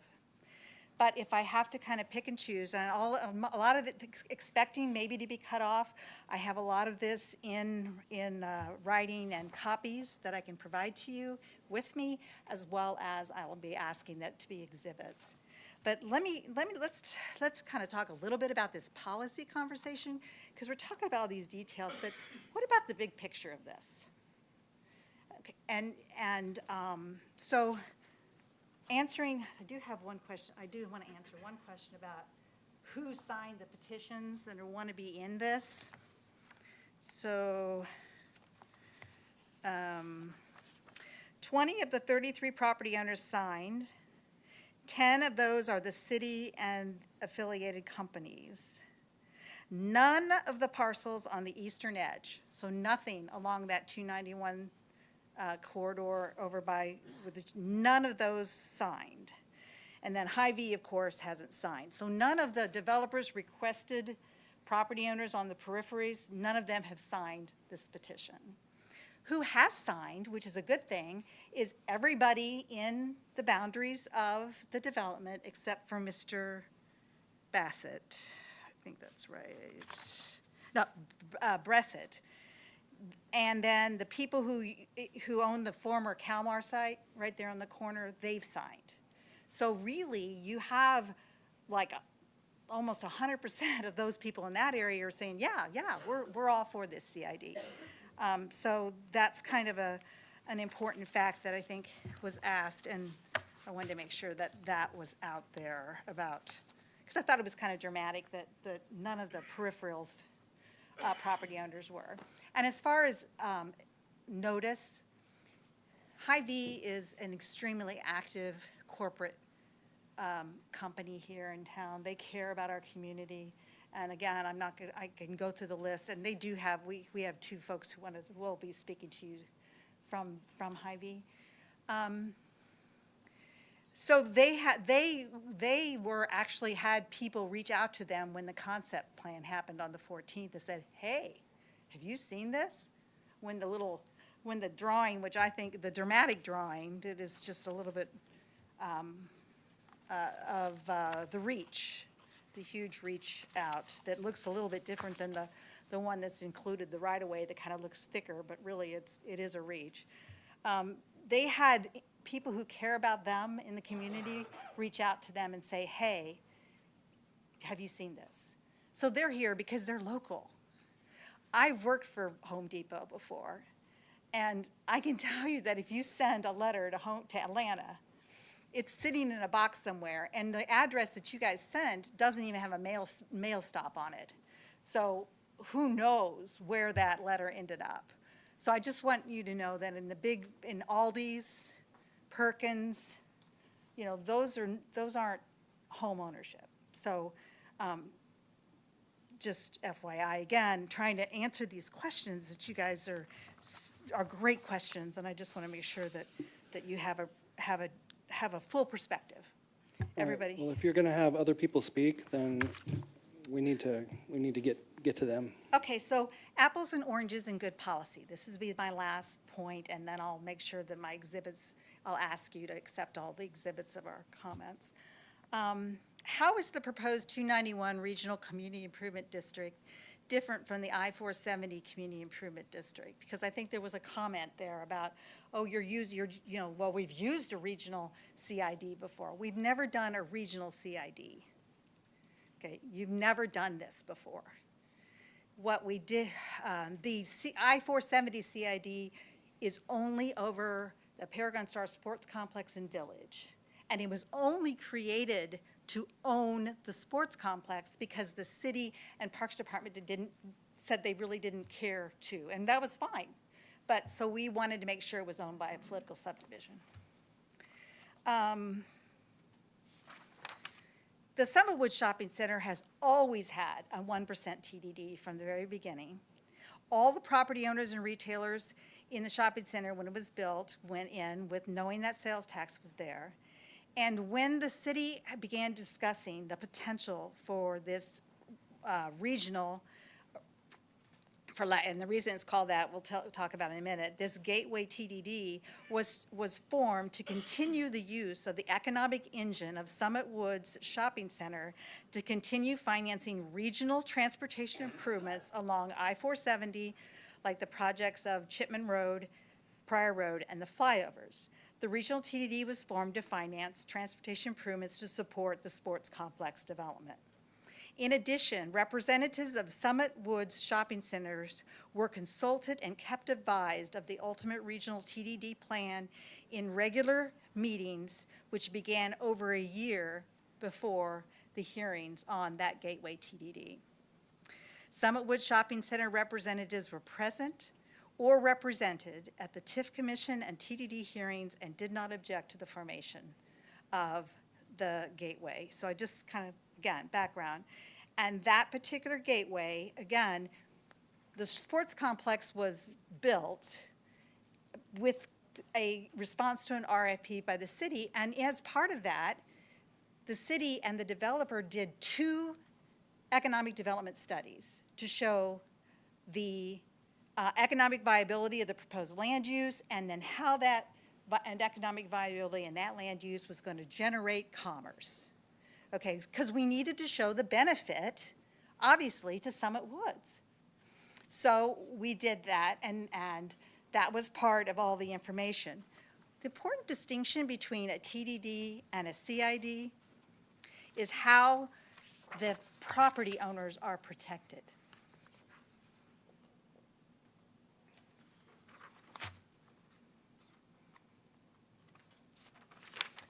So here's a compare and contrast here. So the policy question. You're answering the question from one council member, and I think you've really done a good job of answering it. Well, I think that, but it's important to know the difference between a TDD and a CID, because there's a. You could do this, like you said, you've been doing this for a long time. You can define and keep going, but I need to get to your other. Can I finish just the comparison of Sure. between the proposed CID? Okay. So, what will the public tax dollars fund? In the Gateway TDD, it was public roads and DDI. In the proposed CID, where we're going to tax a whole bunch of other businesses, not just ID, we're going to pay for developer development costs, well beyond minimal transportation costs. It looks like transportation costs are really small because your TDD application says there's only like 1.5, less than 2 million.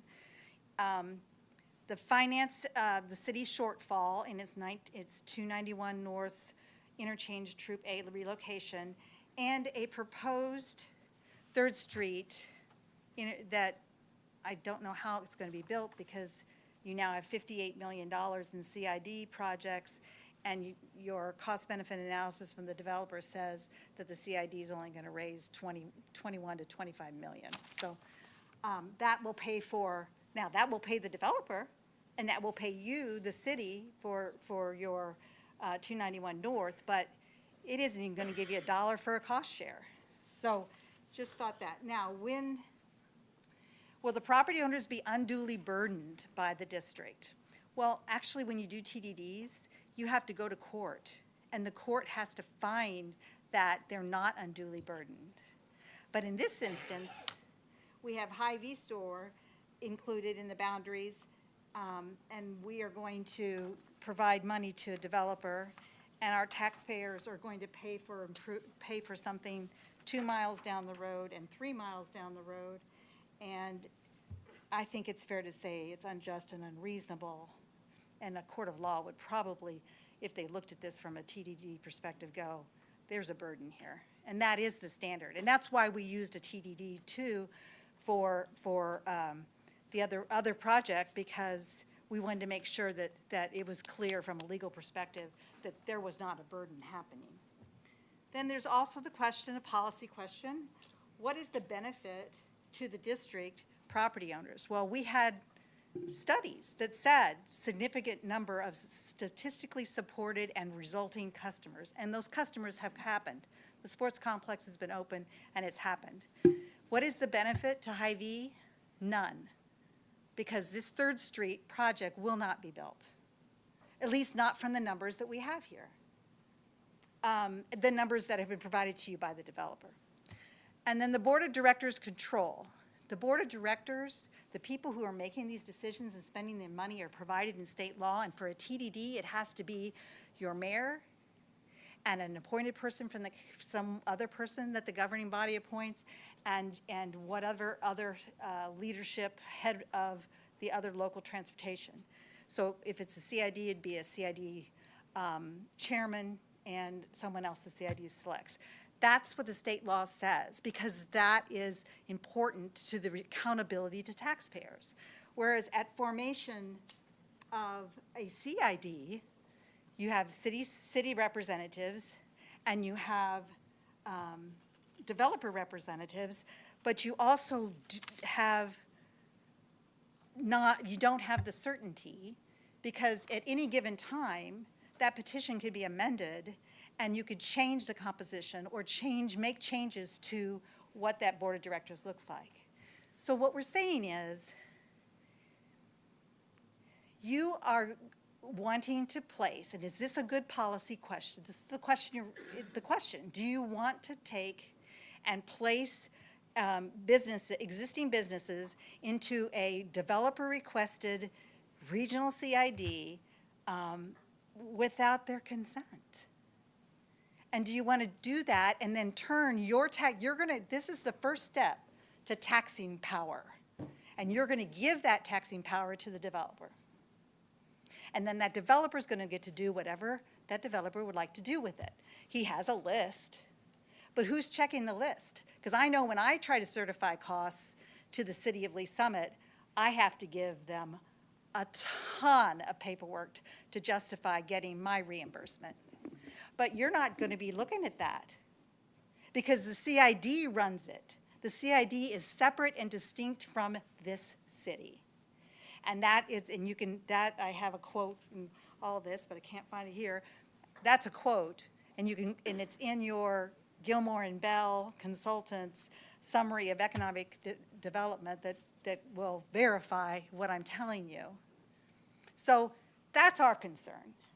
And just so you know, in the meeting with the city, we said, is there when and if there's ever a viable project at 3rd Street, come and see us. Come and talk to us. Because, and then the only other thing I'll say, there's so many things, is if you're going to reach out, why did you only put Hy-Vee? What about the Quick Trip? What about the pharmacy? Why aren't they in this global CID? We have to be careful not to pick winners and losers when we're making these kind of decisions. And inadvertently, I'm not saying intentionally, looking not globally, to use the word of the developer, about the impact of this first time ever decision on CIDs and how CIDs are used on this in this type of manner is critical. So you can do whatever we really don't have an opinion about the development itself. We're just saying we don't want to pay for 41% of $18 million or $6 million, and we're not worried about the 30 because we'll never get there. All right, thank you.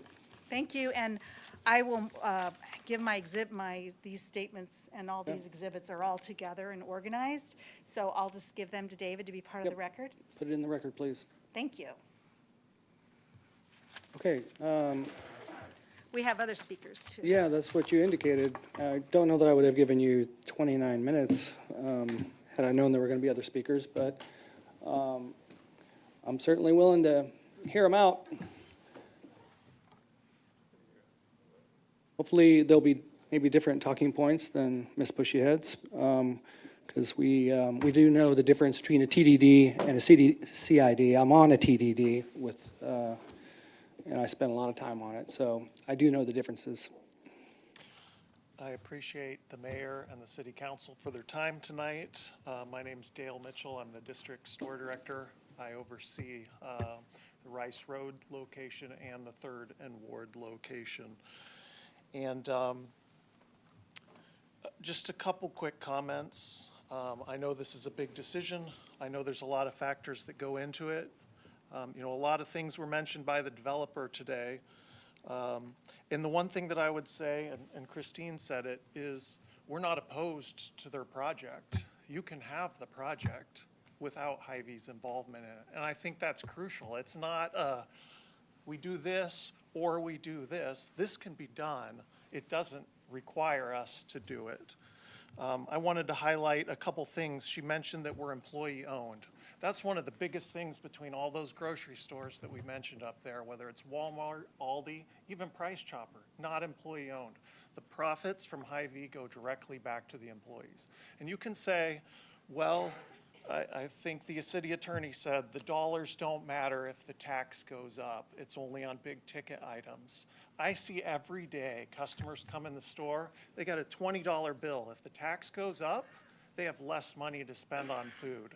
That's impacting all the people in Lee Summit. And so they're going to be able to buy less food.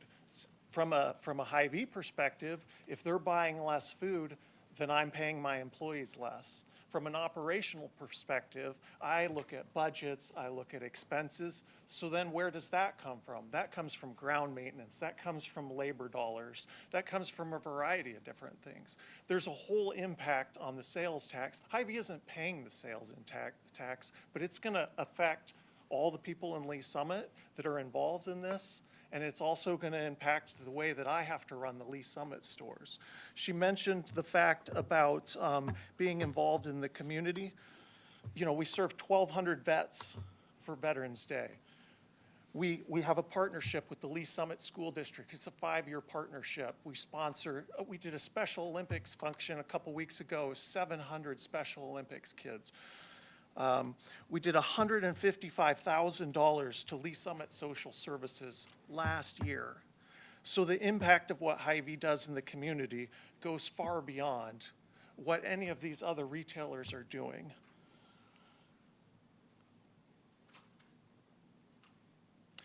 One of the things that we've been focused on, you've probably seen the ads for the low price campaign. 15,000 prices matched up with Walmart. Walmart doesn't have a CID. They're not paying 1% on top of that. So the comment is we're trying to lower retails for our customers, and they're trying to change it, not you. The project would change what our customers are able to spend on. We as a company, historically, he talked about how a 0.68 return was not feasible, right? That was a number that he mentioned. The return normally for a grocery store historically is 1.6%. Right now it's running 0.83%. So his business is not feasible at 0.68, but I'm supposed to be feasible at 0.83, and then on top of it have an additional tax. So I'm trying to keep it concise, to be respectful of your time. When Lee Summit, the opportunity came to run the Lee Summit stores, I think of previous store directors like Randy Somerville and Steve Culbertson, who are entrenched in the community, all the things that they did. And then I look at today and I sit here, I raised my hand and said, I want to come to Lee Summit because those stores have a great history and a great bond to the community. And then when I sit here today and I hear all of this, I sit there and I'm like, there's so many things wrong with this proposal. So I'm going to leave it at that. It's up to your judgment to determine where we proceed from here. I just wanted to lay out those facts. Christine, as you know, has all the numbers and all the data you'll ever need. And it's available. She'll provide it. I'm telling you from the leader of an employee-owned store and our 832 employees, and that doesn't even count all of our customers. I don't think this is a good idea to include us in the CID. Thank you for your time. All right, thank you.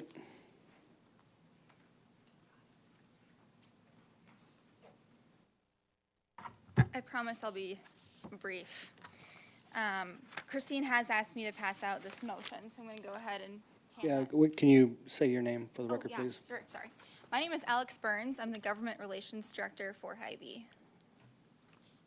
Oh, perfect.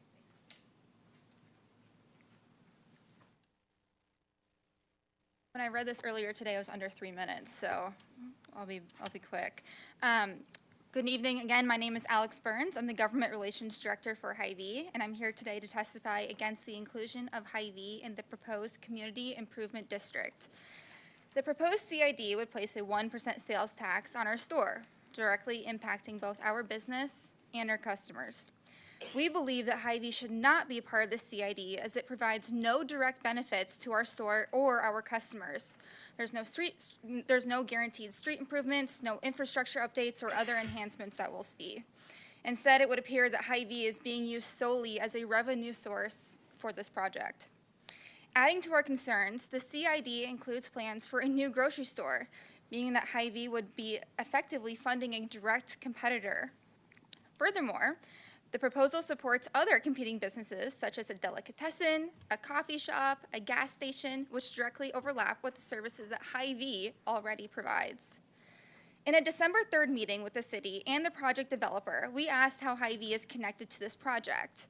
The only connection identified was a shared sewer line. When we asked the city if the sewer line needed repairs or upgrades, the answer was no. It's neither at capacity, nor is it in need of replacement for an additional 50 years. During the same meeting, the project manager mentioned potential future improvements to the 3rd Street near Hy-Vee. However, when we asked for specific details, such as a timeline, scope, or even a guarantee that this project would actually happen, none were provided. We also asked the developer to reach out if an actual plan to develop 3rd Street was in place, and we have not heard anything. So, without a clear commitment, this feels more like an empty assurance rather than a concrete plan. To be clear, and to make this very clear, Hy-Vee is not opposed to community improvement districts. Some of our locations actually participate in CIDs that provide clear benefits to our store, such as infrastructure upgrades. However, this CID offers no direct benefits to Hy-Vee or our consumers, making it very difficult for us to support this. Hy-Vee takes great pride in being a strong community partner in Lee's Summit.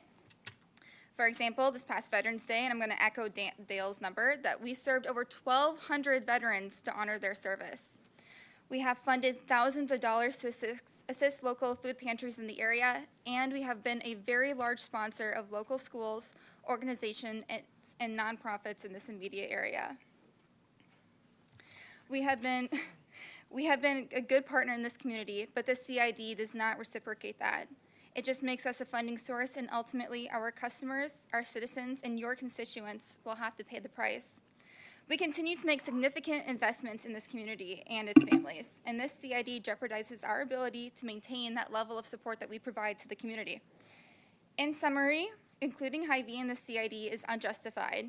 It places an undue financial burden on our business, offers no tangible benefits, and unfairly puts us in the position of funding our competitors.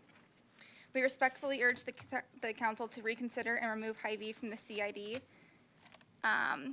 278 food pantry stores, one CID that benefits Hy-Vee in Raytown, Missouri to help redevelop a vacant Schnucks.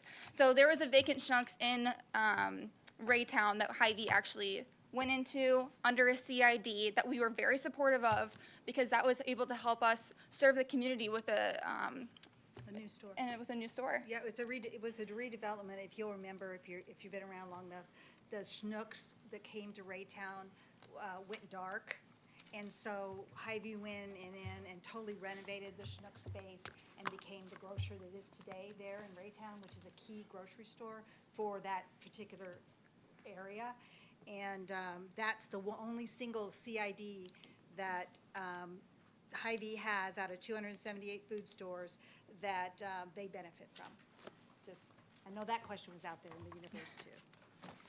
Anyway, thank you for your time. We really appreciate it. Thank you. Thank you. Good evening, Council. I'm Rob Wadley. I am a Director of Real Estate for Hy-Vee. I'll make this quick. I basically just want you guys to put yourselves into Hy-Vee's shoes, okay? We've been in this community for over 20 years. We have 832 employees now. We get a notice in the mail from the city saying that a developer would put 1% sales tax on our store. So we meet with the developer. We meet with the mayor, city staff. We talk through it. There was no direct improvements to our area, okay? It was a mile down the road. So now I hear a presentation from the developer. A mile down the road, they want to put a competitor. So not only do they want to put 1% sales tax on our store, which does, if you listen to Dale, affect our customers, they want to put a competitor. Again, we have 832 employees in our stores here in Lee Summit. So put yourselves in our shoes. You're a business owner, and the city does this to you, or they back this developer. How are you going to feel?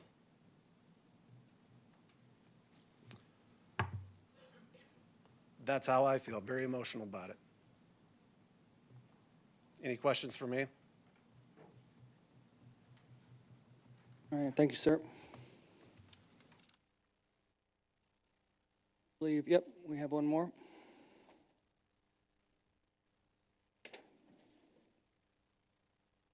Hello, good evening. I will be brief. My name is Caitlin Reesby from Quick Trip Corporation. I'm here tonight just to speak in general support of the CID. It's a well-known fact that I think it's been discussed by David this evening, that we previously were approached in support of a CID for the 291 and 50 interchange project. So no secret that we've been working on this project with the city for a very long time. We're super eager to get construction going. One thing I do want to clarify, the delay in our support or signing of the CID petition that has been sent to us recently is not a sign of our non-support. We are supportive of the CID. We're generally not in disagreement with combining this into one large CID. But we were only provided a couple business days to review it before we were asked to sign. And we do have a few minor requests that I would like you guys to consider regarding the CID. First being, we would like to request your consideration to have a seat on the CID board. We have several stores in the Lee Summit area, and there are 2 stores that are directly going to be impacted by the potential improvements that the CID is going to fund. So we would like your consideration in having a voice on that board. Secondly, I think this has been discussed by David this evening, but QuickTrip would like the revenue that is generated from our participation in the CID to be solely directed towards the improvements related with the Troop A relocation that the city has incurred. We're simply asking you guys to honor what our original agreement was in our memorandum of understanding. It's not a secret that there's going to be direct competition in the development that is being proposed. We're not opposed to the development. We're not opposed to competition coming to the area, but we would like our funds that are incurred to stay within the city cost. Lastly, and arguably the most important request from us, is a big ask, but we have invested a lot of time and a lot of money in the redevelopment of our store at 291 and 50, and now at 50 Highway and Blue Parkway, 3rd Street area. So it's no secret that we are investing our time and our money in redeveloping our Quick Trip stores and making them bigger and better and bringing more business to the area.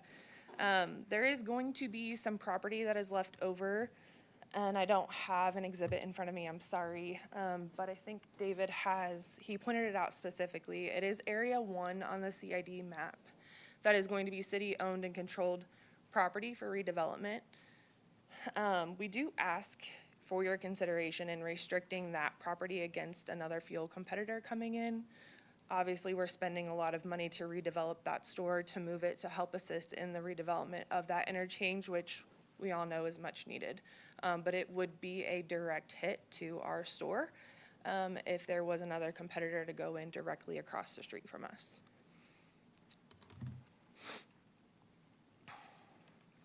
The only question that I do want to ask in regards to who gets the funds first out of the CID, we've all been waiting on this project to be completed at 291 and 50 Highway for a really long time. We're geared up and ready to start construction as soon as we get the go-ahead from you guys on the permit. So as long as it doesn't delay the start of that project, we don't care who gets their money first. We just would like to keep that project moving as quickly as possible so we can get our new store built. I appreciate your time. Thank you. Okay, thank you. Mr. Bishak, you want to talk about those last, I'm sorry, Dr. Shelton would like to speak. Never mind, sir. I can wait. My comments are going to be about the TIF if you want to continue talking about the CID. Okay. No. Thank you. Thank you. My name is Steve Shelton. I am the Associate Superintendent of Operations for the Lee Summit School District, and I'm very happy to be in front of you this evening.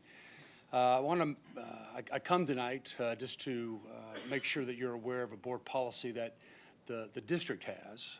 It's DCAA.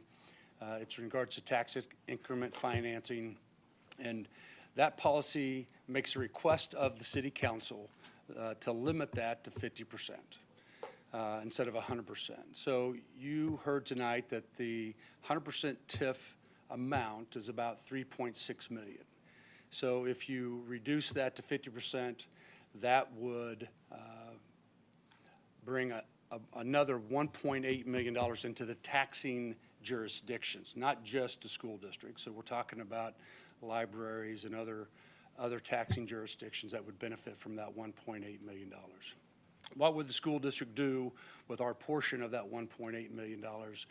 About 80 to 85% of our operating budget goes towards salary and benefits. And so any additional funds that we would receive would more than likely go toward paying our staff as well as their benefits. So once again, my point here tonight is just to make sure that you're aware of that board policy, making that request to the city council to limit it to 50% rather than 100%. Take that 3.6, take it down to 1.8. As was described earlier, that's below that $6 million that I think maybe is a threshold that we're paying attention to tonight. So thank you for your time. I'm gonna ask you a few questions. Yes, sir.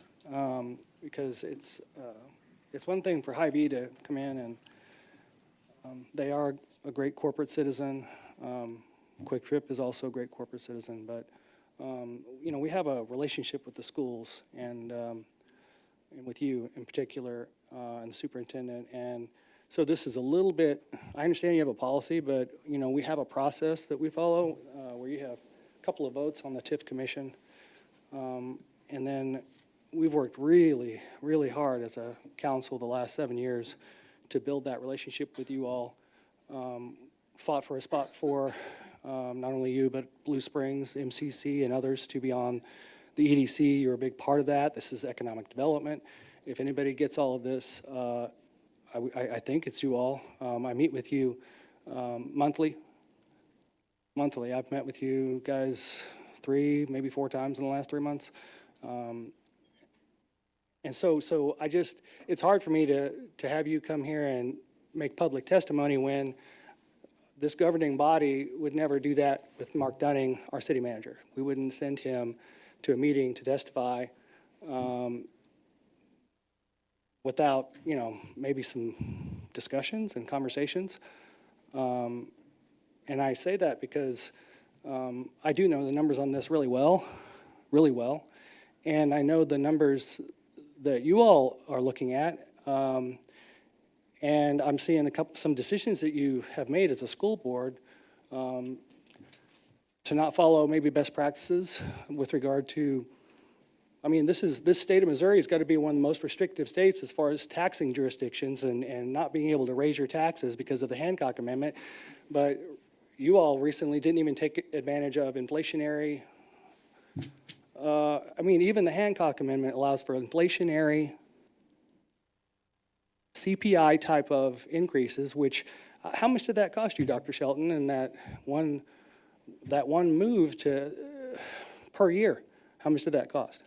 The reduction of that nickel was, in our tax levy, was about 1.3 million. That's per year. Yeah. That's, you can't catch that back up because of the decision that you all made. So, I mean, we want to be supportive, but you guys are turning away 1.3 million a year. And then coming here saying you want us to, you know, stick to an amount where we can get you another 1.8, even though you are going to get 1.8 in pilots. So it's just, you know, I want them to be, I want us to be great partners with you. It's just really hard to have you come in here and testify in this way, in this manner, to this council. You can see what we're going through. We got tough decisions to make tonight. The last thing we want to do is upset one of our partners that are truly in the room with us every single week. So I appreciate you coming. Mayor, may I say, we have a great partnership. And whatever this council does, whether they reduce the pilot to 50 or keep it at 100, we will continue to have this wonderful All right, partnership. well, I knew we could count on you with that. Yes. I and so- appreciate that. So please don't, in any way, council, mayor, think that your decision, whatever it may be, would harm that. You know, we are in this partnership for the greater good of our community. And this is one project in our community. This is one aspect of our community. And we see this partnership much larger than the question that's in front of you tonight.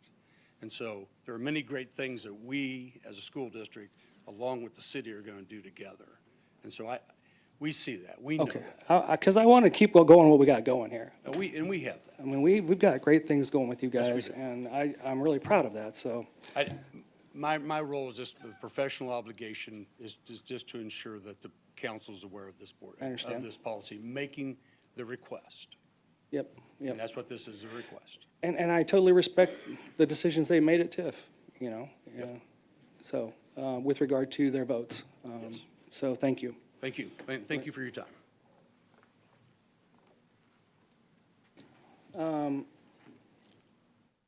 Sorry, that one threw me. So, thank you. David Bushek, would you please speak to the issues of the Quick Trip public comments? Sure.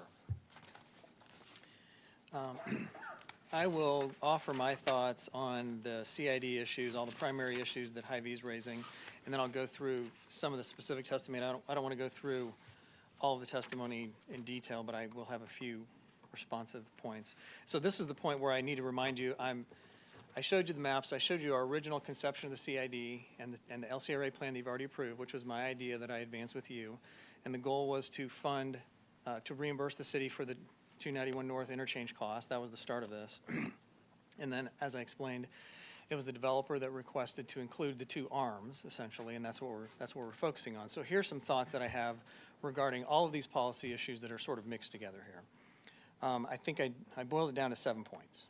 The first is, point I've already made, the state is not funding its road system. So the city is forced to pay for typically half of these interchange projects from city funding sources. And I've discussed with you, what are those funding sources? General fund or a special purpose tax like this, but ultimately it comes from the property owners or the shoppers in Lee Summit. And it's either a targeted sales tax or you're using the city's general funds to pay for this. But somehow, if you're gonna enter into a cost share arrangement with MoDOT for a new interchange, the city has to pay somehow. So there's that. And we're dealing with that state issue. The second, the regional focus. Regional success is one, it's sort of like negotiations, and we've discussed negotiations a lot. I've negotiated a lot of things for you, project across the street, land acquisition, things like that. Regional approaches like this fail when everybody looks out for themselves instead of the region. So let's think about, there's some other projects that I could compare this to. I've worked on other regional CIDs. I worked on a regional CID in Independence. Once upon a time, I was the Economic Development Council for Independence. The city took it upon itself in Independence to attempt to form a CID in the downtown area, the Independence Square. It ultimately failed because a few objectors stated the same kind of argument that we're hearing tonight. It almost happened, the CID in the Independence Square almost happened, and there was a lot of support for it, and then a few people stood up and said, how do I know you're gonna spend the money in front of my store? And then another shop said, are you gonna spend it in front of my store? And then all the other shops said, that's a good point. How do we know you're gonna spend it in front of my store? It completely fell apart because of a few objectors. There was a CID that I worked on in Independence. It's the Nolan Road CID. It stretches from Truman Road near City Hall all the way down to Highway 40. It's about a 2.5 mile CID. It took about 2 years to form, and I worked with the city on that. The CIDs can certainly be used as regional funders like this, just like TDDs can. Third point, it's the shoppers that pay the sales tax. And just like any sales tax in the city, any special purpose tax, once the tax is in place, the shoppers pay it, the revenue goes to the Department of Revenue, and then it goes to the appropriate bank account to fund the appropriate improvements. Those revenues are not controlled by the business. So that raises another point, which is, have you ever heard a business coming in to tell you how you should spend their sales tax dollars throughout the city? You make tough decisions all the time when you spend city dollars, property taxes and sales taxes. When you're appropriating money for a project from the general fund, are you specifying where those revenues come from? Maybe you're spending property tax and sales tax revenues from the north part of the city on the south part of the city, but we don't do an accounting like that. You think regionally every time you make a decision because it's the entire city you're thinking about. This is a much smaller region, but it's the same concept. So you're faced with one objector, and you have to weigh the policy issues that we're faced with here, but those are some considerations. And my point is that you have to deal with this tough issue all the time because you're making appropriation decisions and you're spending this property owner's money and this shopper's money down here or over there or on that part of town. So that's an issue that you wrestle with all the time. Alternatives. As I mentioned, and I kind of said this again, what are the alternatives? If we don't use the special purpose tax to fund the 3rd Street interchange, then what's the alternative? General fund. So again, it sounds like I'm arguing for this, but I'm just pointing out considerations for you to evaluate on this tough policy issue. I appreciate the argument that an incremental tax means there's less revenue from that pool of shoppers to spend on food, but at the same time, I don't think that I've never seen any evidence that it has an impact on shoppers' habits, meaning I haven't seen any evidence that if a sales tax is imposed at a grocery store or any type of store, except for the big purchases, and that's anecdotal evidence on my part, it has any impact on shoppers' habits and on the profit margins of a business. Now, maybe there's data to that point, but that's the tough policy issue you have to face and balance against these public policy concerns that we're trying to address with the CID. Looking through some of the points that were specifically raised, like I said, I don't want to respond to everything, just a few key items. Developers not proposing the city issue bonds. We always preserve the option in the TIF contract to issue bonds, and there are certain circumstances where we might do that, but that is not the developer's request in this situation. There was some discussion about TDDs versus CIDs and which is more appropriate regionally, and the procedures and the notices and fairness and all these sort of things. I would say that there's less procedure associated with a TDD formation and a TDD sales tax than a CID sales tax. The process to get a TDD formed in the comparison tonight was the Western Gateway TDD that's in effect on Summit Woods. There is a court process, but there's also a process for the CID to be formed. It's right now. You're doing it. This is the hearing where you hear everybody who's interested and you take into account their statements and you make a decision. This is the process that we use, and you're going to make a decision. There's a court process, and that's different, but CIDs can certainly be used in a regional manner like this is being proposed. There was discussion about the TDD sales tax in Summit Woods and the regional nature of how that TDD functions. The argument was advanced that those businesses went into that shopping center with the original TDD in place. That is accurate, and they all signed documents acknowledging that fact when that project was approved back in around the year 2000. The TDD sales tax that's in place today is a new sales tax. It was not the original sales tax. It is not something that those property owners bought onto or signed onto, maybe the way to say it, by the documentation that I'm referencing. It was a new TDD and a new sales tax election. Some of them, they may have been informed. All the proper procedures were followed, I can attest to that, but not all of them voted, and it's a different process, but using a regional CID is no different than using a regional TDD, just for different purposes, I believe.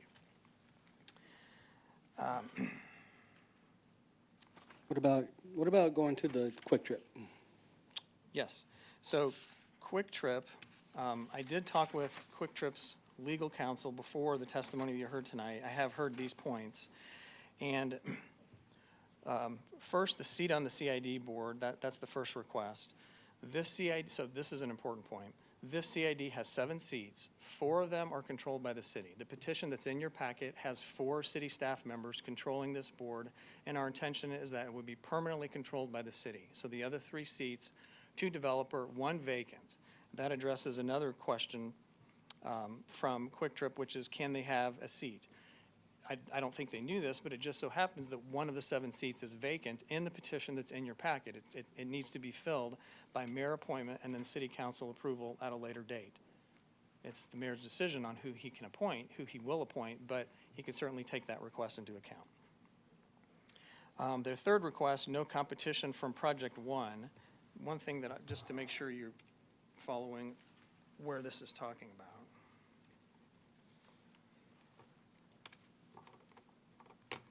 I'm going to zoom in over here. So this is the Project 1 area that Quick Trip was talking about. This is the property that will become available and be transferred to the city, which can then be transferred to a developer through the TIF process for development. Their request is no competition here to Quick Trip here. That's the request, and that's something that we can take into account through the TIF process, because we will need to go through an amendment of this project through the TIF commission and back to the city council sometime this year. So we can take that request into account at that point. I think those are the points that I have to make regarding the CID. Is there anything that I didn't address that you'd like me to talk about? Yes, Councilmember Hodges. Okay. So I didn't know while you're up here, Mr. Bouchek, if you could, we've heard a lot of different opinions from business, developers. Can you quickly recap? Because at the end of the day, we're up here to do what is best for the community as a whole. Right. So can you just recap quickly, if you can? What is the benefit? And I know we've heard benefits and lack thereof from both sides, but can you just bring it back around to what is the benefit, if any, from this development to the community as a whole? We've heard obviously from the individual businesses, and it's easy to obviously empathize with the individual business requests. But again, our job is to do the best, make the best decision based off the community as a whole. And I want to make sure we're doing that for the here and now as well as for future, whether that's future development, future, jobs, just everything as a whole. So can you just kind of do a quick recap to how will this, or could this, benefit our community? Sure, so I'll use the map that's in front of us just because it looks at the whole landscape here. Just talking very generally, you'll have blight clearance of a major blighted area in the city. That's first and foremost. We're talking about all these regional issues, and we're talking a lot about the arms of the CID, but the project that's in front of us is right here. We all know that this is a very blighted area, and this is in need of redevelopment, and you have blight clearance and redevelopment. Turn this into productive property for the city, for all the taxing districts. Spin-off benefits could and probably will result in spin-off benefits on the east side. This could be developed for further retail uses, which would be additional retail horsepower, would increase property taxes in this area, so property and sales tax benefits depending on what develops over here. And then the regional CID, the CID would fund these 3 categories of improvements, the Oldham Village project cost to allow for that redevelopment and all the benefits that I just described, the 291 North interchange costs. This results in the city being reimbursed, and if the city's reimbursed, those dollars that the city would has otherwise foregone essentially comes back into the general fund and can be spent on other projects throughout the city. So reimbursement to the city for the cost that we've already paid to the state, we can spend that on additional projects in the city. And then the 3rd Street interchange, this is the one that is obviously the biggest point of contention, and it's something that I believe our city staff plans to move forward with MoDOT, and it comes back to the question that I raised with you earlier, which is the whole city going to pay for that, or are we going to have a targeted sales tax to help assist that effort? And so the benefit of the CID would be funding major transportation improvements and would finish kind of the trifecta of interchanges. So the city already incurred substantial costs. I think this interchange, the cost of this, the total interchange cost was 16 million? 16 to 18 million, and the city funded half of that. The city paid for the Troop A relocation over here and half this interchange, and the city's going to cover all of the cost overruns when we get the bids later this year. And then you have the 3rd Street interchange, and this would facilitate a cost share arrangement with MoDOT for the 3rd Street interchange. And the real decision point here, I think, is are you going to have a targeted sales tax paid by the shoppers in this corridor, or is everybody in the city going to pitch in? Okay, and then I did keep hearing, it sounds like the guarantee of the Third Street project, because if that was a guarantee from the CID, that would be a direct benefit for Hy-Vee. Yes. So is it a guarantee or it's not a guarantee? I cannot say it's a guarantee because we have not yet even, I'm going to say this, but I'm going to look to Michael Park to come down and add any color to this. I think we're planning on approaching MoDOT for a cost share arrangement. I think MoDOT has plans to do a temporary fix and that interchange, and this would make the situation much better. Thank you, Mr. Bushek. Michael Park, Director of Public Works. And if you see Mr. Hardy from MoDOT waving in the background, it's probably because I misstated some of the assumptions we've made with regard to Third Street interchange. But the way we have assessed Third Street and the project cost for Third Street interchange is two different phases. One is what we call the enhancements job, that MoDOT has scoped the work, roughly $3.5 million worth of really kind of reconstructing some of the infrastructure that's dilapidated. Think the signals, the medians that are deteriorated, some very minor safety enhancements, turn lane improvements, as well as providing the pedestrian, non-motorized trail, sidewalk connections throughout that interchange to connect to what's already on Ward Road or in our Third Street project to the east. And so that would be kind of the phase one. More immediate, I think a lot more work has been done on that to scope the improvements, a little more firm idea of what that cost is. And to this point, MoDOT is still struggling to find really the full cost of that project, even with the city's loose commitment of participating on like the trail connection or the sidewalk. And so this would hopefully find that funding solution to take that enhancements job and get it completed, and that would be more near term is what I would assess. And then what we saw is an opportunity to find an economic engine for the long-term improvements, which is a complete reconstruction of the interchange, redesign, find a solution to what we have as a problem with the Ward Road, Oldham, proximity to the ramps and the weave. If you've been through that interchange, you know that is really the contributing challenge with its operational efficiencies, is that you just got too many intersections too close with the movements that are heavy. And so it requires a complete rebuild, a tear down, a lot of property acquisitions, and that's why we've got such a much higher estimate, is because we're forecasting total property takings around the interchange area, particularly on the north side of Third Street, for a little more realignment work. And I say that with caveat that we have done no scoping on that job with MoDOT. And in fact, until we have an economic engine, it wasn't even worth talking with MoDOT about the opportunity to cost share and develop a project to rebuild the Third Street interchange, if that makes sense. So we're taking a very high estimate approach on that to just start an economic engine, and then we can move forward with potentially an opportunity if things fall in place with your support of this type of financing situation. Are you following me on that approach? So is there not a way that we can, even though we're not all the way there with negotiations or even planning necessarily with MoDOT, is there not a way to, we have the money at some point through the CID, can we not still reserve that for when Third Street does get to the point where we can use that on Third Street? So can it be reserved, I guess is my question. I think that comes to the negotiation of the incentive contracts, and this is, I'm getting into Mr. Bushek's area, but when it comes to the waterfall structure of the financing and reimbursements.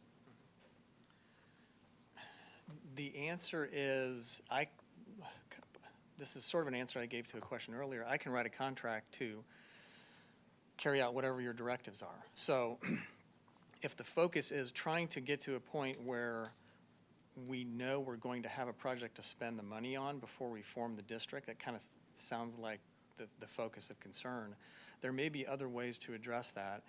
And this is, I don't have a thoroughly thought out answer on this point yet, but it feels like amongst the different users and the revenues they generate, everybody, it's the problem I said earlier, everybody wants to make sure that the dollars are spent at their front door. Everybody wants to make sure they benefit. So one thing that I'll point out here, and I'm going to come back to this point, I wish I'd brought this map. I had our development services map out the triangle, so it's the interstate, Highway 50 and 291, the downtown triangle. If you look at the entrance points into that triangle, there's abundant entrance points over on the east side. On the west side, this is a choke point. So you've got O'Brien, you've got Chipman, you've got here, and then you've got these other interchanges. So this is kind of a choke point. It seems like all the businesses in this area, especially Hy-Vee, would want this interchange improved. I can't guarantee that that's going to happen until we have a cost share contract with MoDOT. There's no guarantee that the project will happen, and even then, there's appropriation contingencies. So that's the best I can do at this point. Right, so then there's no way to truly guarantee that. Not as we stand here tonight. There's probably a way by contract to provide guarantees to various parties to make them happy enough that they'd participate, but we haven't gone down that path yet. Okay, I just feel like as we're looking at it, it's listed on all the documentation. It would just, it feels like it would make more sense to be able to guarantee. I understand what you're saying, but it just, if it's gonna be a part of the presentation, then it would make more sense to me for it to be going to that, because that's what it's being sold as, which, and it should be, because we all agree it's very much needed, but I guess that's kind of where I'm struggling a little bit, because it's like, yeah, I mean, the Hy-Vee couldn't deny that it's clearly going to be a benefit for them, because getting to Hy-Vee through all of that is pure chaos. So, sorry, you answered my question, so thank you. I was just thinking it out loud, but, okay, yeah, that answers my question, so thank you. Yeah, and not to belabor the point I think you're making, the line of questioning that we're trying to respond to, but I think you could find more certainty and say prioritizing the first phase of the interchange improvement, the enhancements job, because MoDOT has done a lot of the work. It's much smaller in scope. But MoDOT won't accept an application for cost share without us identifying a source for our local match. And right now, we don't have, as a community, a local match source. And so to continue this thought a little bit more, and I know you haven't answered your question, but I'll point this out. It has been discussed tonight that we did have a meeting, it was a meeting that was requested by the developer. It was here at City Hall, but it was a meeting with the developer and Hy-Vee, and the city staff was asked to attend the meeting. We did. And at that meeting, one of the questions the developer asked was, is there any negotiation? Is there anything that Hy-Vee wants? Is there any room to talk about something that works? And the answer was no at that point. I feel like, given what Mr. Park just said, there probably is room to talk about those things if everybody's willing. For example, when you start talking about guarantees, so obviously Hy-Vee is concerned with a guarantee that their money, some of their money or all of their money will be spent in a way that benefits them. That seems to be the main concern. The 3rd Street interchange has 2 phases, like Mr. Park just described. There's the initial sort of temporary fix, then there's the permanent that we'll focus on with the cost share agreement. I feel like if all the parties were willing to negotiate toward a solution, that first phase, the 3rd Street, and some sort of commitments to Hy-Vee, I think I could broker a solution along those lines, but that's not in front of us tonight, and I don't want to negotiate that here. My point is, I feel like there's room to reach a point where everybody might be happy with this. Maybe not. I might be wrong about that. Good. Thank you. Mayor, I will answer one other point that was raised. It was sort of continuation of what I was just saying before I sat down, which is governance of the CID. I'll reemphasize this. This will be a city-controlled CID. This is not going to be a developer-controlled CID. As long as I'm working here, there will always be 4 city members on this board. It will be controlled by the city, and we'll be spending this money in the way that it's intended. The city always has not always, the city usually has oversight of these special districts, because in the cooperative agreement, it's the city that receives the money from the Department of Revenue and then reviews the reimbursement requests and sends the money to the appropriate developer bank account after those reimbursements have been approved by the finance department. So the system that we're already using provides accountability, and our city staff plus the finance department, I think, will have plenty of accountability on the operation of this district. Thank you. Councilmember Lovell. Thank you, Mr. Bushek. One of the other items that I heard from Quick Trip, I didn't hear you address it, but was something about the funds from the CID going towards, is that? Yes, and so. And kind of like what everybody's saying. Yep. So actually, I did mention it, but I may not have explained it very well. Sorry if I missed it. That's all right. In that memorandum of understanding, there is so maybe a little context. That memorandum of understanding was negotiated before, obviously, any of these proceedings tonight and before this project was perfected. And so the agreement that we negotiated with Quick Trip was in mind that they've been extremely patient with us and the state and everybody, and they've been very patiently waiting for this project to go forward, and I believe everything that you heard in the testimony tonight, and they have been very cooperative. Their one request is to not have competition If that's the point the competition point or the No, it the was. revenue point? No, I think they mentioned that they wanted to make sure that the funds generated from the CID were like, Correct. they didn't care about the order, but they were, so I was a little confused on that. So there is a sentence that's in the MOU which says that the revenues from that store will be spent on the 291 North interchange costs. And that is something that we agreed to in the MOU based on the nature of those discussions at that point and the fact that Quick Trip has been very cooperative. And this is the point that I did mention earlier. The revenues that are generated by that store, the cost that the city needs to reimburse from the 291 North interchange far exceeds the revenue that store will generate. So I think from an accounting standpoint, we can show Quick Trip that those revenues are going to be spent here. Now, I appreciate that's a little at odds with the overall discussion that we're talking about, and we still need to iron out regarding where are these revenues going to be spent and how is it going to be carved up on day one. We still have to work through that, but we do have that commitment in our MOU with Quick Trip. There's been some discussion regarding Baker Tilly's numbers, and maybe could you just enlighten this body, especially myself, just a little bit about Baker Tilly, how they arrive at their assessment as a third party, because I think maybe some of those numbers were contested. We rely heavily on our staff and our team and our third-party vendors. I think it's important to kind of understand their process and how they arrived at those numbers that were being presented versus. I would ask them to come up and explain that to you. I can do it in a summary way, but I think if they explain it to you, you'll get a better answer. That'd be great. Thank you.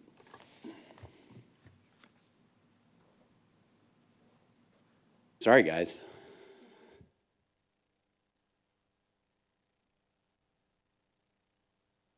Good evening, I'm Colby Krzyzanowski with Baker Tilly, and I tend to talk quiet, so I want to make sure everyone can hear me. Sorry, what'd you say your name was? Very good. Colby Krzyzanowski with Baker Tilly. Colby Krzyzanowski. Krzyzanowski. I know it's awfully Spell late. that. No, It's I'm awfully kidding. late for that name.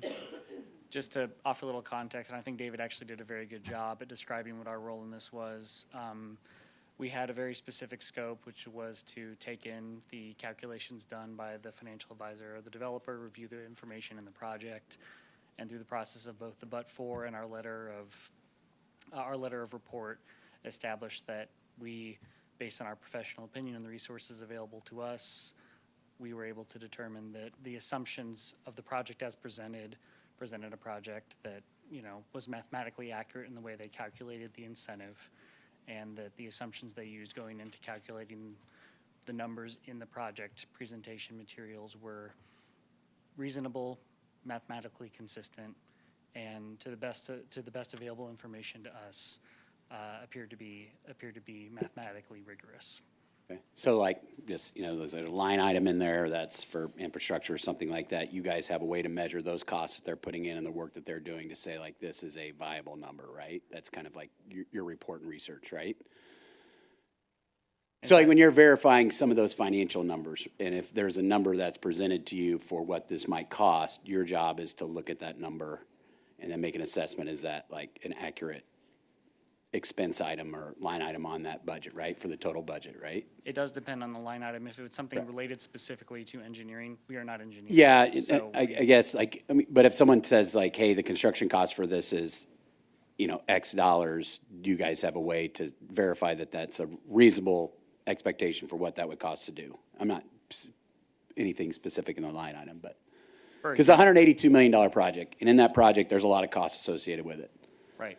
And we use a number of information sources to make these determinations. If we have, if we can verify the developers use some sort of, if they've engaged a consultant that's qualified to offer input on something specific to infrastructure and city staff from an engineering perspective has reviewed, that information trumps the resources that would be available to us. But when it comes to, for example, site-specific cost per square foot development of the structures that they're building on the site or that they plan to be on the site, we have resources to benchmark where their numbers are in relation to. So you don't just take their numbers, you have things to benchmark against to say that is accurate. That's what I was trying to get at. So yeah, I appreciate that. So as an independent third party, you're kind of doing that but-for test and then coming out with the rate of return. So I just kind of wanted to get that on record as to who Baker Tilly is, what you guys do, how you guys take those numbers and then make that assessment and then give us the report. So I appreciate it.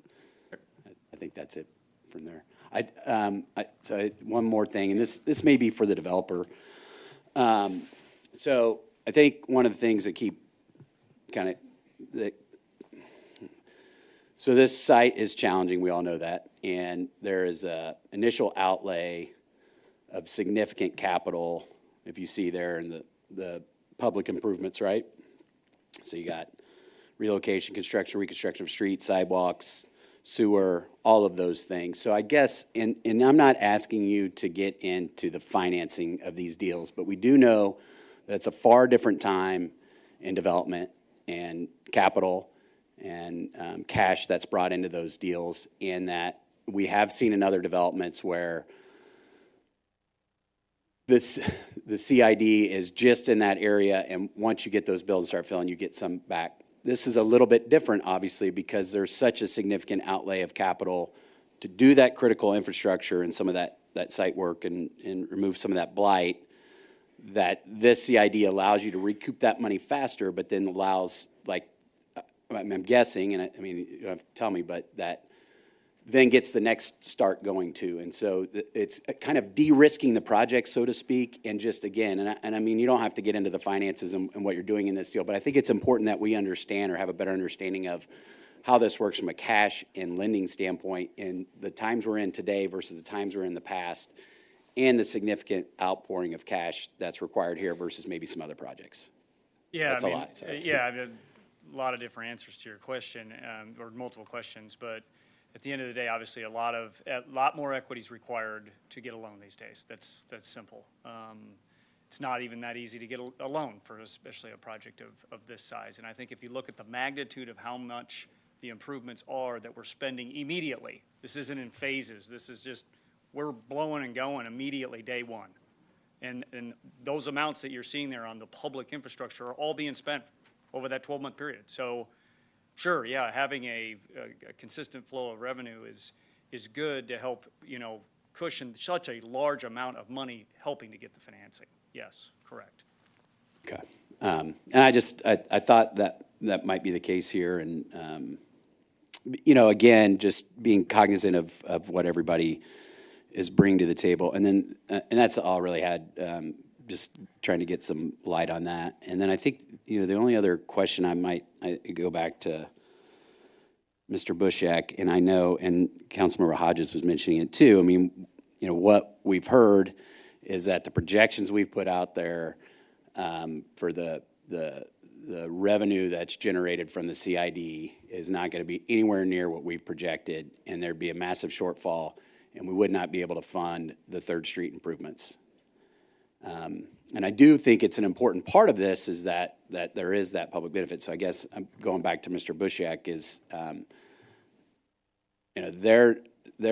the speculation on what term to use is like far different than what we have. And I know we've used conservative numbers, and I know you can't guarantee anything, but part of what we're doing here is if that public benefit happens and that raises that money and that funds that project, that feels like a win-win to me, right? That feels like, yes, you're getting the 1% sales tax, but we have now found this cost-sharing money based on these numbers. And I'm like, well, wait, that just feels like a no-brainer to me because now we've done it.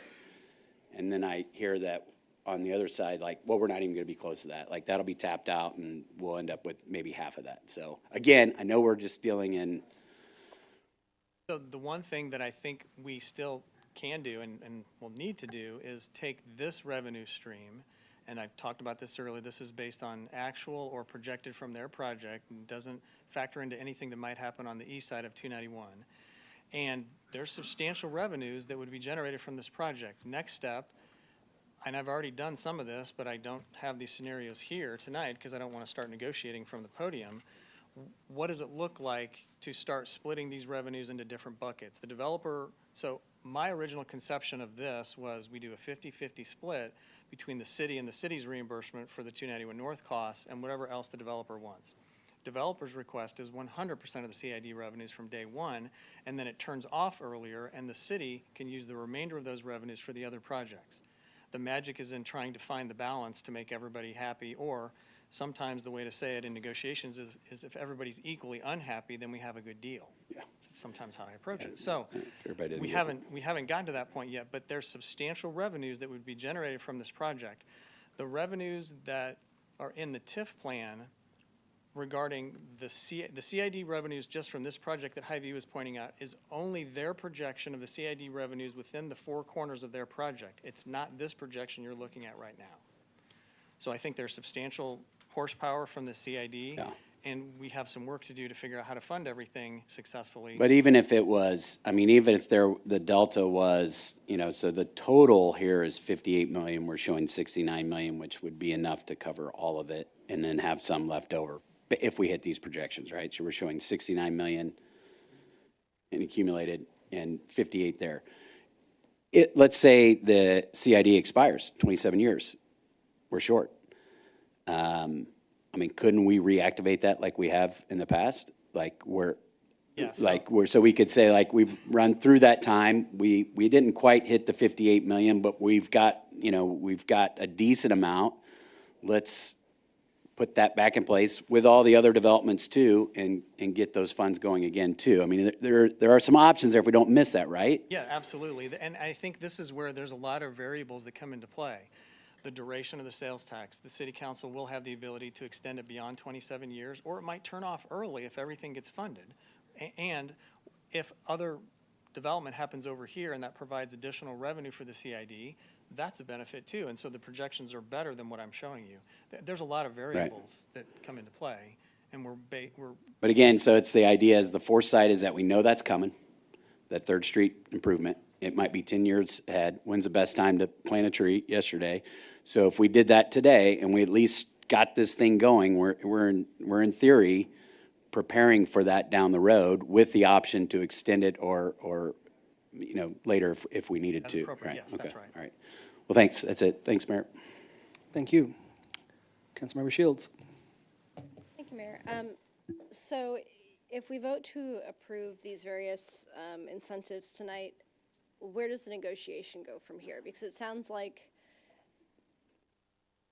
a lot of what I'm hearing is we might be okay with the package. I know we need to give opinions later, but concerned about making sure that, yeah, it's not always exactly what you pay goes exactly here. But if you think about it as like the city, we never say, well, yeah, you all pay taxes. It's not all distributed equally, but we've never say, well, we're only going to snowplow District 4. Like everybody benefits, everybody pays in, and we just want to make sure that there's some structure that would make sure that this happens. So where do we go from here? If we say yes tonight, does it mean that the developer gets exactly what they're asking for, or what happens on how that's structured? No, so the specific answer to your question is that will be embodied in a contract that you will see in the future. So we will need to negotiate how the revenues are split. We know what the developer's request is. We know what our approach is. We know what Hy-Vee thinks about this. We have everybody's thoughts on the table. We have better revenue projections than we did a week ago. And if you approve this, the answer to your question specifically is the cooperative agreement that you will see in the future with the TIF contract will answer that question. It will have the split of revenues that the developer will receive, that will essentially bank for the other projects, that will be used to reimburse the city. We'll have all that lined out. And once we get into discussing our opinions of everything, you'll kind of pick up on what the consensus of the council is and what direction we want those negotiations to go, and then try to bring back something that. That would be great if I could. I mean, if I can figure out a way to do that. I just want to make sure like that's because you could negotiate, like you say, you can write a contract that says anything, but you would take the opinion of the city and try to work towards a solution Yes, that's that right. matches that to the best that you can. Right, and so one of the next steps is to figure out exactly how to do that to reach a point where hopefully everybody's satisfied or equally unsatisfied, and we have a deal, yeah. That helps. Thank you very much. And if you can't come to, if we say yes and the three parties or whoever gets together and you can't find a solution that makes everybody equally unhappy, what happens then? Because we don't usually see this where you've got so many different parties being impacted by a district like this. So it just feels more complicated than usual. Yeah, I mean, I guess the answer is I will work as diligently as I can to reach a solution to this issue and reach a point that works and is makes all the people that have interest in this equally satisfied or unsatisfied. It's starting to sound simple. Like, if we vote yes, but then the city attorney and the developer's attorney can't come to terms, does it just die? Oh, yeah, An okay, so, access? so there is a specific answer to that. Both the CID agreement and the TIF agreement have a provision that says if the developer does not execute an implementing contract within 6 months, then you can take action to terminate the approvals you've already given. Okay, that's helpful, thank you. Okay, thank you. Mr. Bushek, we've talked quite a bit about risk tonight, like what's the, risk of it not happening. And so every one of these TIFs or CIDs that we face, there is that risk. It's just ascertaining how much risk. It's how comfortable are we with the assumptions, which we've talked about. It's, all the many variables that you've talked about. It comes down to, do we think it will perform, and is this the direction we want to go? So that's basically where we are. You can't guarantee it, but we can plan on putting things in place, and we can put a plan together if the dollars are there. Yes. So that's basically where we are at this point. Yeah, I'd say that is accurate with regard to the CID, and specifically since there's intense focus on the 3rd Street interchange.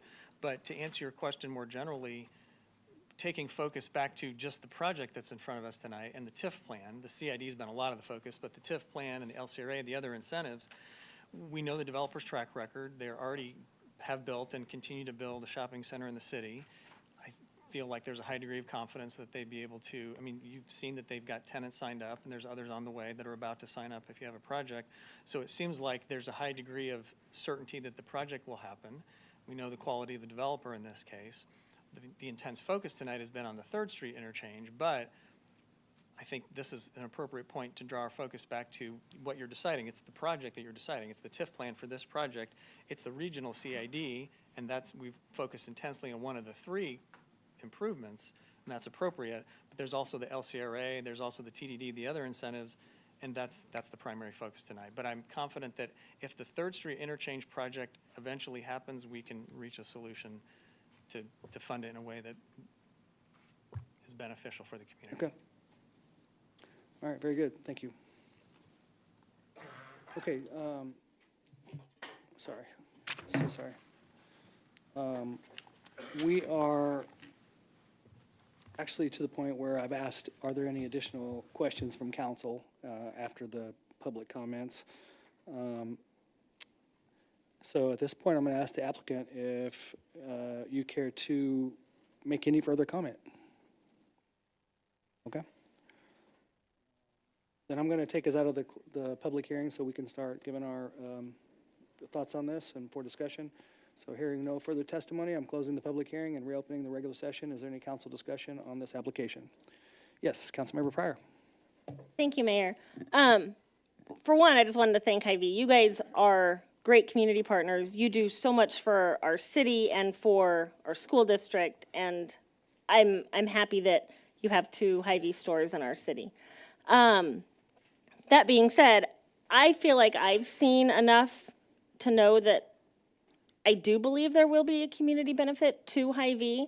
I believe increased traffic and eventually the 3rd Street improvements are a community benefit, what I would consider a community benefit to Hy-Vee. I know me personally, I don't shop at Hen House. I don't even like Hen House. I feel like they're super overpriced, but I know that whenever I go out to Leawood, if I'm going to that Trader Joe's or Altered State or anywhere in town center, Hen House is right across the street. I go into that Hen House just because it's there and I'm already in the area. So I do feel like just the increased traffic alone will be a community benefit. So thank you. All right, thank you. Councilmember Shields. Thank you, Mayor. This has been a really interesting one to look at and consider. It does feel a little different than what we've done before, although, as Mr. Bushek says, there's definitely precedent for it. I think it's inaptly named the 291 South Regional CID. It seems to me like a 50 highway regional CID. When I look at this, I see a connection going from these 3 different interchanges all along Highway 50 and improving this entire area. And when I go to that Hy-Vee, I'm hopping on 50 Highway at 291 South to get there. And even if they don't feel it's a really direct benefit, I can see how this improved infrastructure can and will benefit them.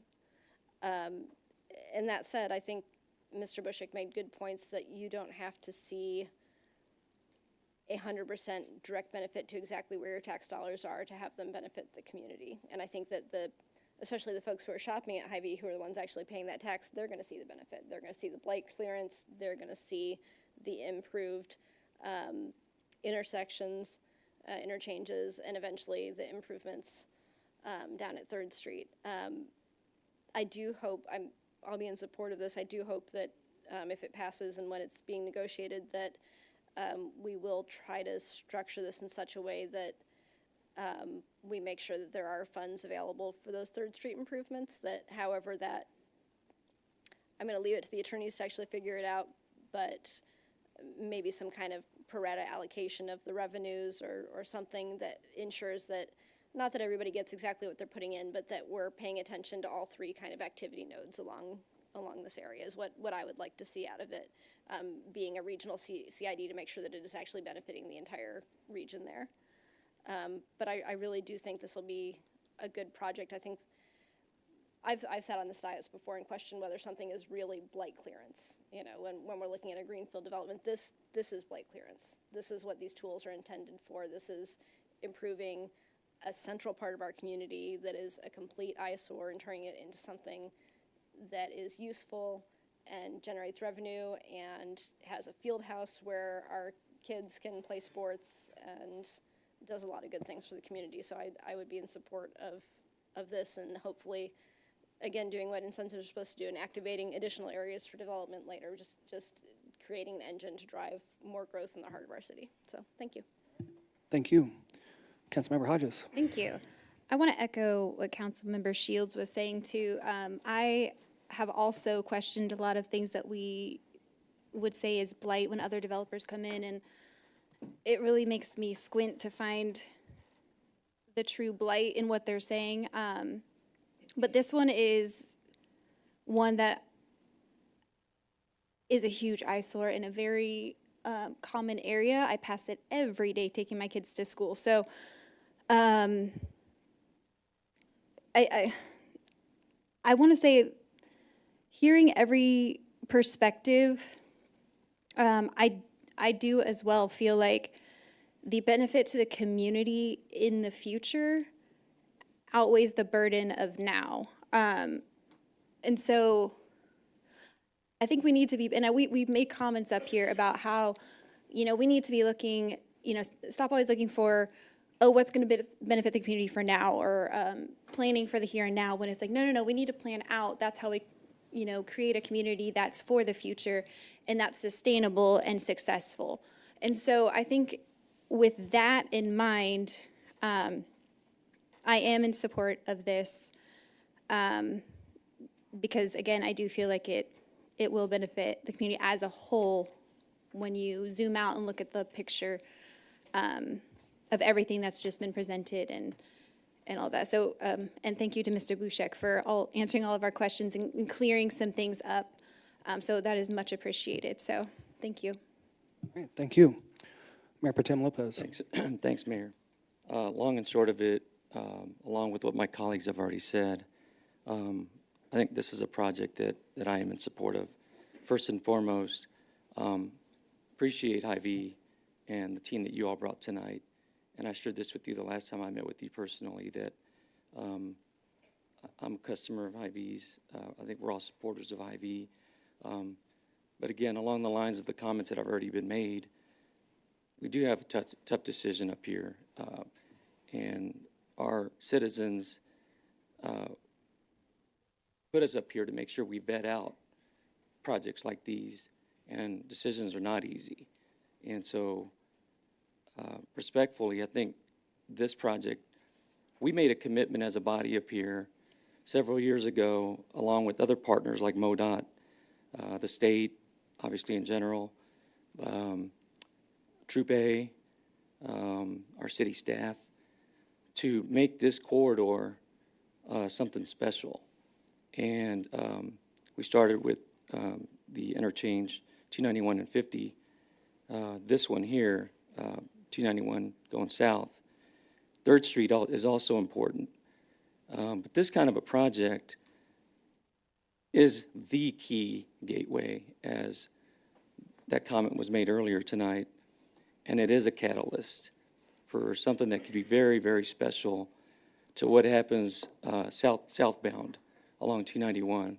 And, you know, it's a tough decision.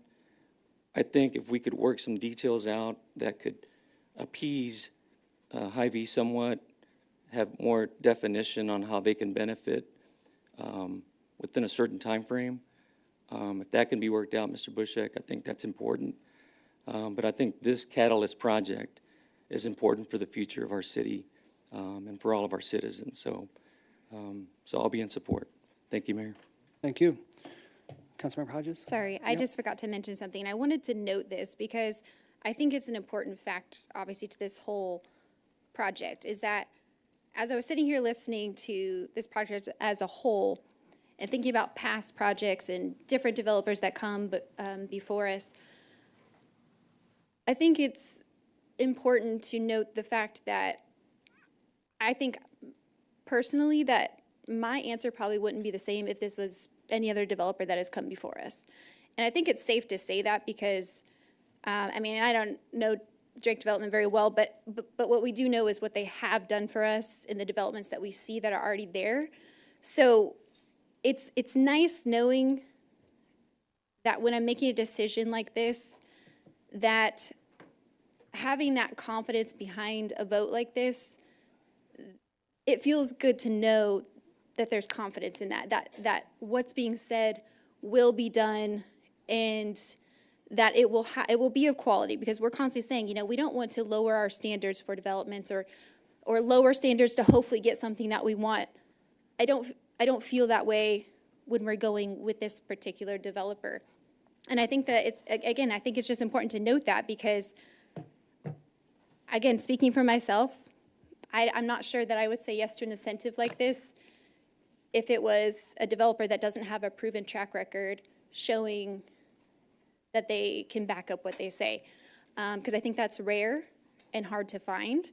So I just wanted to give a little bit more emphasis on why I am supporting this and why I feel like I have confidence in doing so. Thank you. All right, thank you. Councilmember Lovell. Thank you. Yeah, I just, you know, I appreciate everyone's testimony tonight, and, you know, I love getting in the weeds on this stuff and really just kind of dissecting it and having something totally unique brought before us. And there, you know, none of these decisions are easy to make, and certainly appreciate everybody's perspective. But it's one of the things we're tasked with doing here, and we have a real opportunity to take care of an area that we've been wanting to do something in for a long, long time. And then I think the other thing too that kind of why I make this decision is that you know, part of what we do is trust the great team that we have out there and the information that they provide us and the third-party groups that we hire to help vet some of these numbers and some of the information that we get. And so, you know, I'm optimistic. I see those numbers and I say, that's getting that 3rd Street corridor done. And if it doesn't, we've at least put something in place that allows us like to at least get that started and continue it on. So, you know, this is a unique opportunity for us, and I look forward to supporting it. Thanks. Thank you. Councilmember Rader. Thank you, Mayor. So I voted no so far on this, and I want to tell you why.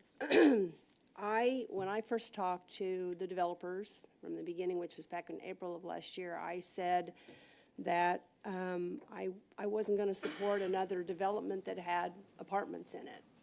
And my hope was that it could have been separated out I don't dislike this project. I think it's a good project, but I want to be transparent with the fact that I said I wasn't going to support apartments, and I'm not going to. So I'm going to make my stand on that. And I also feel like that I wish, well, first of all, I think in the future, because we talk a lot about getting attainable homes here in Lee Summit, but it doesn't seem like we're really making that happen. If we continue to keep approving apartments, we're not going to make it happen. So I would like to see in the future that our developers will bring us a townhome project, something like that. Would be lovely to be in this area. I'm not feeling really good about the whole situation with Hy-Vee and the CID. They are objecting to this, and I think that, you know, we need to make sure that we can hear their voices and understand why they're feeling the way they are, that they don't see the benefit. There is always room for negotiation. I'm hoping that we can find a solution to that that's more of a win-win. And I think that is all that I would like to say. Okay. Thank you, Mayor. Thank you.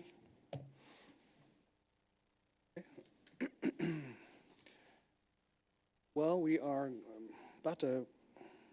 I'm about to read this ordinance, but since everybody's kind of given their opinions, you really hit on a lot of the benefits of this being a catalyst, of it being a very blighted, underutilized area for a long time. The people on this dais long before us have been trying to figure out a way, and then I know city staff worked on the Envision plan all those years ago, and this overlay. I don't know if it was supposed to work like this, but it did. So somebody gets some credit behind the scenes that's not even getting credit today, because I know a lot of people have worked hard on this. I know Mr. Bushek has worked really hard on vetting the numbers, like you're saying. I know you've spent a massive amount of time on it, sir. Appreciate that, because we do want to be able to rely on the information we get. Baker Tilly, thank you. But Mr. Dunning, you guys put this plan in place, this Envision plan. It really stopped development, because you said, well, if we're going to do this, we're going to do it right. You said, we're going to do it right, so let's put this Envision plan over this area so that when somebody comes along, we want somebody to come along, parcel all these properties together, and do something really, really nice, because this is a gateway. So, I mean, the vision was there a long time ago. Is that correct? That's correct, and to be quite honest, Mayor, those existing property owners, we kind of put some pretty tight parameters to them as to what they could do with their existing parcels. And that whole thought came behind the pledge of this community of 10 million to that GO bond, to this interchange. Right. And knowing Odessa was there, having an understanding where Kalmar and Pfizer, and this is a huge redevelopment opportunity for the city. So that Envision LS, as I recall, having discussions of, we have one chance to get this right as we redevelop this, and so that's kind of where that overlay came into play. That's correct. Okay. Well, there are other things that we haven't even talked about, the park connectivity, the field house, just here at the last part. I mean, we talked about it earlier, but there's just a whole lot of things going on here, and it really comes down to risk and certainty. How certain are we that these funds will come through, TIF, as well as CID and more. And I think everybody's given their reasons as to why they feel competence. So I'll be supporting this as well. Councilmember Carlisle stepped away for a second. Yes, we do, but we have to, I have to close. Let me look at my order here. We're going to read those ordinances later. Okay, we'll read them all. So we've got 2 more public hearings to do. So I need to close this. Hearing no further testimony, I'm closing. Oh, I already did that, didn't I? So we're going to go ahead and open up go ahead, Mr. Head, the second. Quickly, while we're waiting on Councilmember Carlisle to come back, it is past 11 p.m. According to City Council rules, you're prohibited from taking up any new business. You can conclude this item, You're prohibited from taking up any new business on the agenda after 11 p.m. unless the council votes to take up that business. The other alternative for the council, and I'm not necessarily recommending it, but it is an option for you, you can continue these items to a date certain, if that was your choice. You have the ability to proceed forward with the agenda after a motion and vote, or you can kick them forward to a future date. All right, so, Mr. Head, I'm finishing up a public hearing. I would need to start another public hearing in a second. So I'll need to do that vote right now. So I'm going to have to ask someone to make a motion. You can go ahead and finish this public hearing, take the vote on the matter. No, we're waiting. We're going to do all 3 public hearings, and then we're going to vote on all of the ordinances. Right, after I that. understand, but you have an item on the floor right now, as I recall. No, I just closed. So you're just finishing I just closed the public hearing, the I first. got a little lost. I just finished the 3rd public hearing for Oldham. Okay. We got to go into the 4th public hearing for So Oldham. you need to close the public hearing, I just did. and then you need to take a vote to continue with the agenda. Yes, that's what I need to do. If that's what you want to do, and then we can proceed forward with the items in order. Okay. Councilmember Carlisle, we are going to take a vote to see if we want to continue, finish these next 2 public hearings, and then vote on all of these ordinances thereafter, and then conclude the meeting. That's correct. You weren't here to point out that it's after 11, so Mr. Head did. That's all right. So, Councilmember Shields. Mayor, Yes. I move to continue consideration of items on the agenda to finish our meeting. Second. I have a motion to continue the items on the agenda for this evening, even though it's past 11, by Councilmember Shields, seconded by Councilmember Hodges. Discussion? Can I get a roll call vote, please? Councilmember Shields. Aye. Councilmember Hodges. Aye. Councilmember Rader. Aye. Councilmember Lovell. Aye. Councilmember Pryor. Aye. Councilmember Carlisle. Aye. Mayor Pro Tem Lopez. Aye. Mayor Baird. Aye. Okay, so I'm going to now close the regular session and open the public hearing in the matter of agenda item 4E. This would be the public hearing regarding the 291 South Regional Community Improvement District. Again, Oldham Investors LLC is the applicant. Would all those wishing to speak to this matter please rise and be sworn in by the city clerk?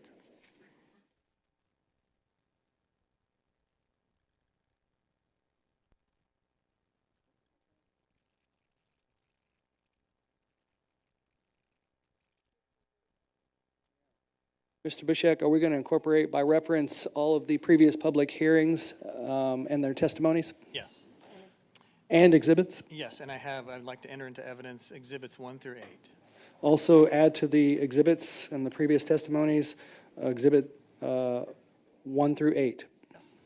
And I don't have any other discussion or comments. The hearing is open, so if anybody else would like to talk, you can entertain that. All right. Mr. Pennington, do you want to make further comment? Any questions of staff or the applicant? I'll give you a little bit of time, Ms. Bushed, but you can know that I gave you guys 41. I gave you all 41 minutes earlier, so. Problem, not a problem. Okay. I just want to clean the record up to make sure that we have everything in the CID hearing. I was wondering if you had assigned numbers to the three documents for the exhibits. I can. So let me make sure So I would be in the order of the Oldham Village Tax Increment. Yeah, well, there's 3 sets of comments that I made, so. 1, 2, 3, like that. Apples and oranges is last. Okay, like that. Ooh, that is last. I don't know what I have.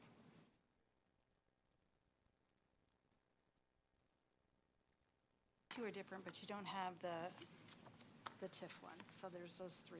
Okay, so these will be 9, 10, 10, 11. Got it. Okay. 10,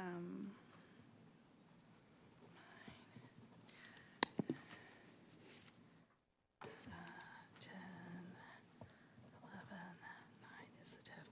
Okay, I'd also like to offer as an exhibit the back of napkin revenue projections that showed that were done to illustrate how the development could happen without Hy-Vee in the CID.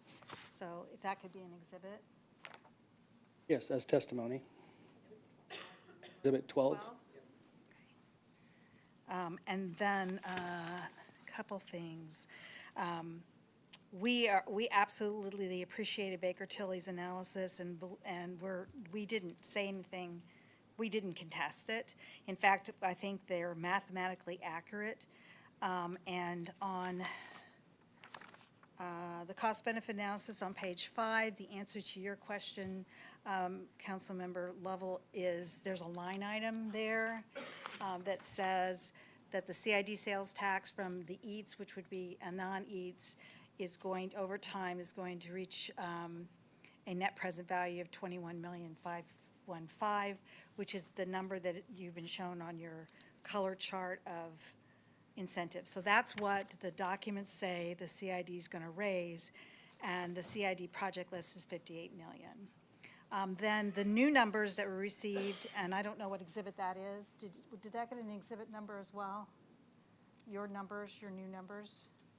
That got to be 69 million? That will be, yes, it was entered into evidence 24.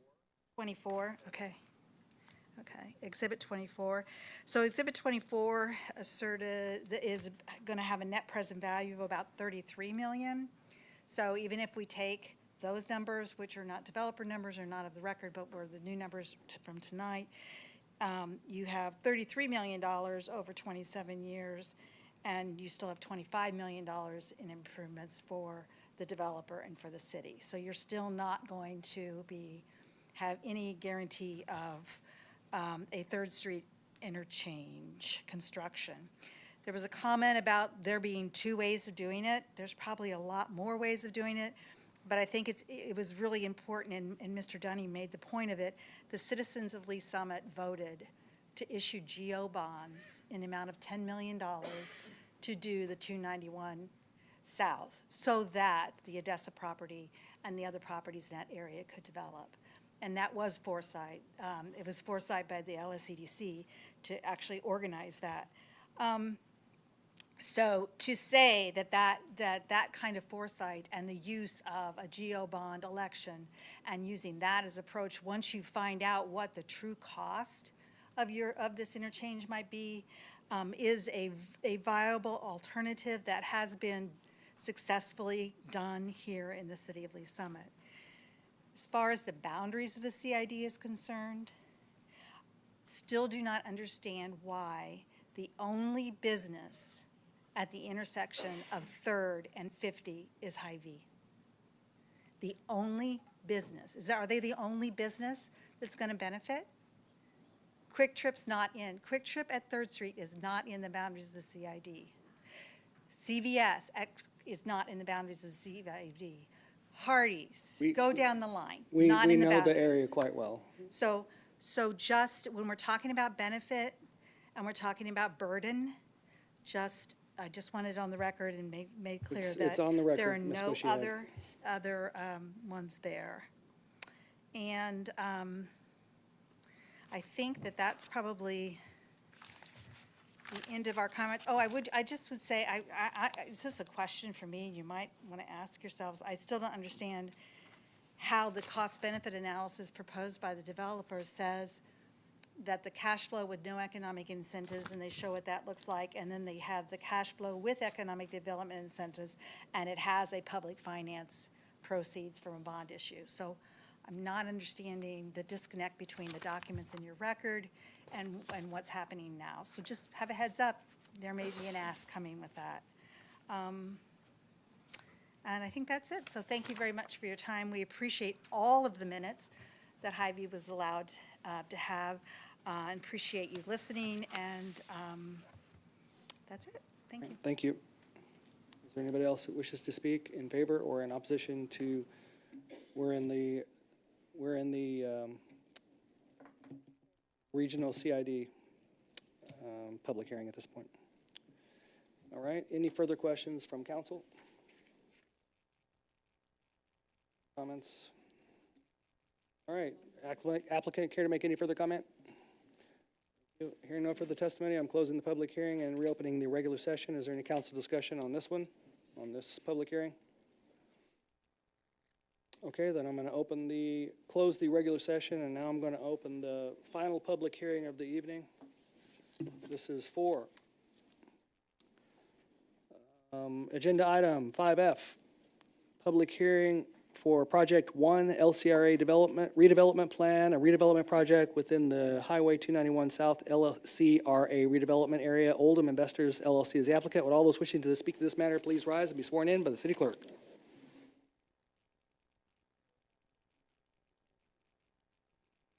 All right, Mr. Bushek, we're going to incorporate by reference the previous public hearing testimony, as well as the exhibits, as well as the discussions. Yes, that's correct. And then also Exhibits 1 through 9 as listed in your meeting packet. Also, please put on the record Exhibit 1 through 9, list 1 through 9. And I can go into more detail. I can provide a summary or answer questions, or just let it stand based on all the testimony you've heard so far. Well, can you just answer one question? Yes, sir. Since this is the LCRA. Yes. Let me do, if you'd like, I could show you the sheet that I typically show. I mean, I'll be quick, but this is the. Yeah, that's what I want to see. Yep, okay. All right, so according to this, sir, currently, I'm more concerned, I can see the city. We're going to bring in more in pilots, but more importantly, my question is, the school district, currently they're bringing in $14,889, is that correct? Yes. For this land. Annually, yes. And after this, they'll start bringing in $86,961 per year. Correct. Over the course of 20 years, they're going to bring in 1.9 million. Yes, that's the projection. Okay, so they're, it's not as much as what, they recommended at the TIF meeting, but it's definitely a significant dollar amount that is not leaving them with nothing, and it's a lot better than what we have right now. So, is that correct? That's correct. Okay. And I will offer one other point, which is the LCRA board they passed a resolution recommending approval. The chair voted against it. He actually specifically said he's for the project generally. The thing, he's a planner, he's an attorney, he's a planner. I used to work with him at the first firm I worked at, and he writes comprehensive plans and does planning work, legal planning work. And his comment was more the pedestrian nature and the design and the layout and the aesthetics of it. Has to be on planning commission. Yeah, that was discussed. Well, we get into that stuff at planning, but, all right, thank you, sir.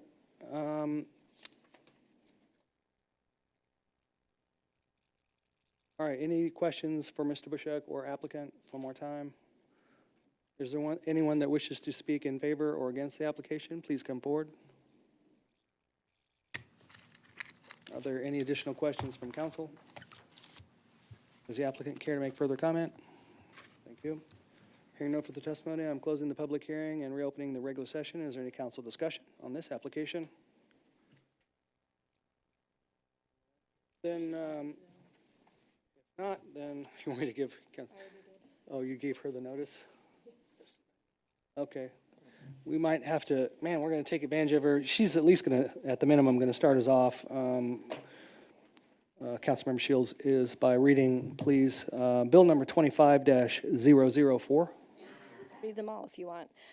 Thank you, Yes, Mayor. please. I move for second reading of Bill number 25-004, an ordinance approving the Oldham Village Tax Increment Financing Plan. Okay, we have a motion on the floor to move to second reading, Bill number 25-004 by Councilmember Shields, seconded by Councilmember Carlisle. Discussion? Seeing none, please cast your vote. All votes are in. Please record the vote. It passes 7-1, goes to second reading. All right, thank you all. Councilmember Shields, Bill number 25-005, please. Do you mind, Councilmember Hodges? Okay. Thank you, Mayor. I move for second reading of Bill number 25-005, an ordinance approving Redevelopment Project 1 for the Oldham Village Tax Increment Financing Plan and activating the collection of tax increment financing revenues therein. Thank you. We have a motion to move to second reading, Bill number 25-005 by Councilmember Shields, seconded by Councilmember Carlisle. Discussion? Seeing none, please cast your vote. All votes are in. Please record the vote. That bill does move to second reading, 7-1. Thank you. Councilmember Shields, Bill number 25-006. Thank you, Mayor. I move for second reading Bill number 25-006, an ordinance approving redevelopment project number 2 for the Oldham Village Tax Increment Financing Plan and activating the collection of tax increment financing revenues therein. Thank you. We have a motion to move to second reading, Bill number 25-006 by Councilmember Shields, seconded by Councilmember Hodges. Discussion? Hey, Mr. Bushek, I was just going to mention, this is the TIF one. I think we would probably be okay with restricting Lot 1 to not include fuel cells. There's going to be quite a few gas stations over there. Yes, and that is an issue. Thank you for the feedback. That's helpful. And we will revisit that issue when we go through the TIF commission, and then that item will come to you. There'll be an amendment to that project. Thank you. Any other comments or discussion? I believe, I have a first and a second. Please cast your vote. All votes are in. Please record the vote. It does pass 7-1. And Councilmember Shields, please, Bill number 25-007. Thank you, Mayor. I move for second reading of Bill number 25-007, an ordinance approving redevelopment project 3 for the Oldham Village Tax Increment Financing Plan and activating the collection of tax increment financing revenues therein. Thank you. We have a motion to move to second reading, Bill number 25-007 by Councilmember Shields, seconded by Councilmember Carlisle. Discussion? Seeing none, please cast your vote. All votes are in. Please record the vote. It does pass 7-1. Okay, that was a heavy lift. Where are we? Oh, there's 3 more. Okay. I got to turn the page. Councilmember Shields, Bill number 25-008. Thank you, Mayor. I move for second reading of Bill number 25-008, an ordinance approving redevelopment project 4 for the Oldham Village Tax Increment Financing Plan and activating the collection of tax increment financing revenues therein. All right, I have a motion to move to second reading, Bill number 25-008 by Councilmember Shields, seconded by Councilmember Carlisle. Discussion? Seeing none, please cast your vote. All votes are in. Please record the vote. Does pass 7-1. Thank you. Councilmember Shields, Bill number 25-009. Thank you, Mayor. I move for second reading of Bill number 25-009, ordinance approving the petition for establishment of Oldham Village Community Improvement District. Thank you. We have a motion to move to second reading, Bill number 25-009 by Councilmember Shields, seconded by Councilmember Pryor. Discussion? Seeing none, please cast your vote. All votes are in. Please record the vote. Does pass 7-1. Thank you. And Councilmember Shields, Bill number 25-010. Thank you, Mayor. I move for second reading Bill number 25-010, an ordinance approving Project 1 Oldham Village LCRA Redevelopment Plan within the redevelopment area for the 291 South Regional LCRA Redevelopment Plan pursuant to the Land Clearance for Redevelopment Authority Act. Okay. We've got a motion to move to second reading, Bill number 25-010 by Councilmember Shields, seconded by Councilmember Carlisle. Discussion? Seeing none, please cast your vote. All votes are in. Please record the vote. It does pass 7-1. And we have one more. This is to be read by the city clerk. Resolution number 25-01, please. Mayor, we can hold that one over. Formation of Oldham Village Transportation. Okay. We're holding that one over. Okay. All right. Well, I will say at this point, Mr. Dunning, just expecting everyone, when these get read a second time, there might be a couple that we don't activate. You want to explain that? Yes, be happy to. So it's all in timing to capture the increment. And so there's strategy in having second readings of the activation of the redevelopment areas. So typically with these, we'll do the first reading, hold the first reading, and work with the developer on when is the appropriate time to bring back the second reading and adoption for those to activate those areas to start that capture period. So you won't see those come back forward as a package like you're seeing tonight. Those will be strategically timed. But these will go to second reading, I believe, this month. couple of these will, Yeah, yeah. Yep. Setting aside the activation of the Yep. redevelopment Yep. areas. That's correct. okay. All right, public comments. I already had the public hearing comments, but I didn't see anything extra, okay. Committee reports. Councilmember Shields? Thank you, Mayor. I just wanted to mention that the Rules Committee met and discussed the process for filling the vacant council seat and is going to have a recommendation to come forward to council to look at. And I wondered if we might do, or if staff would be able to do some kind of a scheduling poll to see when we might be able to schedule a special session so that we could have a recommendation next week to pick a date for whatever meeting we do that at. So it seems like it'll be challenging to get I think everybody. that, I think the council was already emailed by, I believe Councilmember Carlisle wasn't available, so. Councilmember Carlisle's gonna be gone for a couple of weeks. We're hoping maybe she could zoom in, but it doesn't sound likely because she's gonna be in the middle of a court case. And working late nights. But then if I push it any further, it's gonna be middle of February before we'd even be able to meet on it. Because we're gonna discuss it, on the 14th, which is next week. Right. From to- your to committee. Put together a process. Yes. Yeah. So next week, we're gonna discuss it. We had talked about in your proposed plan from rules that we would open it up for a week, take the applications in and such, but we can discuss all of that next week. But we've somewhat set aside January 28th as the date. And Mayor, if that date is what we're gonna go with, that's fine. I just thought if that wasn't working, it'd be good to poll people, but I visited that's with, fine with me. with Councilmember Carlisle, but I'd rather you speak for yourself, if that's okay.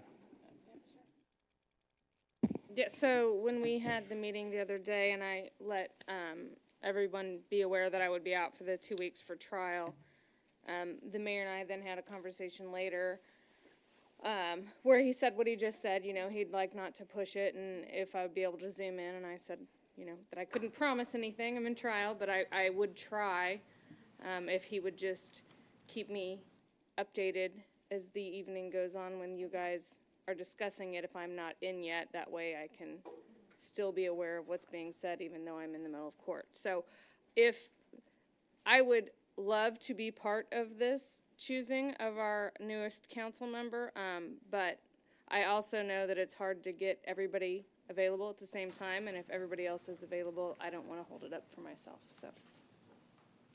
I just wanted to flag that, so I appreciate that. I'm glad to hear it. I think if we can keep in mind that it's possible that she might be able to zoom in for about an hour, so if we could help narrow it, yeah, and then try to.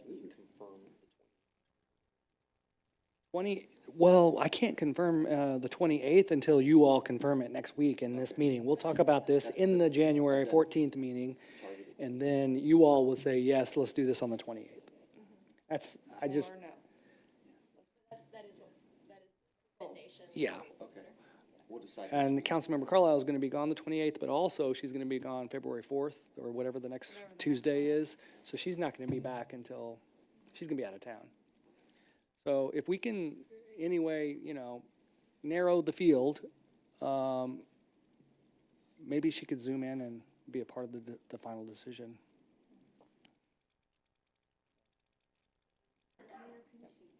Didn't she text in her? No, she has to, okay. Yeah, she has to zoom, yeah.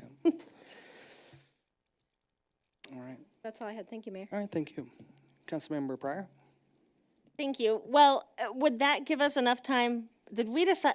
We haven't decided. That was just discussed in your meeting, right? To do like community, have the community involved with asking questions? Was that an idea?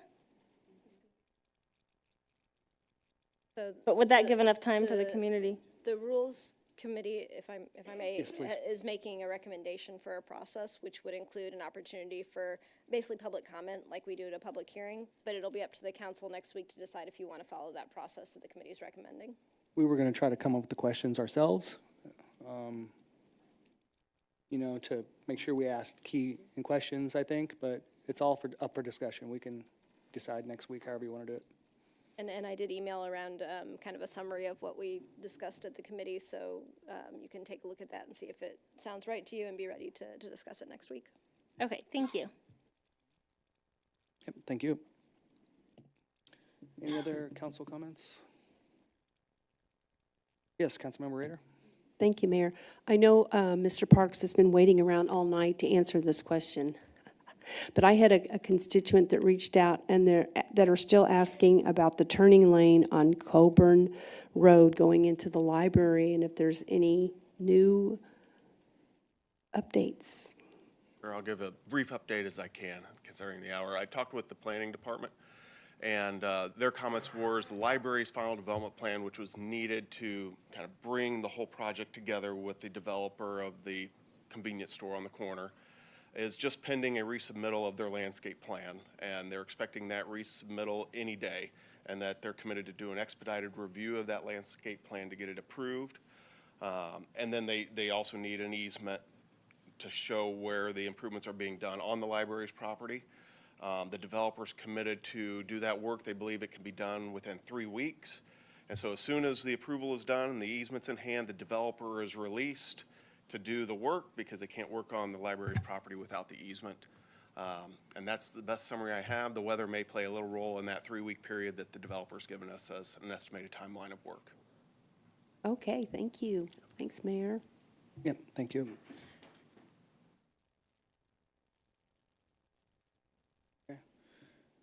Thank you all. I'll just say to all of you, thank you for going ahead and moving forward tonight, since it was all fresh in our brain and making that decision. So sorry it took us this long. I didn't want to hurry it any more than what we did. I want to make sure everybody was heard. So I apologize for it being so late tonight.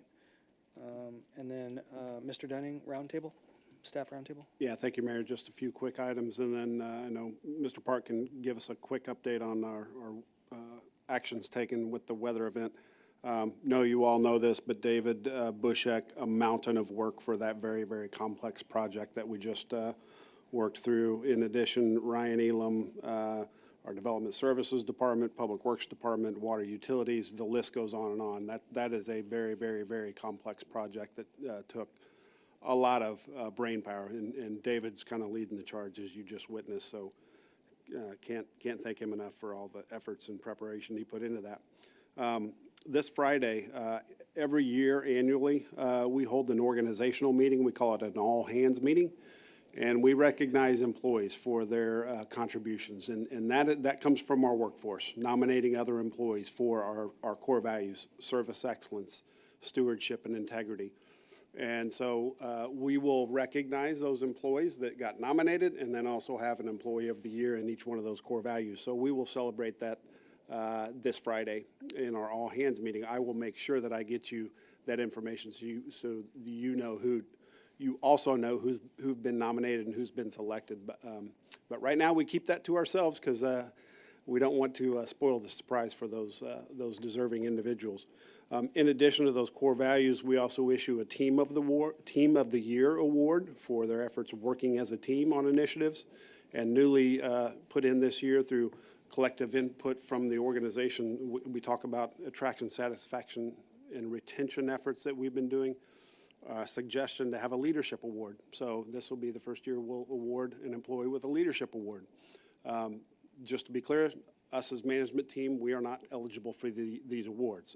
So we'll have a good time to celebrate, reflect on a year's accomplishments, and then also look forward to what we're going to focus in on in the coming year. So that's a good time to celebrate. Yeah, I guess with that, Michael, do you want to give us a quick update? Give a quick update.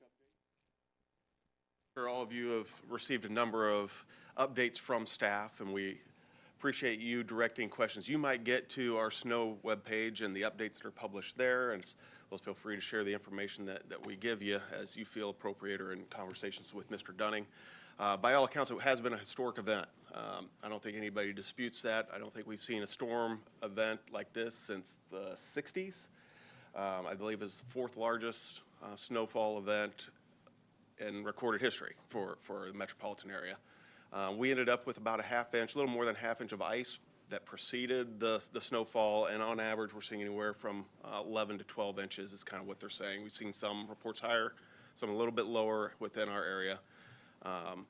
We are still within that 48-hour window. Well, maybe now wrapping up that first 48 hours. It's a level 5 event, our highest level event in response that we do. So all pieces of equipment are out. We have 10 dump trucks, 21 one-ton trucks. As long as they're operable, they are running. They're running 24/7. They're out there running right now, and they'll keep doing that. They finished all the primaries, all secondary streets. They've been in the residentials all day today. They'll be in the residentials all night and into tomorrow, and working throughout Wednesday and performing the hard work that they're doing. And I give a lot of appreciation to our crews that are out there working, and it's not just Public Works. We have support from a number of different departments that are doing that. We also have a lot of customer service support, and Ms. Nash and her team are a big help. Central vehicle maintenance, keeping that fleet running. There are times when those trucks are down. You know, we've had times where several of them have broken down. They need repairs, but we've got mechanics and fleet maintenance that are also running constantly to make sure that they get back up as soon as they can. So with that, I'm happy to answer any questions. Just know that your staff is out there hard at work. They're not stopping. They're not discontinuing or suspending operations, and they'll continue to do that job until the job is done. So I know that you'll start to see a lot more complaints, a lot of impatience, or our patients are being worn thin throughout the community. Continue to direct them to that constant message that we continue to put out snow updates on progress, or direct them over to Public Works where we have customer service staff. I know it's a difficult job, but it's something they're more used to dealing with, frustrated customers as they respond to those calls or questions about when we're going to get to their street, or they'll transition to we've missed their street. And we also acknowledge there's also opportunities for improvement. I think one of the biggest areas we've identified is in our snow tracking map. While it was a big leap forward a couple years ago to put that forward, I think some of the time delays we've seen borne out frustration in some of our residents, and they're seeing, well, my street was done, but it's not shown, or they're looking at the map and they're saying, you haven't been here, but perhaps they have. And it's the process of how that map is updated. It could take an entire shift to do a neighborhood, and they won't show that neighborhood being done until all of that neighborhood is done, while the first part of the shift, 10 hours earlier, the street was completed. So there's a little bit issue in that reporting and that communication that we know we're going to look forward to enhancement opportunities and our communications with progress. And just for a point of reference, our residentials is the slowest going area of the entire operation. We got parked cars to work through. There's a lot of snow, trying to figure out where to put that snow. Trying to avoid windrows or piles in front of driveways. You know, a cul-de-sac may take on average 20 minutes to get done. And when you got 21 pieces of equipment, we have about 1,000 cul-de-sacs to do, the time starts adding up. And that's why our residential streets take just the longest. There's a lot of work to go into it. And we have a fairly inexperienced group. Okay, a couple comments. Councilmember Carlisle? Thank you, Mayor. So, Michael, I would just ask, if somebody were to tell their boss that their street hadn't been hit yet, plowed, by what I mean, hit yet, hadn't been plowed yet, and they can't get out of their garage because there's no way they can get off their driveway, and their boss were to send them a screenshot of the Public Works number to call them because your street had been missed, where should that person send their boss to? Wow. I think that's a setup. I do too. That's why I'm not quickly responding to she's this setting question. you up. The correct legal answer is it depends. Yes, I'll defer to a typical legal response. That depends. Is there a portion of our website that would show that person's boss that the street hadn't been missed, it just hadn't got to yet because we have a foot of snow on the ground? Another good response, perhaps. Thank you. Yes. I'll say that I thought just this was such a big storm.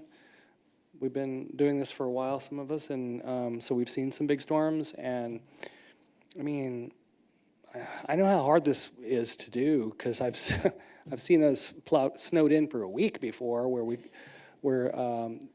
so I think you've done a really great job. I do think though that you've communicated really well, Mr. Dunning. You've allowed your assistant managers and more, Michael Park and more, Public Works Department to communicate.